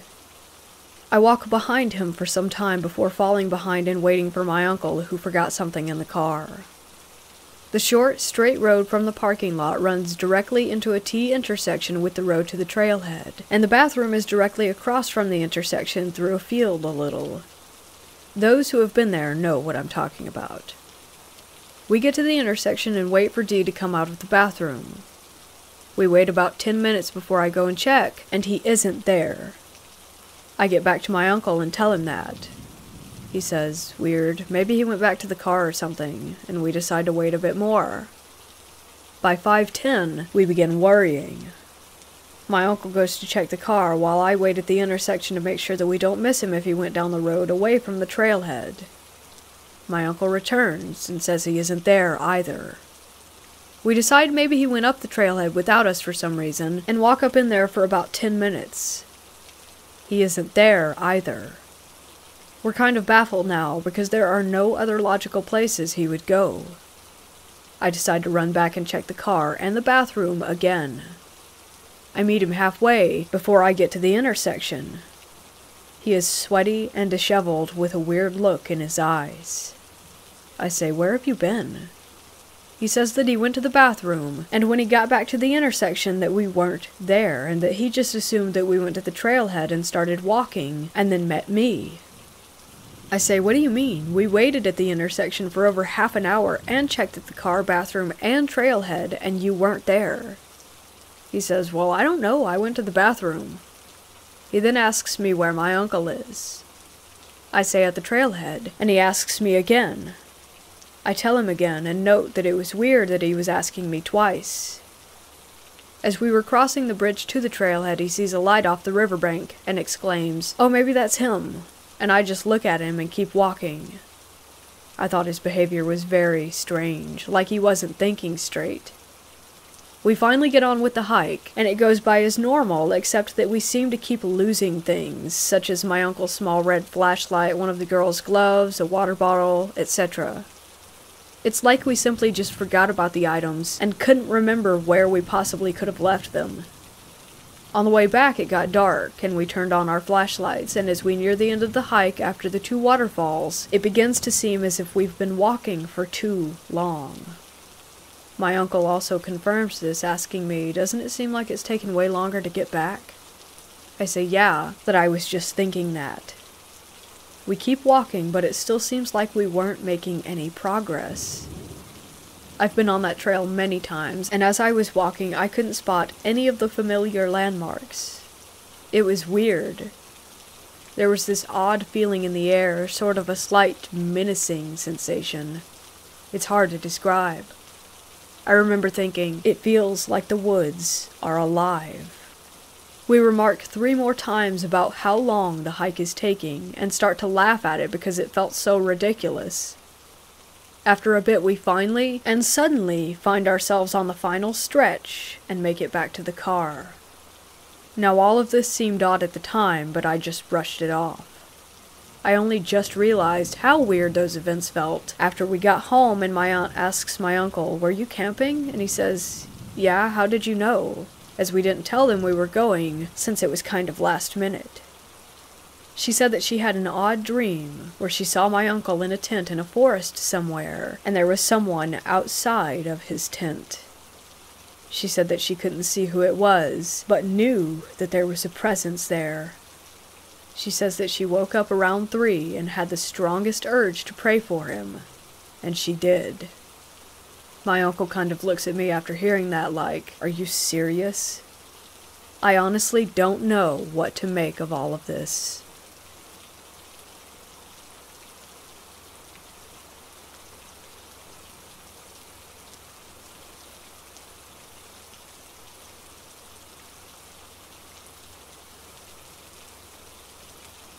There are many stories from border crossers.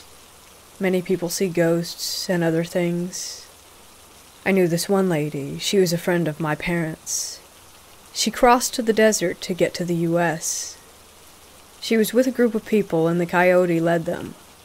It was nighttime and the people rested. The coyote said to keep going because they'd lost a lot of time, so they got up and continued walking. Well, they came in front of this bushy-like place, and when you crossed, the tips of the branches caught your clothes. It was dark and hard to see, but they were in a line and followed each other. The lady I know was tired from walking just like everyone else was, but she said there was this old man next to her who complained about how he was in pain and just too tired to continue. Soon they passed by this trench. It was so dark that you couldn't see how far down it was before it stopped. They walked next to the trench, and the old lady told me that the bushes kept scratching her face and getting at her clothing. The lady then said that she turned around to look at the old man next to her and saw that he had tripped and fallen down in the trench, but he didn't make any noise. The lady got scared and panicked. She told her husband, and the husband told the coyote to stop, that a man fell in the ditch. The coyote had a flashlight and he shined it down into the trench, and it wasn't that deep. He went down with the flashlight, but he didn't see any man. The lady told her husband that she knew he was there. She said that he fell right in front of her. The coyote was getting impatient. He looked everywhere, but still couldn't see anyone. He never found the man, and obviously he couldn't have made it very far in such a short amount of time. I guess he thought that she was lying or something, and decided to keep on moving. Soon they crossed the desert safely and all. The lady said that she thought it was weird how he fell. She said that it was a trip, but it was like he was sinking in his fall. She asked the others if they had seen him fall, and they all said no. The lady never saw that old man in the group after that. I don't really like this story because it makes me think of what might have taken him. I also heard that there are giant bugs in the desert or something like that. My family visited her house.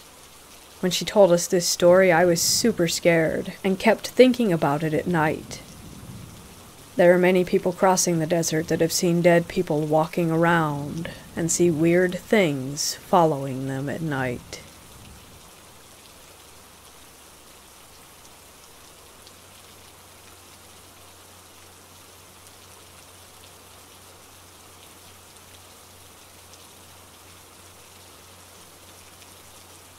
Years ago, during a church event that I was forced to attend, we all had a terrifying experience. The setup was that boys slept anywhere they wanted to downstairs, and the girls were free to sleep wherever they wanted to upstairs. Some rooms were locked off, however, as the church was being renovated at the time. Anyway, it didn't matter too much because we were just a small group. Night rolled around and us girls migrated into the nursery while most of the guys crashed in the indoor gym/basketball court. Only one guy couldn't sleep. Above the basketball court are windows to another room that was locked off, and the guy kept seeing flashing lights as well as the silhouettes of people looking at him. He didn't stay in the gym for very long. About the same time, myself and the other girls were still in the nursery. At that moment, we were playing apples to apples. The door was closed, and next to it was a one-way window. Inside was like a mirror. It was so that kids didn't see their parents coming to check on them and make a fuss. Well, I started hearing banging and scratching on the door. I freaked out and looked up to see two grinning faces staring back at all of us. Remember, we were on the mirror side of the one-way window. One of us bolted toward the door, and we heard stomping down the hall, but no one was there. The pastor came up screaming at us, saying that we were all just imagining things. We know what we saw, though, as well as heard, and all of us refuse to go back.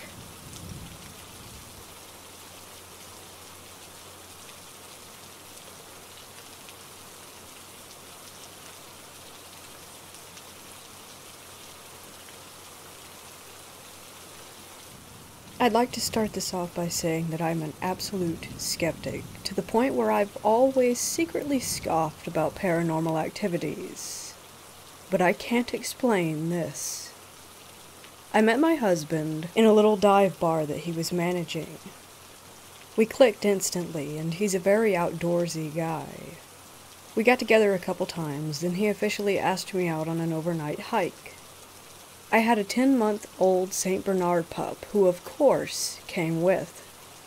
We drove up way past Cougar towards Mount St. Helens and parked on the trailhead leading to Bolt Camp.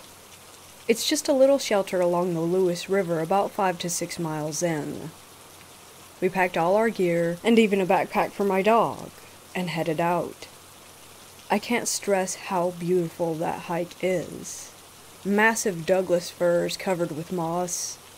Sometimes there were little wooden bridges crossing streams along the trail.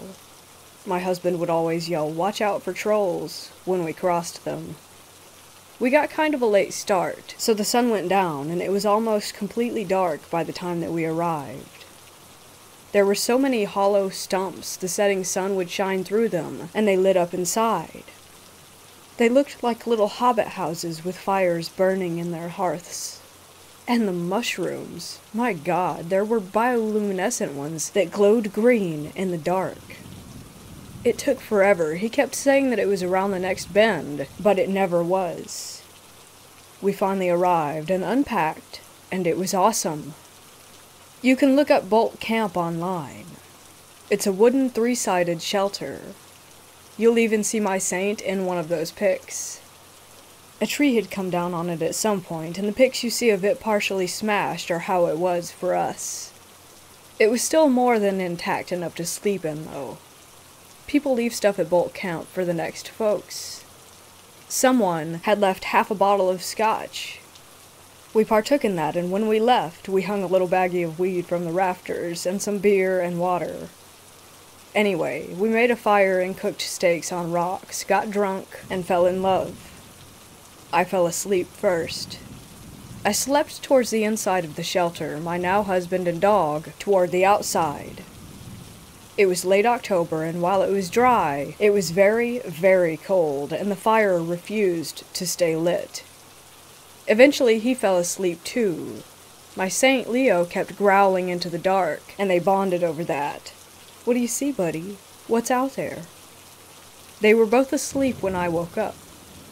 Thinking it was around 2:30 to 3 a.m., I was facing the back wall of the shelter. Then I saw it. A wispy, gossamer, cobweb-looking thing floating to and fro in the back of the shelter. It would flip and spin and turn over itself. It was so beautiful and fascinating. I wasn't scared. I really, really wanted to wake him up, but I barely knew the dude and was afraid he would think I was nuts. So I watched it until I fell asleep. Morning came. I never mentioned it. We fed the dog, ate a bunch of trail mix and cheese and sausage, and hiked back. I dropped him off at his place. Like I said, we fell in love that night, and moved in together a couple months later. We were reminiscing about our awesome hike when he decided to share something with me. I dropped him off that day at his house. That same evening, he was out on his porch having a smoke when he saw something. A cobwebby thing, turning over and over on itself, floating back and forth in the street lamps. He found this interesting. He watched it, and finally it settled into a clump of bushes. He went to take a closer look, and a pair of glowing red eyes materialized, and he decided that he wanted no part, and ran back indoors. This is a man afraid of nothing. Anyway, I obviously immediately told him about what I had seen, and how I was too embarrassed to share before. The similarities are just too great. It had to have been the same thing.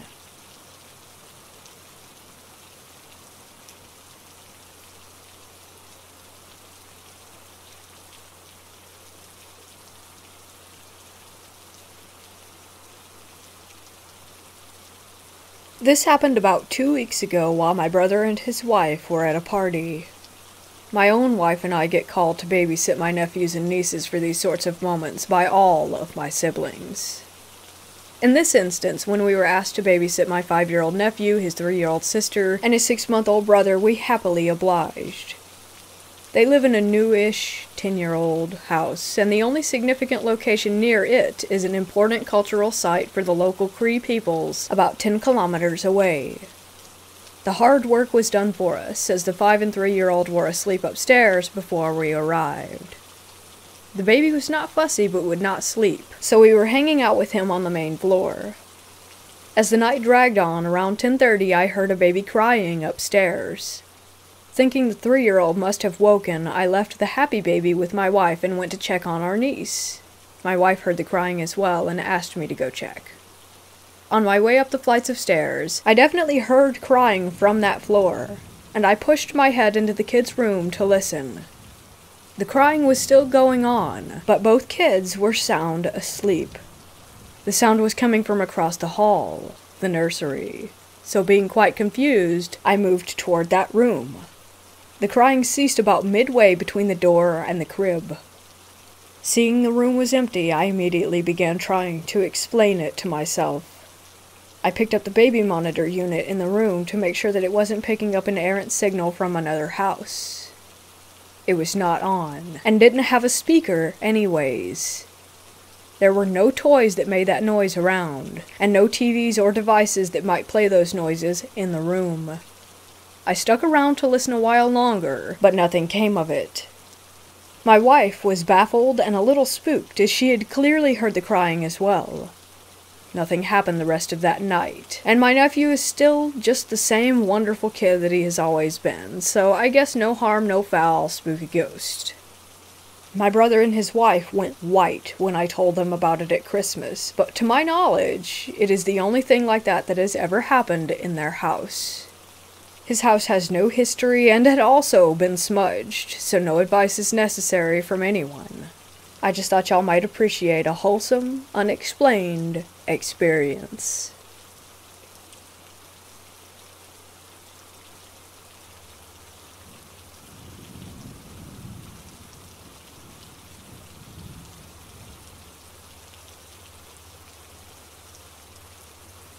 My birthday was on April 14th and I had just turned 12, so there were multiple balloons on the floor where this happened. It was around 3:30 a.m. on Sunday, and my family was asleep, but I was playing with my new birthday present, a Nintendo Switch, in my bedroom. I heard a loud pop sound coming from the kitchen.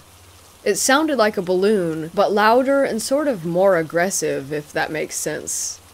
I put down my Nintendo Switch and told the girl that I was playing with that I would be right back. I opened my bedroom door and headed to the living room to explore the cause of this noise. I saw a deflated balloon in the same spot where it was earlier.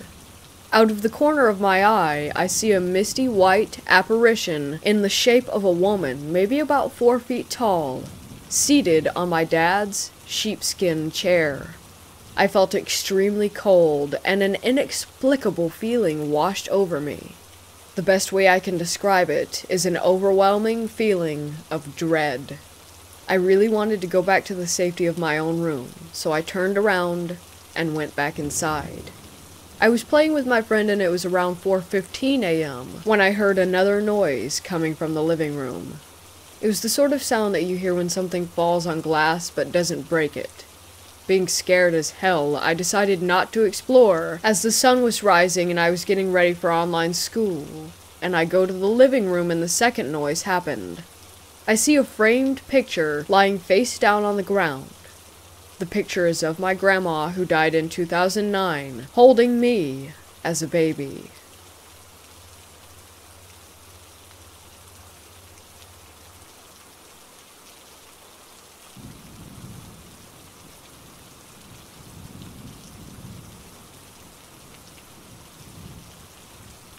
This happened a few years back, on my spring break, senior year of high school. I was hiking part of the Long Trail, which goes south from Glastonbury to Bennington, and it was the usual very cold nights, warm, muddy days Vermont usually has in spring, so pretty fun to hike in. I was going to take a day and rest my feet, go swimming in a pond and cool off, so I took a detour onto the Bald Mountain Trail. I got to my campsite around 5, and the sun was setting, so I set up my hammock and rain tarp and made a fire. I made some Mountain House beef stroganoff and decided to just lay down and watch the flames. I hadn't seen anyone since before noon, which is unusual because it's a pretty well-traveled section of the trail. I started to get really uneasy, and it definitely felt like someone was watching me from a distance. I ended up sitting with my back against a maple, facing the fire and holding my camp knife. A few hours later, 9-ish, I heard a really loud crash in the woods, like a plane falling out of the sky or a freight train right next to me. Then dead silence. No wind, no leaves, no owls, just absolute quiet. I remember getting really uncomfortable and shouting out to see if there was anyone out there, but I just started hearing a really subtle, droning noise, like a key being rubbed on a brass string or radio static, but super low pitched. I didn't sleep at all that night. I just watched the moon go really slowly over the sky and the sound get quieter as it got lighter outside. When I could see well enough to walk, I picked up my gear and sprinted back to the main trail and found some people up early and hiked with them all the way back.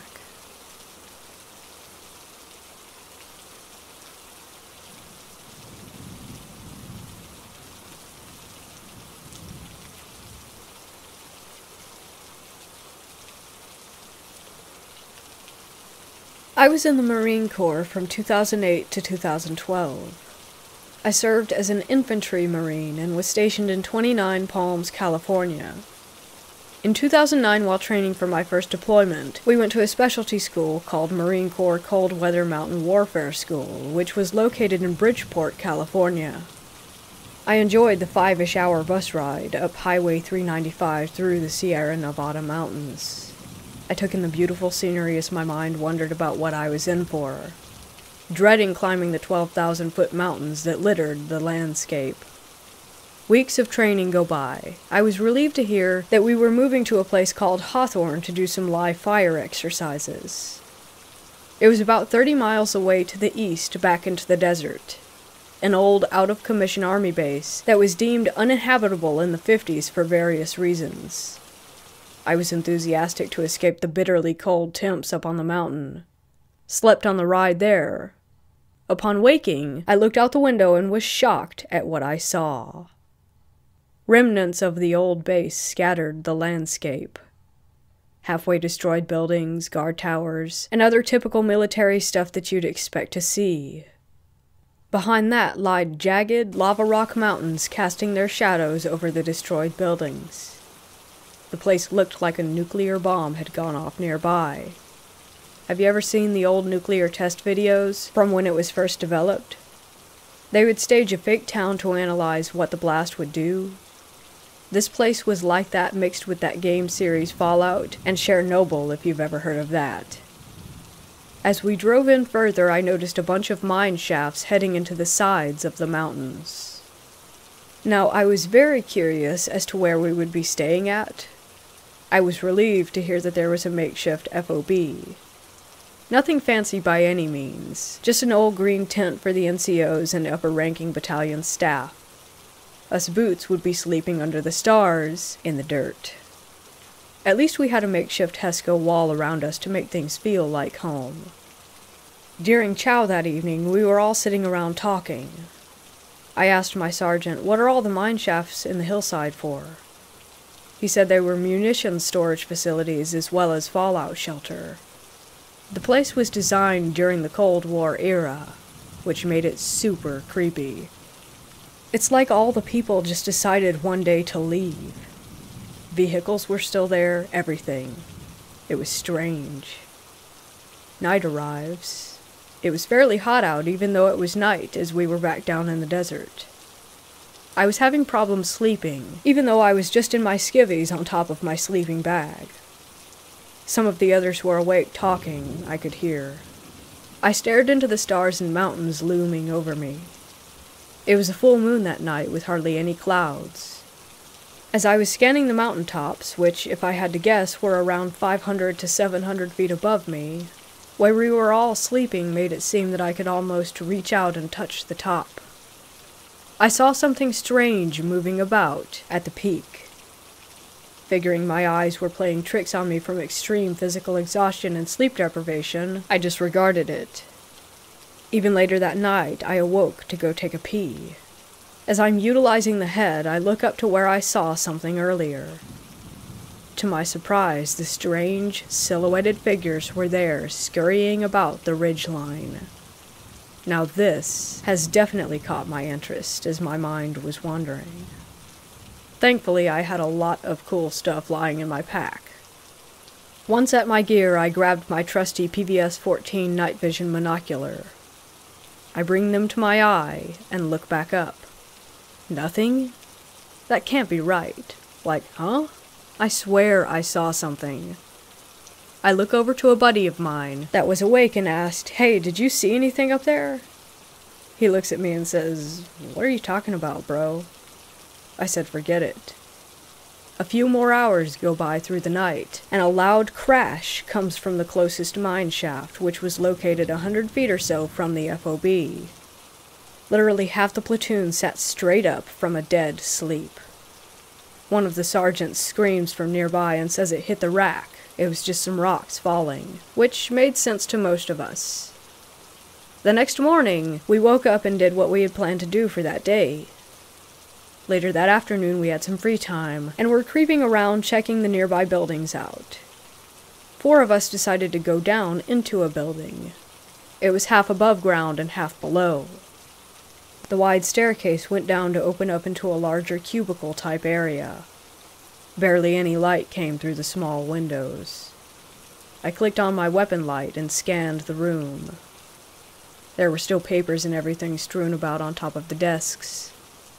We followed the hallway, which made a right turn. MOPP suits and gas masks lined the hallway, hanging on hooks. We see a sign above one of the doorways that said, "Girls' Locker Room." Us being the typical 19-year-old Marines that we were, we decided that we had to check that out. I took point and entered the pitch-black room. I was looking through the lockers to try and find something interesting when all of a sudden, the door behind us slams shut. We all ran like hell out the other door on the other side.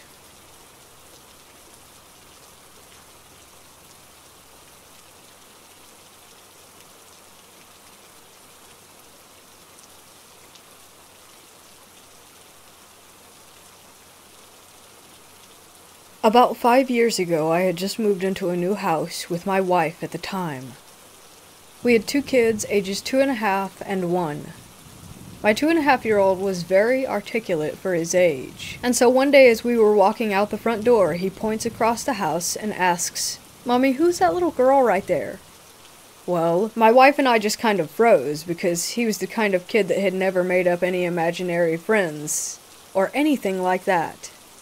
But the moment passed and we kind of forgot about it. Around 6 to 8 months later, I remember I was in my bedroom late at night.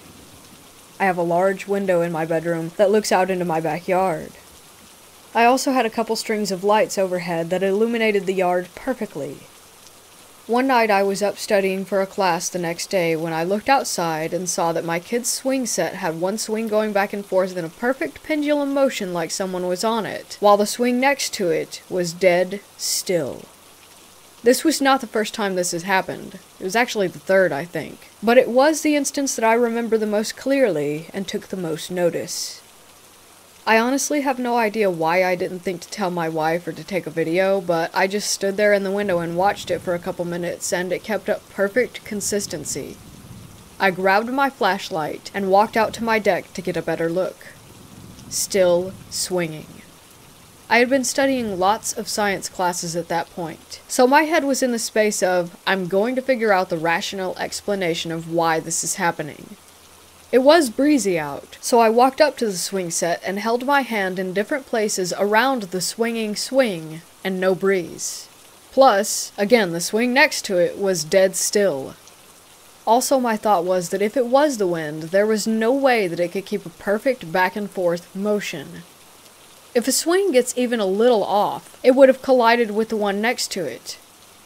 Anyway, I'm not sure if I had a previous encounter with my son in mind or not, but I had a very certain feeling at that moment that there was a little girl swinging on the swing. Almost like I could see her, but obviously couldn't. I also felt very at ease and not frightened at all. Then after about 5 to 10 minutes, I stopped the swing just to see what would happen, and it remained stopped. I remembered apologizing out loud to the girl for stopping the swing, and told her that she could swing whenever she wanted to, but it never happened again after that, and I haven't had any additional encounters at this house since. I looked up public records and asked the landlord if there was ever any little girl that had died in this house, and nothing. The only info that I could collect is that a few years before we moved in, there was an elderly woman who lived here for about 20 years, but the owner had the landlord kick her out in fear that she would die on the property, so she had to move in with family a few states away. Anyways, I would love to hear your thoughts on this one.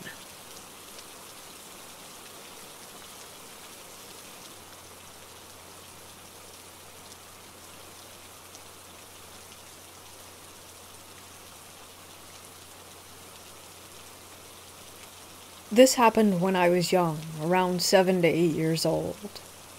I was napping in my room that I shared with my younger brothers. Our bedroom consisted of only 3 mattresses put on top of 2-inch wooden panels and a child-sized wardrobe. There was also a floor-to-ceiling window that was strictly for decoration and couldn't be opened. When I woke up from my nap, my babysitter, she was a live-in, was folding our clothes. I talked to her for a while, and then went out to get a water. I don't remember what, but I needed to talk to her after, so I went in again.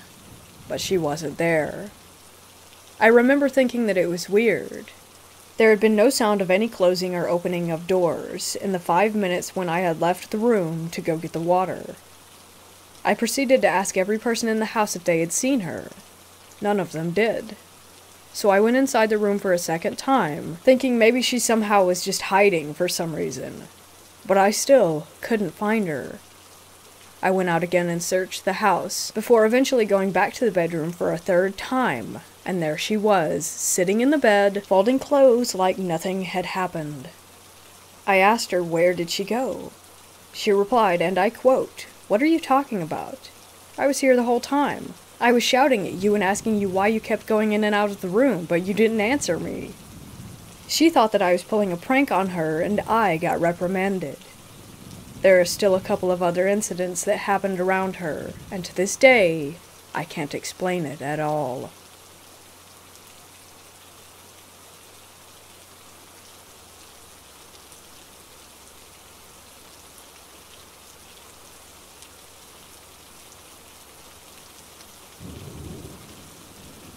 My grandpa was always a big hunter.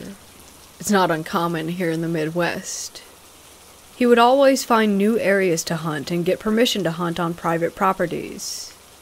So one day, him and his buddy got permission to go on this private land that I believe was around 100 acres total. I don't recall the specifics of exactly where the forest was. For now, I know for a fact that this was in the Michigan-Indiana border area, or in other words, Michiana. Anyways, they set out around noon to get to the forest and arrived at around 1 p.m. and started hiking back into the woods. They each had their own tree stands or blinds set up prior, so they made their way to them. I remember my grandpa telling me that they hiked a few miles back, so they had to have been deep in the woods. As the day goes on, they don't see any deer, so once the sun began to set, they decided to start making their way back to the truck and met up near my grandpa's tree stand. This is where the weird stuff happens. They're making their way back and the sun has completely set. Luckily, they brought flashlights for the walk back because otherwise they would have had to have walked a few miles in pitch black. Anyways, they finally have about a mile of hiking left when they see something or someone crouched in front of them with their back turned to them. My grandpa described him as a bald white guy wearing a black and white striped shirt. My grandpa's friend speaks up after a moment that I can only imagine as a "what the heck is this feeling?" and asks what he's doing out there, and without a word, the man stands up and faces them, stares, then levitates up toward the trees, and disappears. After that, they sprinted to the truck and never went back to that land again. I know it's not the craziest of stories, and sounds so weird, but I know for a fact that my grandpa did experience this. My grandpa's not a liar, and it was never some scary campfire story that he told us grandkids. When he told me, I could see in his face that it was disturbing him, and is something that he can never forget.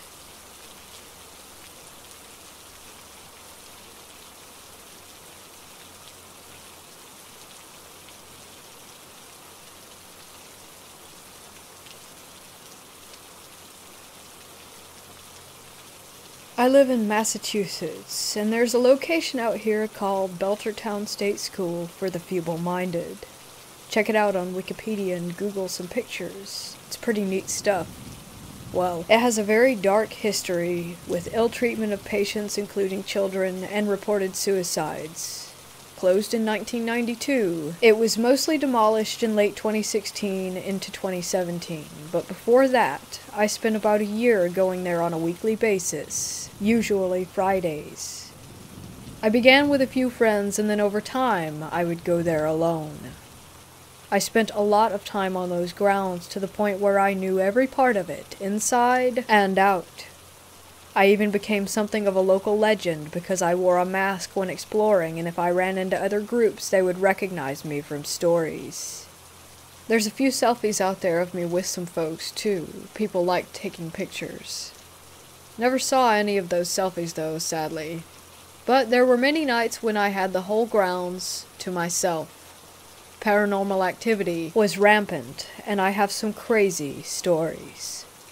The most obvious and frequent one was the noises. Now, mind you, the whole of the complex was in disrepair. Not only that, but wild animals would sometimes move in and out of the location, so there were a lot of unidentified noises that I could likely attribute to animals. I'm a firm believer in the paranormal, but I do try to approach all things as a skeptic before jumping to potential conclusions. A few things I absolutely could not explain. One was the X door. There was one door in the hospital, on the 3rd floor, right wing, second door into the floor, on the left. It was beside what once was a bathroom. This door led to a hall containing several empty rooms, and I could not determine what these rooms might have been. They didn't look like cells, more like office or storage spaces. I'm a pretty stocky 6-foot dude, and I had to lean into this door. I call it the X door because it was the only door in the whole facility marked with a spray-painted orange X on it. Imaginative name, I know. This door was a highlight for my personal trips as well as when I went with groups. 'Cause we would close the door, walk away, and later come back to find it open. It's possible that some animal managed to open it, as unlikely as that is. What was more unlikely were the times we left it open, and when we came back about 10 minutes later, it was closed. I tried when alone to sit and watch the door, but nothing happened. I tried to replicate potential causes, but there was zero airflow in this wing due to heavy doors on all the other sides, and honestly, if an animal did get in, it could not have been bigger than a rat due to there being so little open space to move in this particular segment. I could never explain the X door, but it's always a good stun when I bring a group back up to that floor and we would find the door had shifted. Another experience was one time when I was bringing 2 of my friends out there. It was their first trip to the grounds. We made it in past the fence and to the outside of the asylum. They didn't want to go in, already getting spooked. I encouraged them to try it. It had some cool stuff to see after all. Then we all 3 at the same time heard what sounded like screaming, laughter, and talking all at once. I heard more laughter, but my friends said that the screaming was most prominent. Now, it could have been another group inside the hospital building, but here's the thing. I have been on the grounds when another group is talking or laughing or screaming inside. You can pinpoint exactly where it goes down. There was lots of broken windows and open walls, so it was pretty damn easy to lock down any sound and where it was coming from. But this sound came from the building. That's the only way I can explain it. Like the whole building at once just let loose a scream of trapped noises. I'm a gutsy bloke, but I got chills. We left after that, to the begging of my friends to flee the grounds. I wish I could have stayed that night. The activity was just getting started, I feel. I would go there weekly and spend about a half hour in several key rooms. The padded room, the silent room, the X room, the auditorium, and gym. There were lots of great sounds and some truly disturbing sensations.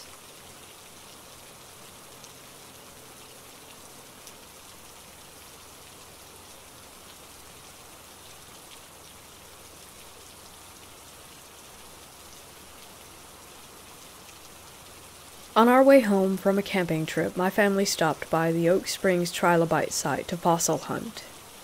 If you don't know the southeastern Nevada desert, the attractions are low to moderately traveled, and you will often be one of the only visitors. This site in particular was empty, and we were the only people there. A quarter-mile trail leads you to a shale deposit where you can sift through for fossils. Shortly after starting out, I heard a man call out conversationally. Not really shouting, but talking loudly enough to communicate with someone a distance away. I was facing west on a south-facing slope, and he sounded like he was down and to the left, closer to me than the highway. I paused and took a look around. There was no dust, or engine noises, or anything like that. No crunching of footsteps. Nothing. There were flies buzzing about, and I decided that a bug had just buzzed in my ear. A minute later, I heard another man call out, this time up the slope to my right. Probably just another bug. Sounds can get weird in rocky canyons, so it was no biggie. We came upon the site, dug around for about 30 minutes, and found a few unimpressive specimens, so we headed back for the truck. At this point, I had forgotten all about the voices. Driving away, I asked Hubs, "What did you think? Pretty cool?" I'm the rock hound, and never know if he's enjoying my hobby as much as I am. He replied, "Sure, yeah, it was actually pretty cool." Pause. But I kept hearing these voices, and I couldn't tell where they were coming from. He had a face shield up over his ears at the time, making it unlikely that a bug could have possibly buzzed in there. He said that he was hearing them on the way back to the truck, and heard them calling out at least 3 times. Caliente is nearby, and Pioche a ways further, and both towns have histories dating back to ye olde mining days and Mormon frontiering. There are lots of railroad, gunfight, and native raid stories, and some weird Warren Jeffs type stuff. Not to mention Area 51 being sorta/relatively nearby. Now, we are both atheists and skeptics. We don't believe in ghost stories, and neither of us have ever had a paranormal experience. But this one has us scratching our heads.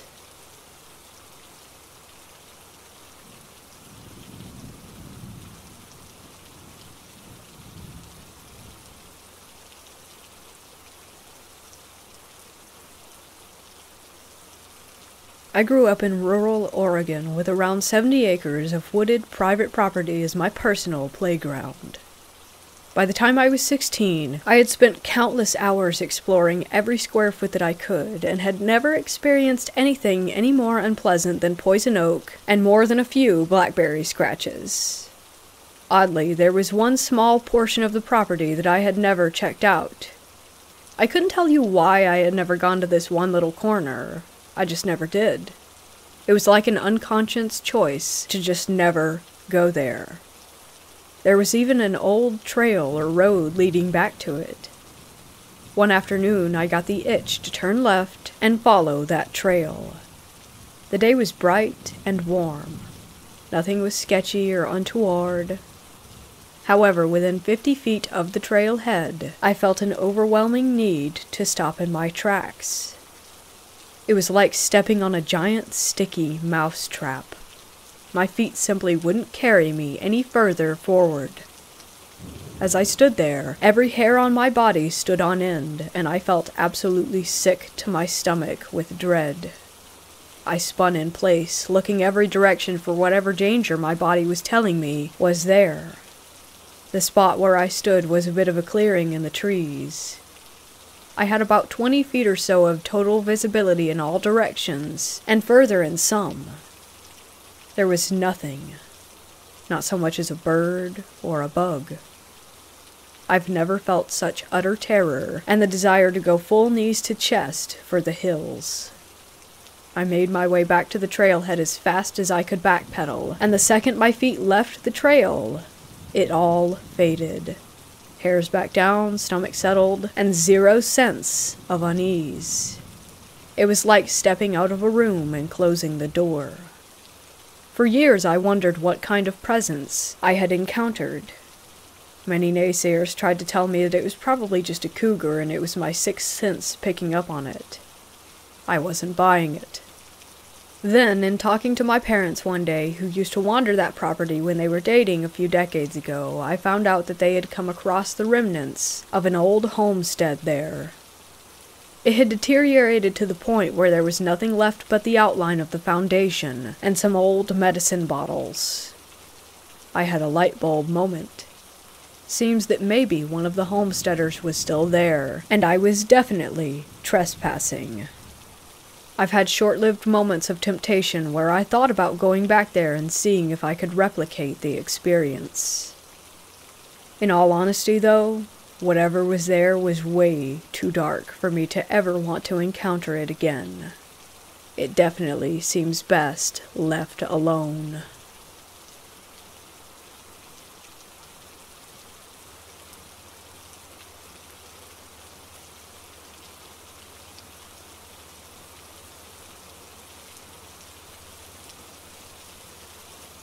This story took place when I was a kid.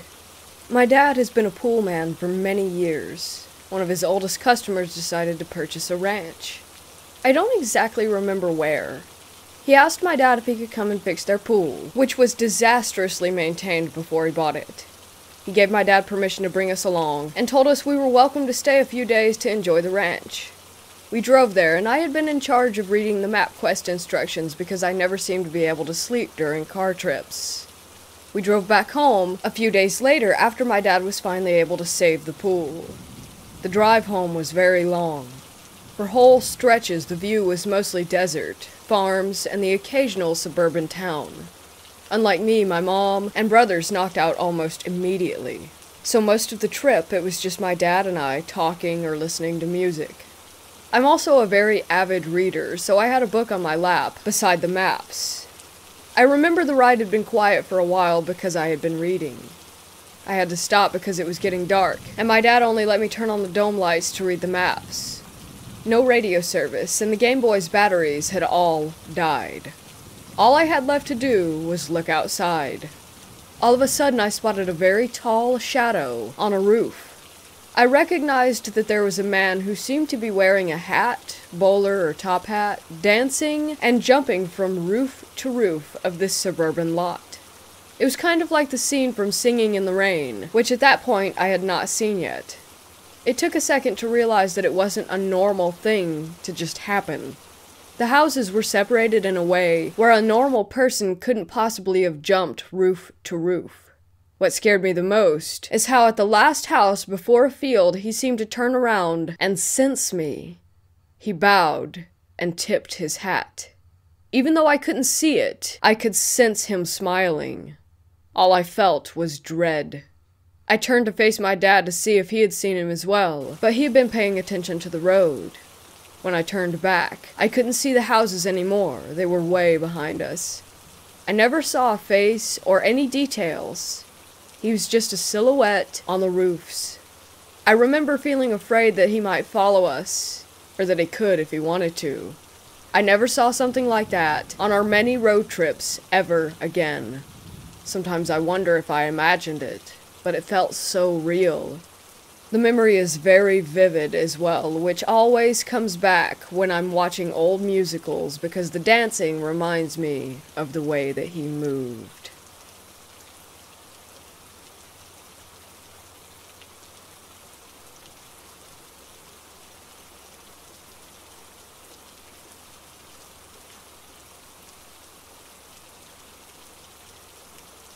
A while back, I was chosen to be in an indie film about djinns, basically the local versions of demons. Before I continue, there are 4 things you should know about them. 1.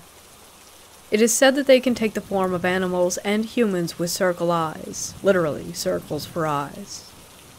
2. They are supposedly born from smokeless fire. 3.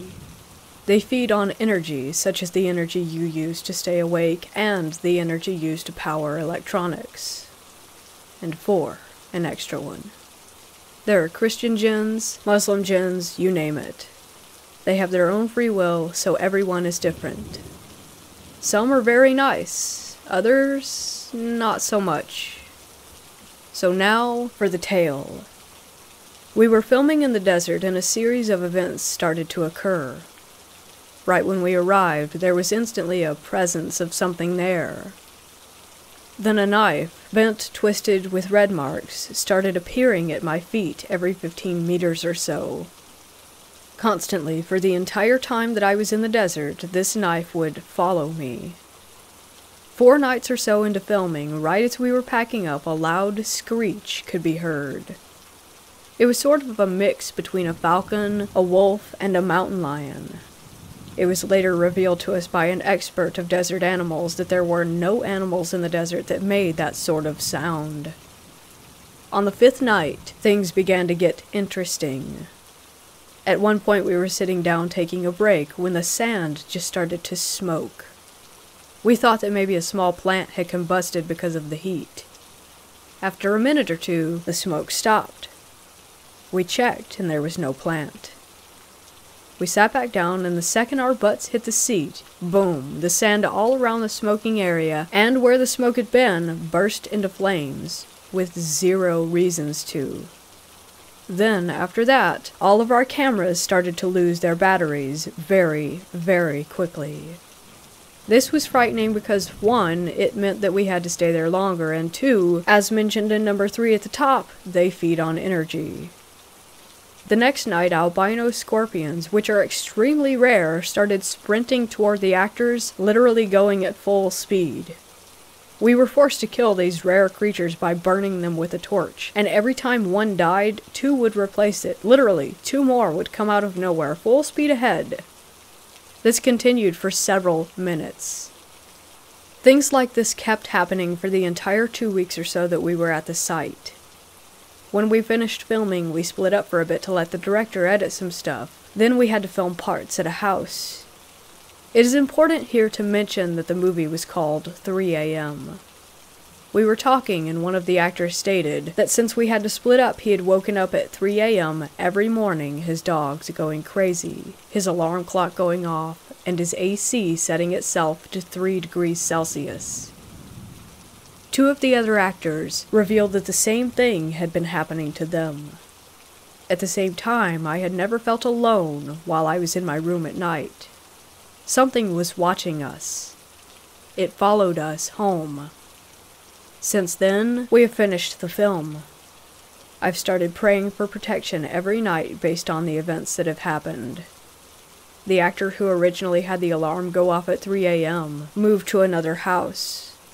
Another actor moved to Canada. We were filming in UAE, which is in the Middle East, so this was pretty far away. The second actor also moved internationally, and I am moving in 4 weeks or so.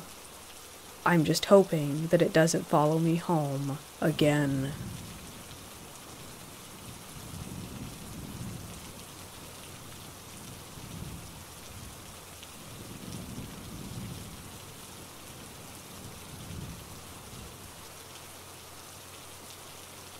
I've been a babysitter a bunch of times. Sometimes I take care of the kids of my mom's friends, other times I take care of my little cousins. I really liked to babysit all of my kids, because it usually went smoothly and none of them were problematic to deal with. One time I was babysitting my little cousins, who at the time were 6, 4, 2, and 5 months old. My aunt told me that the baby monitor needed new batteries, so I decided to just check on the baby from time to time. The night went as usual. The bigger kids ate dinner, played a bit, then watched some cartoons, and fell asleep a few minutes after. I was downstairs just texting with some friends and tried to listen carefully in case my baby cousin made any sounds. For most of the night, I thought I heard the baby making sounds, so I kept going in there and checking on him. I believed it was just my mind playing tricks on me, probably because I was on high alert, waiting for something to happen. Around midnight, the 2-year-old woke up crying because of a nightmare, so I grabbed him and let him lay on my chest until he fell asleep, and then I tucked him into bed again. A few minutes passed, and I heard the baby screaming, so I ran upstairs and did what I could to calm him down so that the other kids wouldn't wake up. As soon as I get to the door, the screaming stops, and when I entered the bedroom to check on him, he was sound asleep. I freaked out and checked everything in the nursery, hoping to find some kind of toy with a similar sound, but there was nothing. I immediately went and checked on the other kids, praying that they were okay. Fortunately, all 4 kids were asleep, and it appeared to have not disturbed anyone. Still, I made sure everything was all right, and that nothing had actually made a sound. I was kind of surprised that the scream hadn't woken any of the other kids up, but at the same time I was thankful for it, because I didn't want the other kids to be scared in their own house, and also I wouldn't know how to explain what had happened to my aunt and uncle without freaking them out. I didn't hear any other sounds for the rest of the night, until my aunt and uncle came home. I decided to not say anything, and just take the money and go home.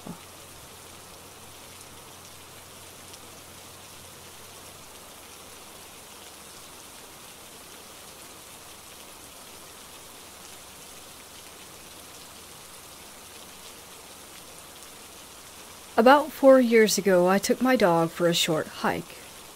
It was about a mile walk from the car to the beach along the Strait of Juan de Fuca in Washington state. The trail led us through the tall cedar trees, and then to a large clearing which led to the beach. My dog and I played on the beach for a while before I decided to head back. We stopped and took a break at a picnic table in the middle of the clearing. My dog, being the monkey she is, was standing on top of the picnic table looking around when she fixated on a spot across the field and her hair rose on the back of her neck. Always one to trust my pup, I became extra observant. As we stood there, a black mist appeared out of thin air to our right. I watched as it took on a long form roughly the size of a human. It glided across the trail and dissolved. It was really like looking at a small black translucent cloud. It scared the crap out of me and my dog, and I boogied back to the car. I've never found an answer to what the black mist was.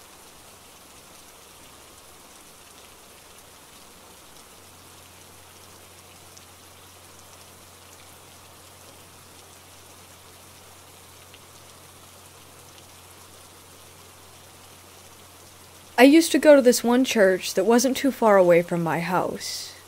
I had gone there for years before noticing anything. One day I was at the church with a friend.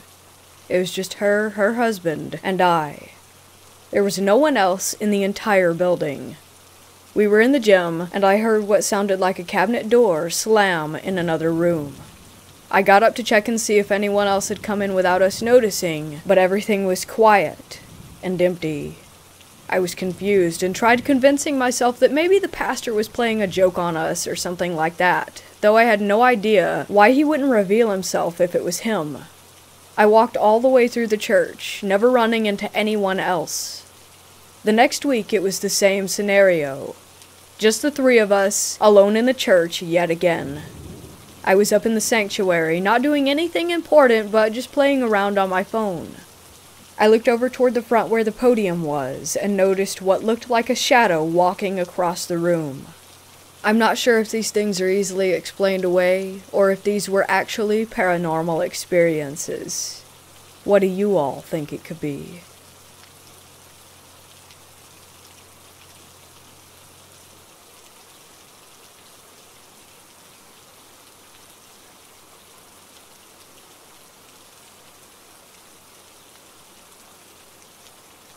Last year, I went to the Transalgony Lunatic Asylum in Weston, West Virginia. It was a birthday trip for my friend, and since we both had an interest in the paranormal, we decided to head there and check it out. If you're a paranormal enthusiast, you should know that this place is supposedly haunted.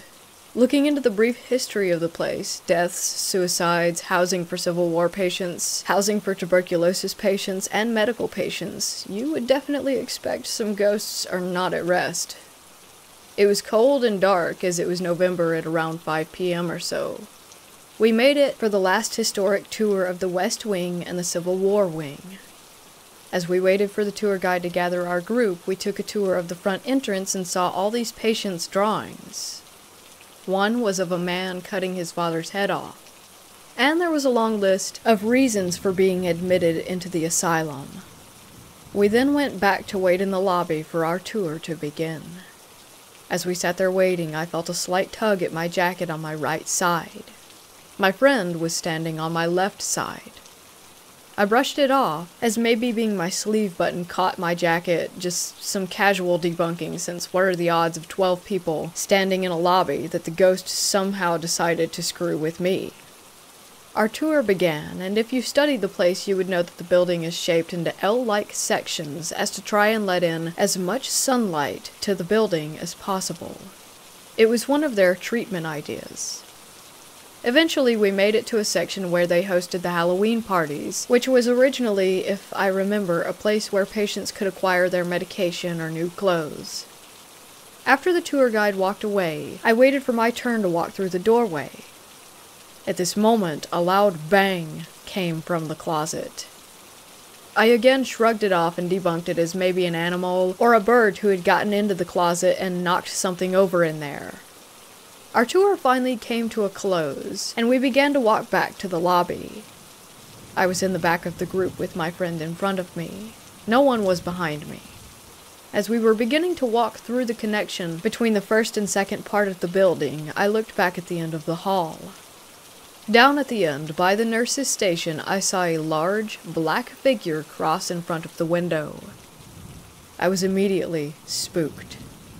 I started taking steps back and forth to see if maybe it was my shadow or anything really like that, but it was nothing. I could not debunk it. So I just continued on and tried to write it out of my mind. Then came the final walk to the lobby. This building is massive, by the way. If I remember correctly about this, they said the building is almost a quarter-mile long from end to end, so you can only imagine how long these wing halls are. Before I made it to the lobby, a chill went up my neck. I'm again in the back of the group. I would also like to mention that I have long hair as well. After that chill, I immediately felt as if someone blew on my hair, and the sound of a quick breath. There was no wind in that building, no doors being opened or closed, nothing.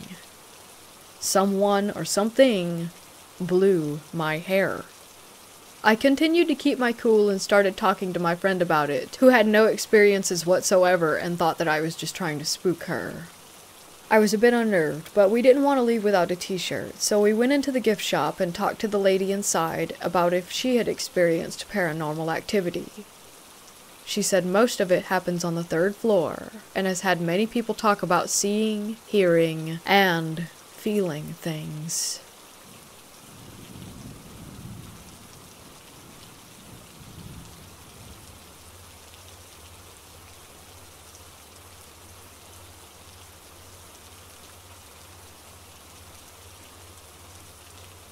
My university was in a remote location surrounded by a river.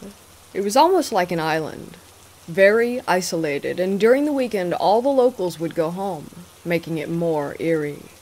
This happened in 2014 when I was 22 years old. My roommate had gone home for the weekend, so I decided to sleep in my friend's room. Around 1 a.m. I woke up feeling thirsty. My friend was studying, so I decided to walk to my room and bring the water bottle as my room was on the other side of the corridor. There was an elevator at the end of the corridor, which played soft music, and you would know if the elevator was on your floor. So I walked toward my room, and as I turned right toward the corridor, I saw an unknown girl staring at the elevator without moving. First of all, I didn't know who she was, because we can usually tell which year a student is, especially after spending 3 to 4 years in the same place and looking at the same faces every day.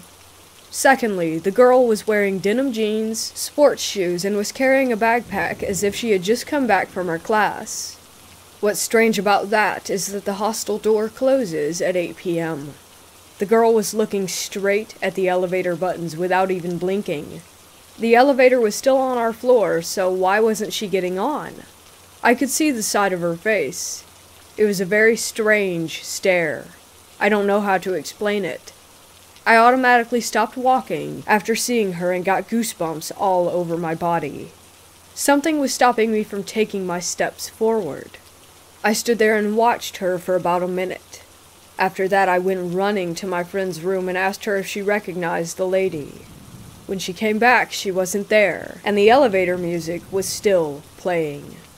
My friend didn't believe me, and I still don't know who or what that was.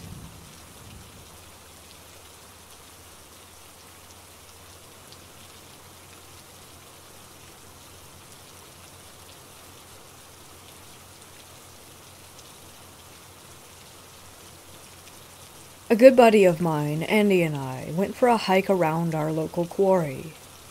We took a trail that we hadn't taken before. It had really awesome lookouts and a crazy graveyard that we walked by. It was super cool. We also hiked around to this other awesome spot with big rocks to climb. Then we decided to head back to the car. As we were walking back, Andy said that he felt like he had just walked through a giant spider web on the trail, but couldn't see or feel any strands to pull off. I said, "You just went through a portal," jokingly. He said, also half-jokingly, that he felt like he might have. Then he said that he started feeling a weird static electricity. This was strange, because I was feeling the exact same thing.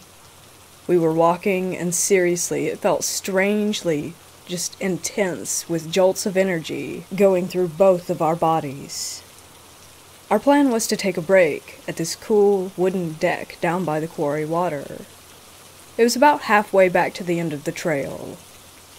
The plan was originally to chill there for a minute and listen to music on the water, but after that happened we were freaking out and wanting to see if we could feel that same electricity again. So we went back the way we came, and actually took another way back to the trail.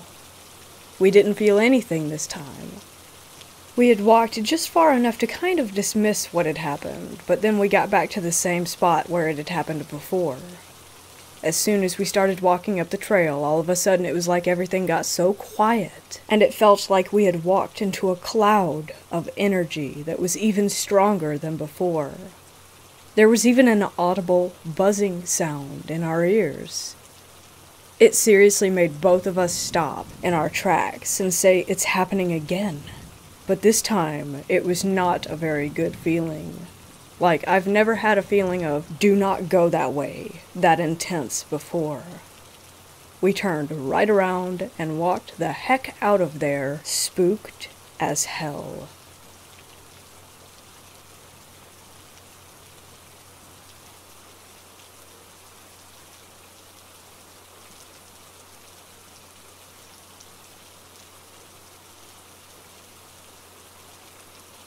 This happened 30 years ago when I was about 13, 14 years old, and me and an older friend were babysitting for a 6-year-old girl and her younger brother.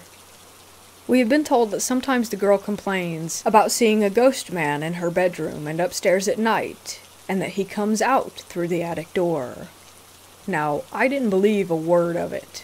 Kids are weird and say weird things. We get the kids ready for bed, but they wouldn't settle. The girl said that she felt scared, and her little brother started crying. She asked if she could sleep in her mom's bed until she got home. The little brother wanted to go with her. So I tucked them in and told some silly stories and laughed until they were both tired. Both kids were virtually asleep when we left. Door ajar, hall light on.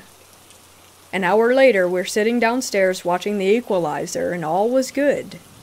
Kids were definitely asleep, as I had to sneak past their room to use the bathroom. I had a quick peek on my way back, and aside from the little brother snoring a bit, everything else was quiet. I go back downstairs, and we watch TV a bit more. About 20 minutes go by, and out of nowhere we hear banging. Heavy, heavy banging, and the kids are screaming immediately. I run up the stairs, and meet the kids as they're running out of the room. More banging, and this time I have eyes on the kids, so I know that they're not making the noise. The kids fly at me. I grab the little brother, and we rush downstairs into the front room, shut the door, and all crash onto the sofa. Everything is silent apart from the TV, which I switch off. We sit in silence for about 5 minutes, just sorta holding each other.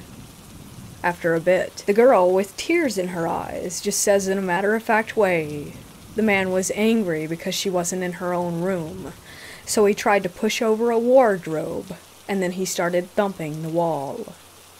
This event has stayed with me all these years.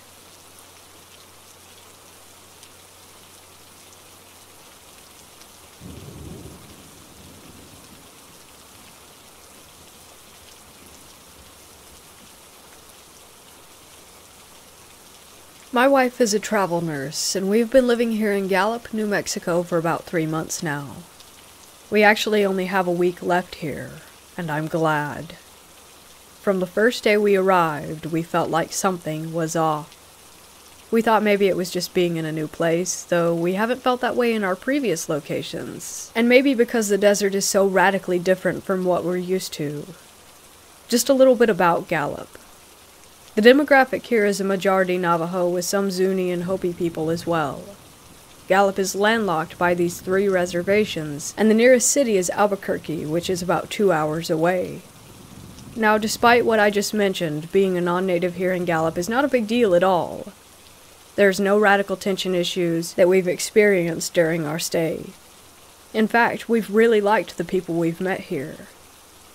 Yet there is a burning feeling inside of me, like I shouldn't be here, and that we need to leave. And my wife told me that she feels the same thing. As for psychics and feeling negative energy and all that stuff, I personally think it's probably just a bunch of hooey. That's not what I'm saying here. This is more like an instinct that we need to leave and not renew the contract here. And it is only in Gallup. We stayed in Ruidoso a few years ago and loved it there. We have traveled to many places surrounding Gallup and felt fine, but as soon as we came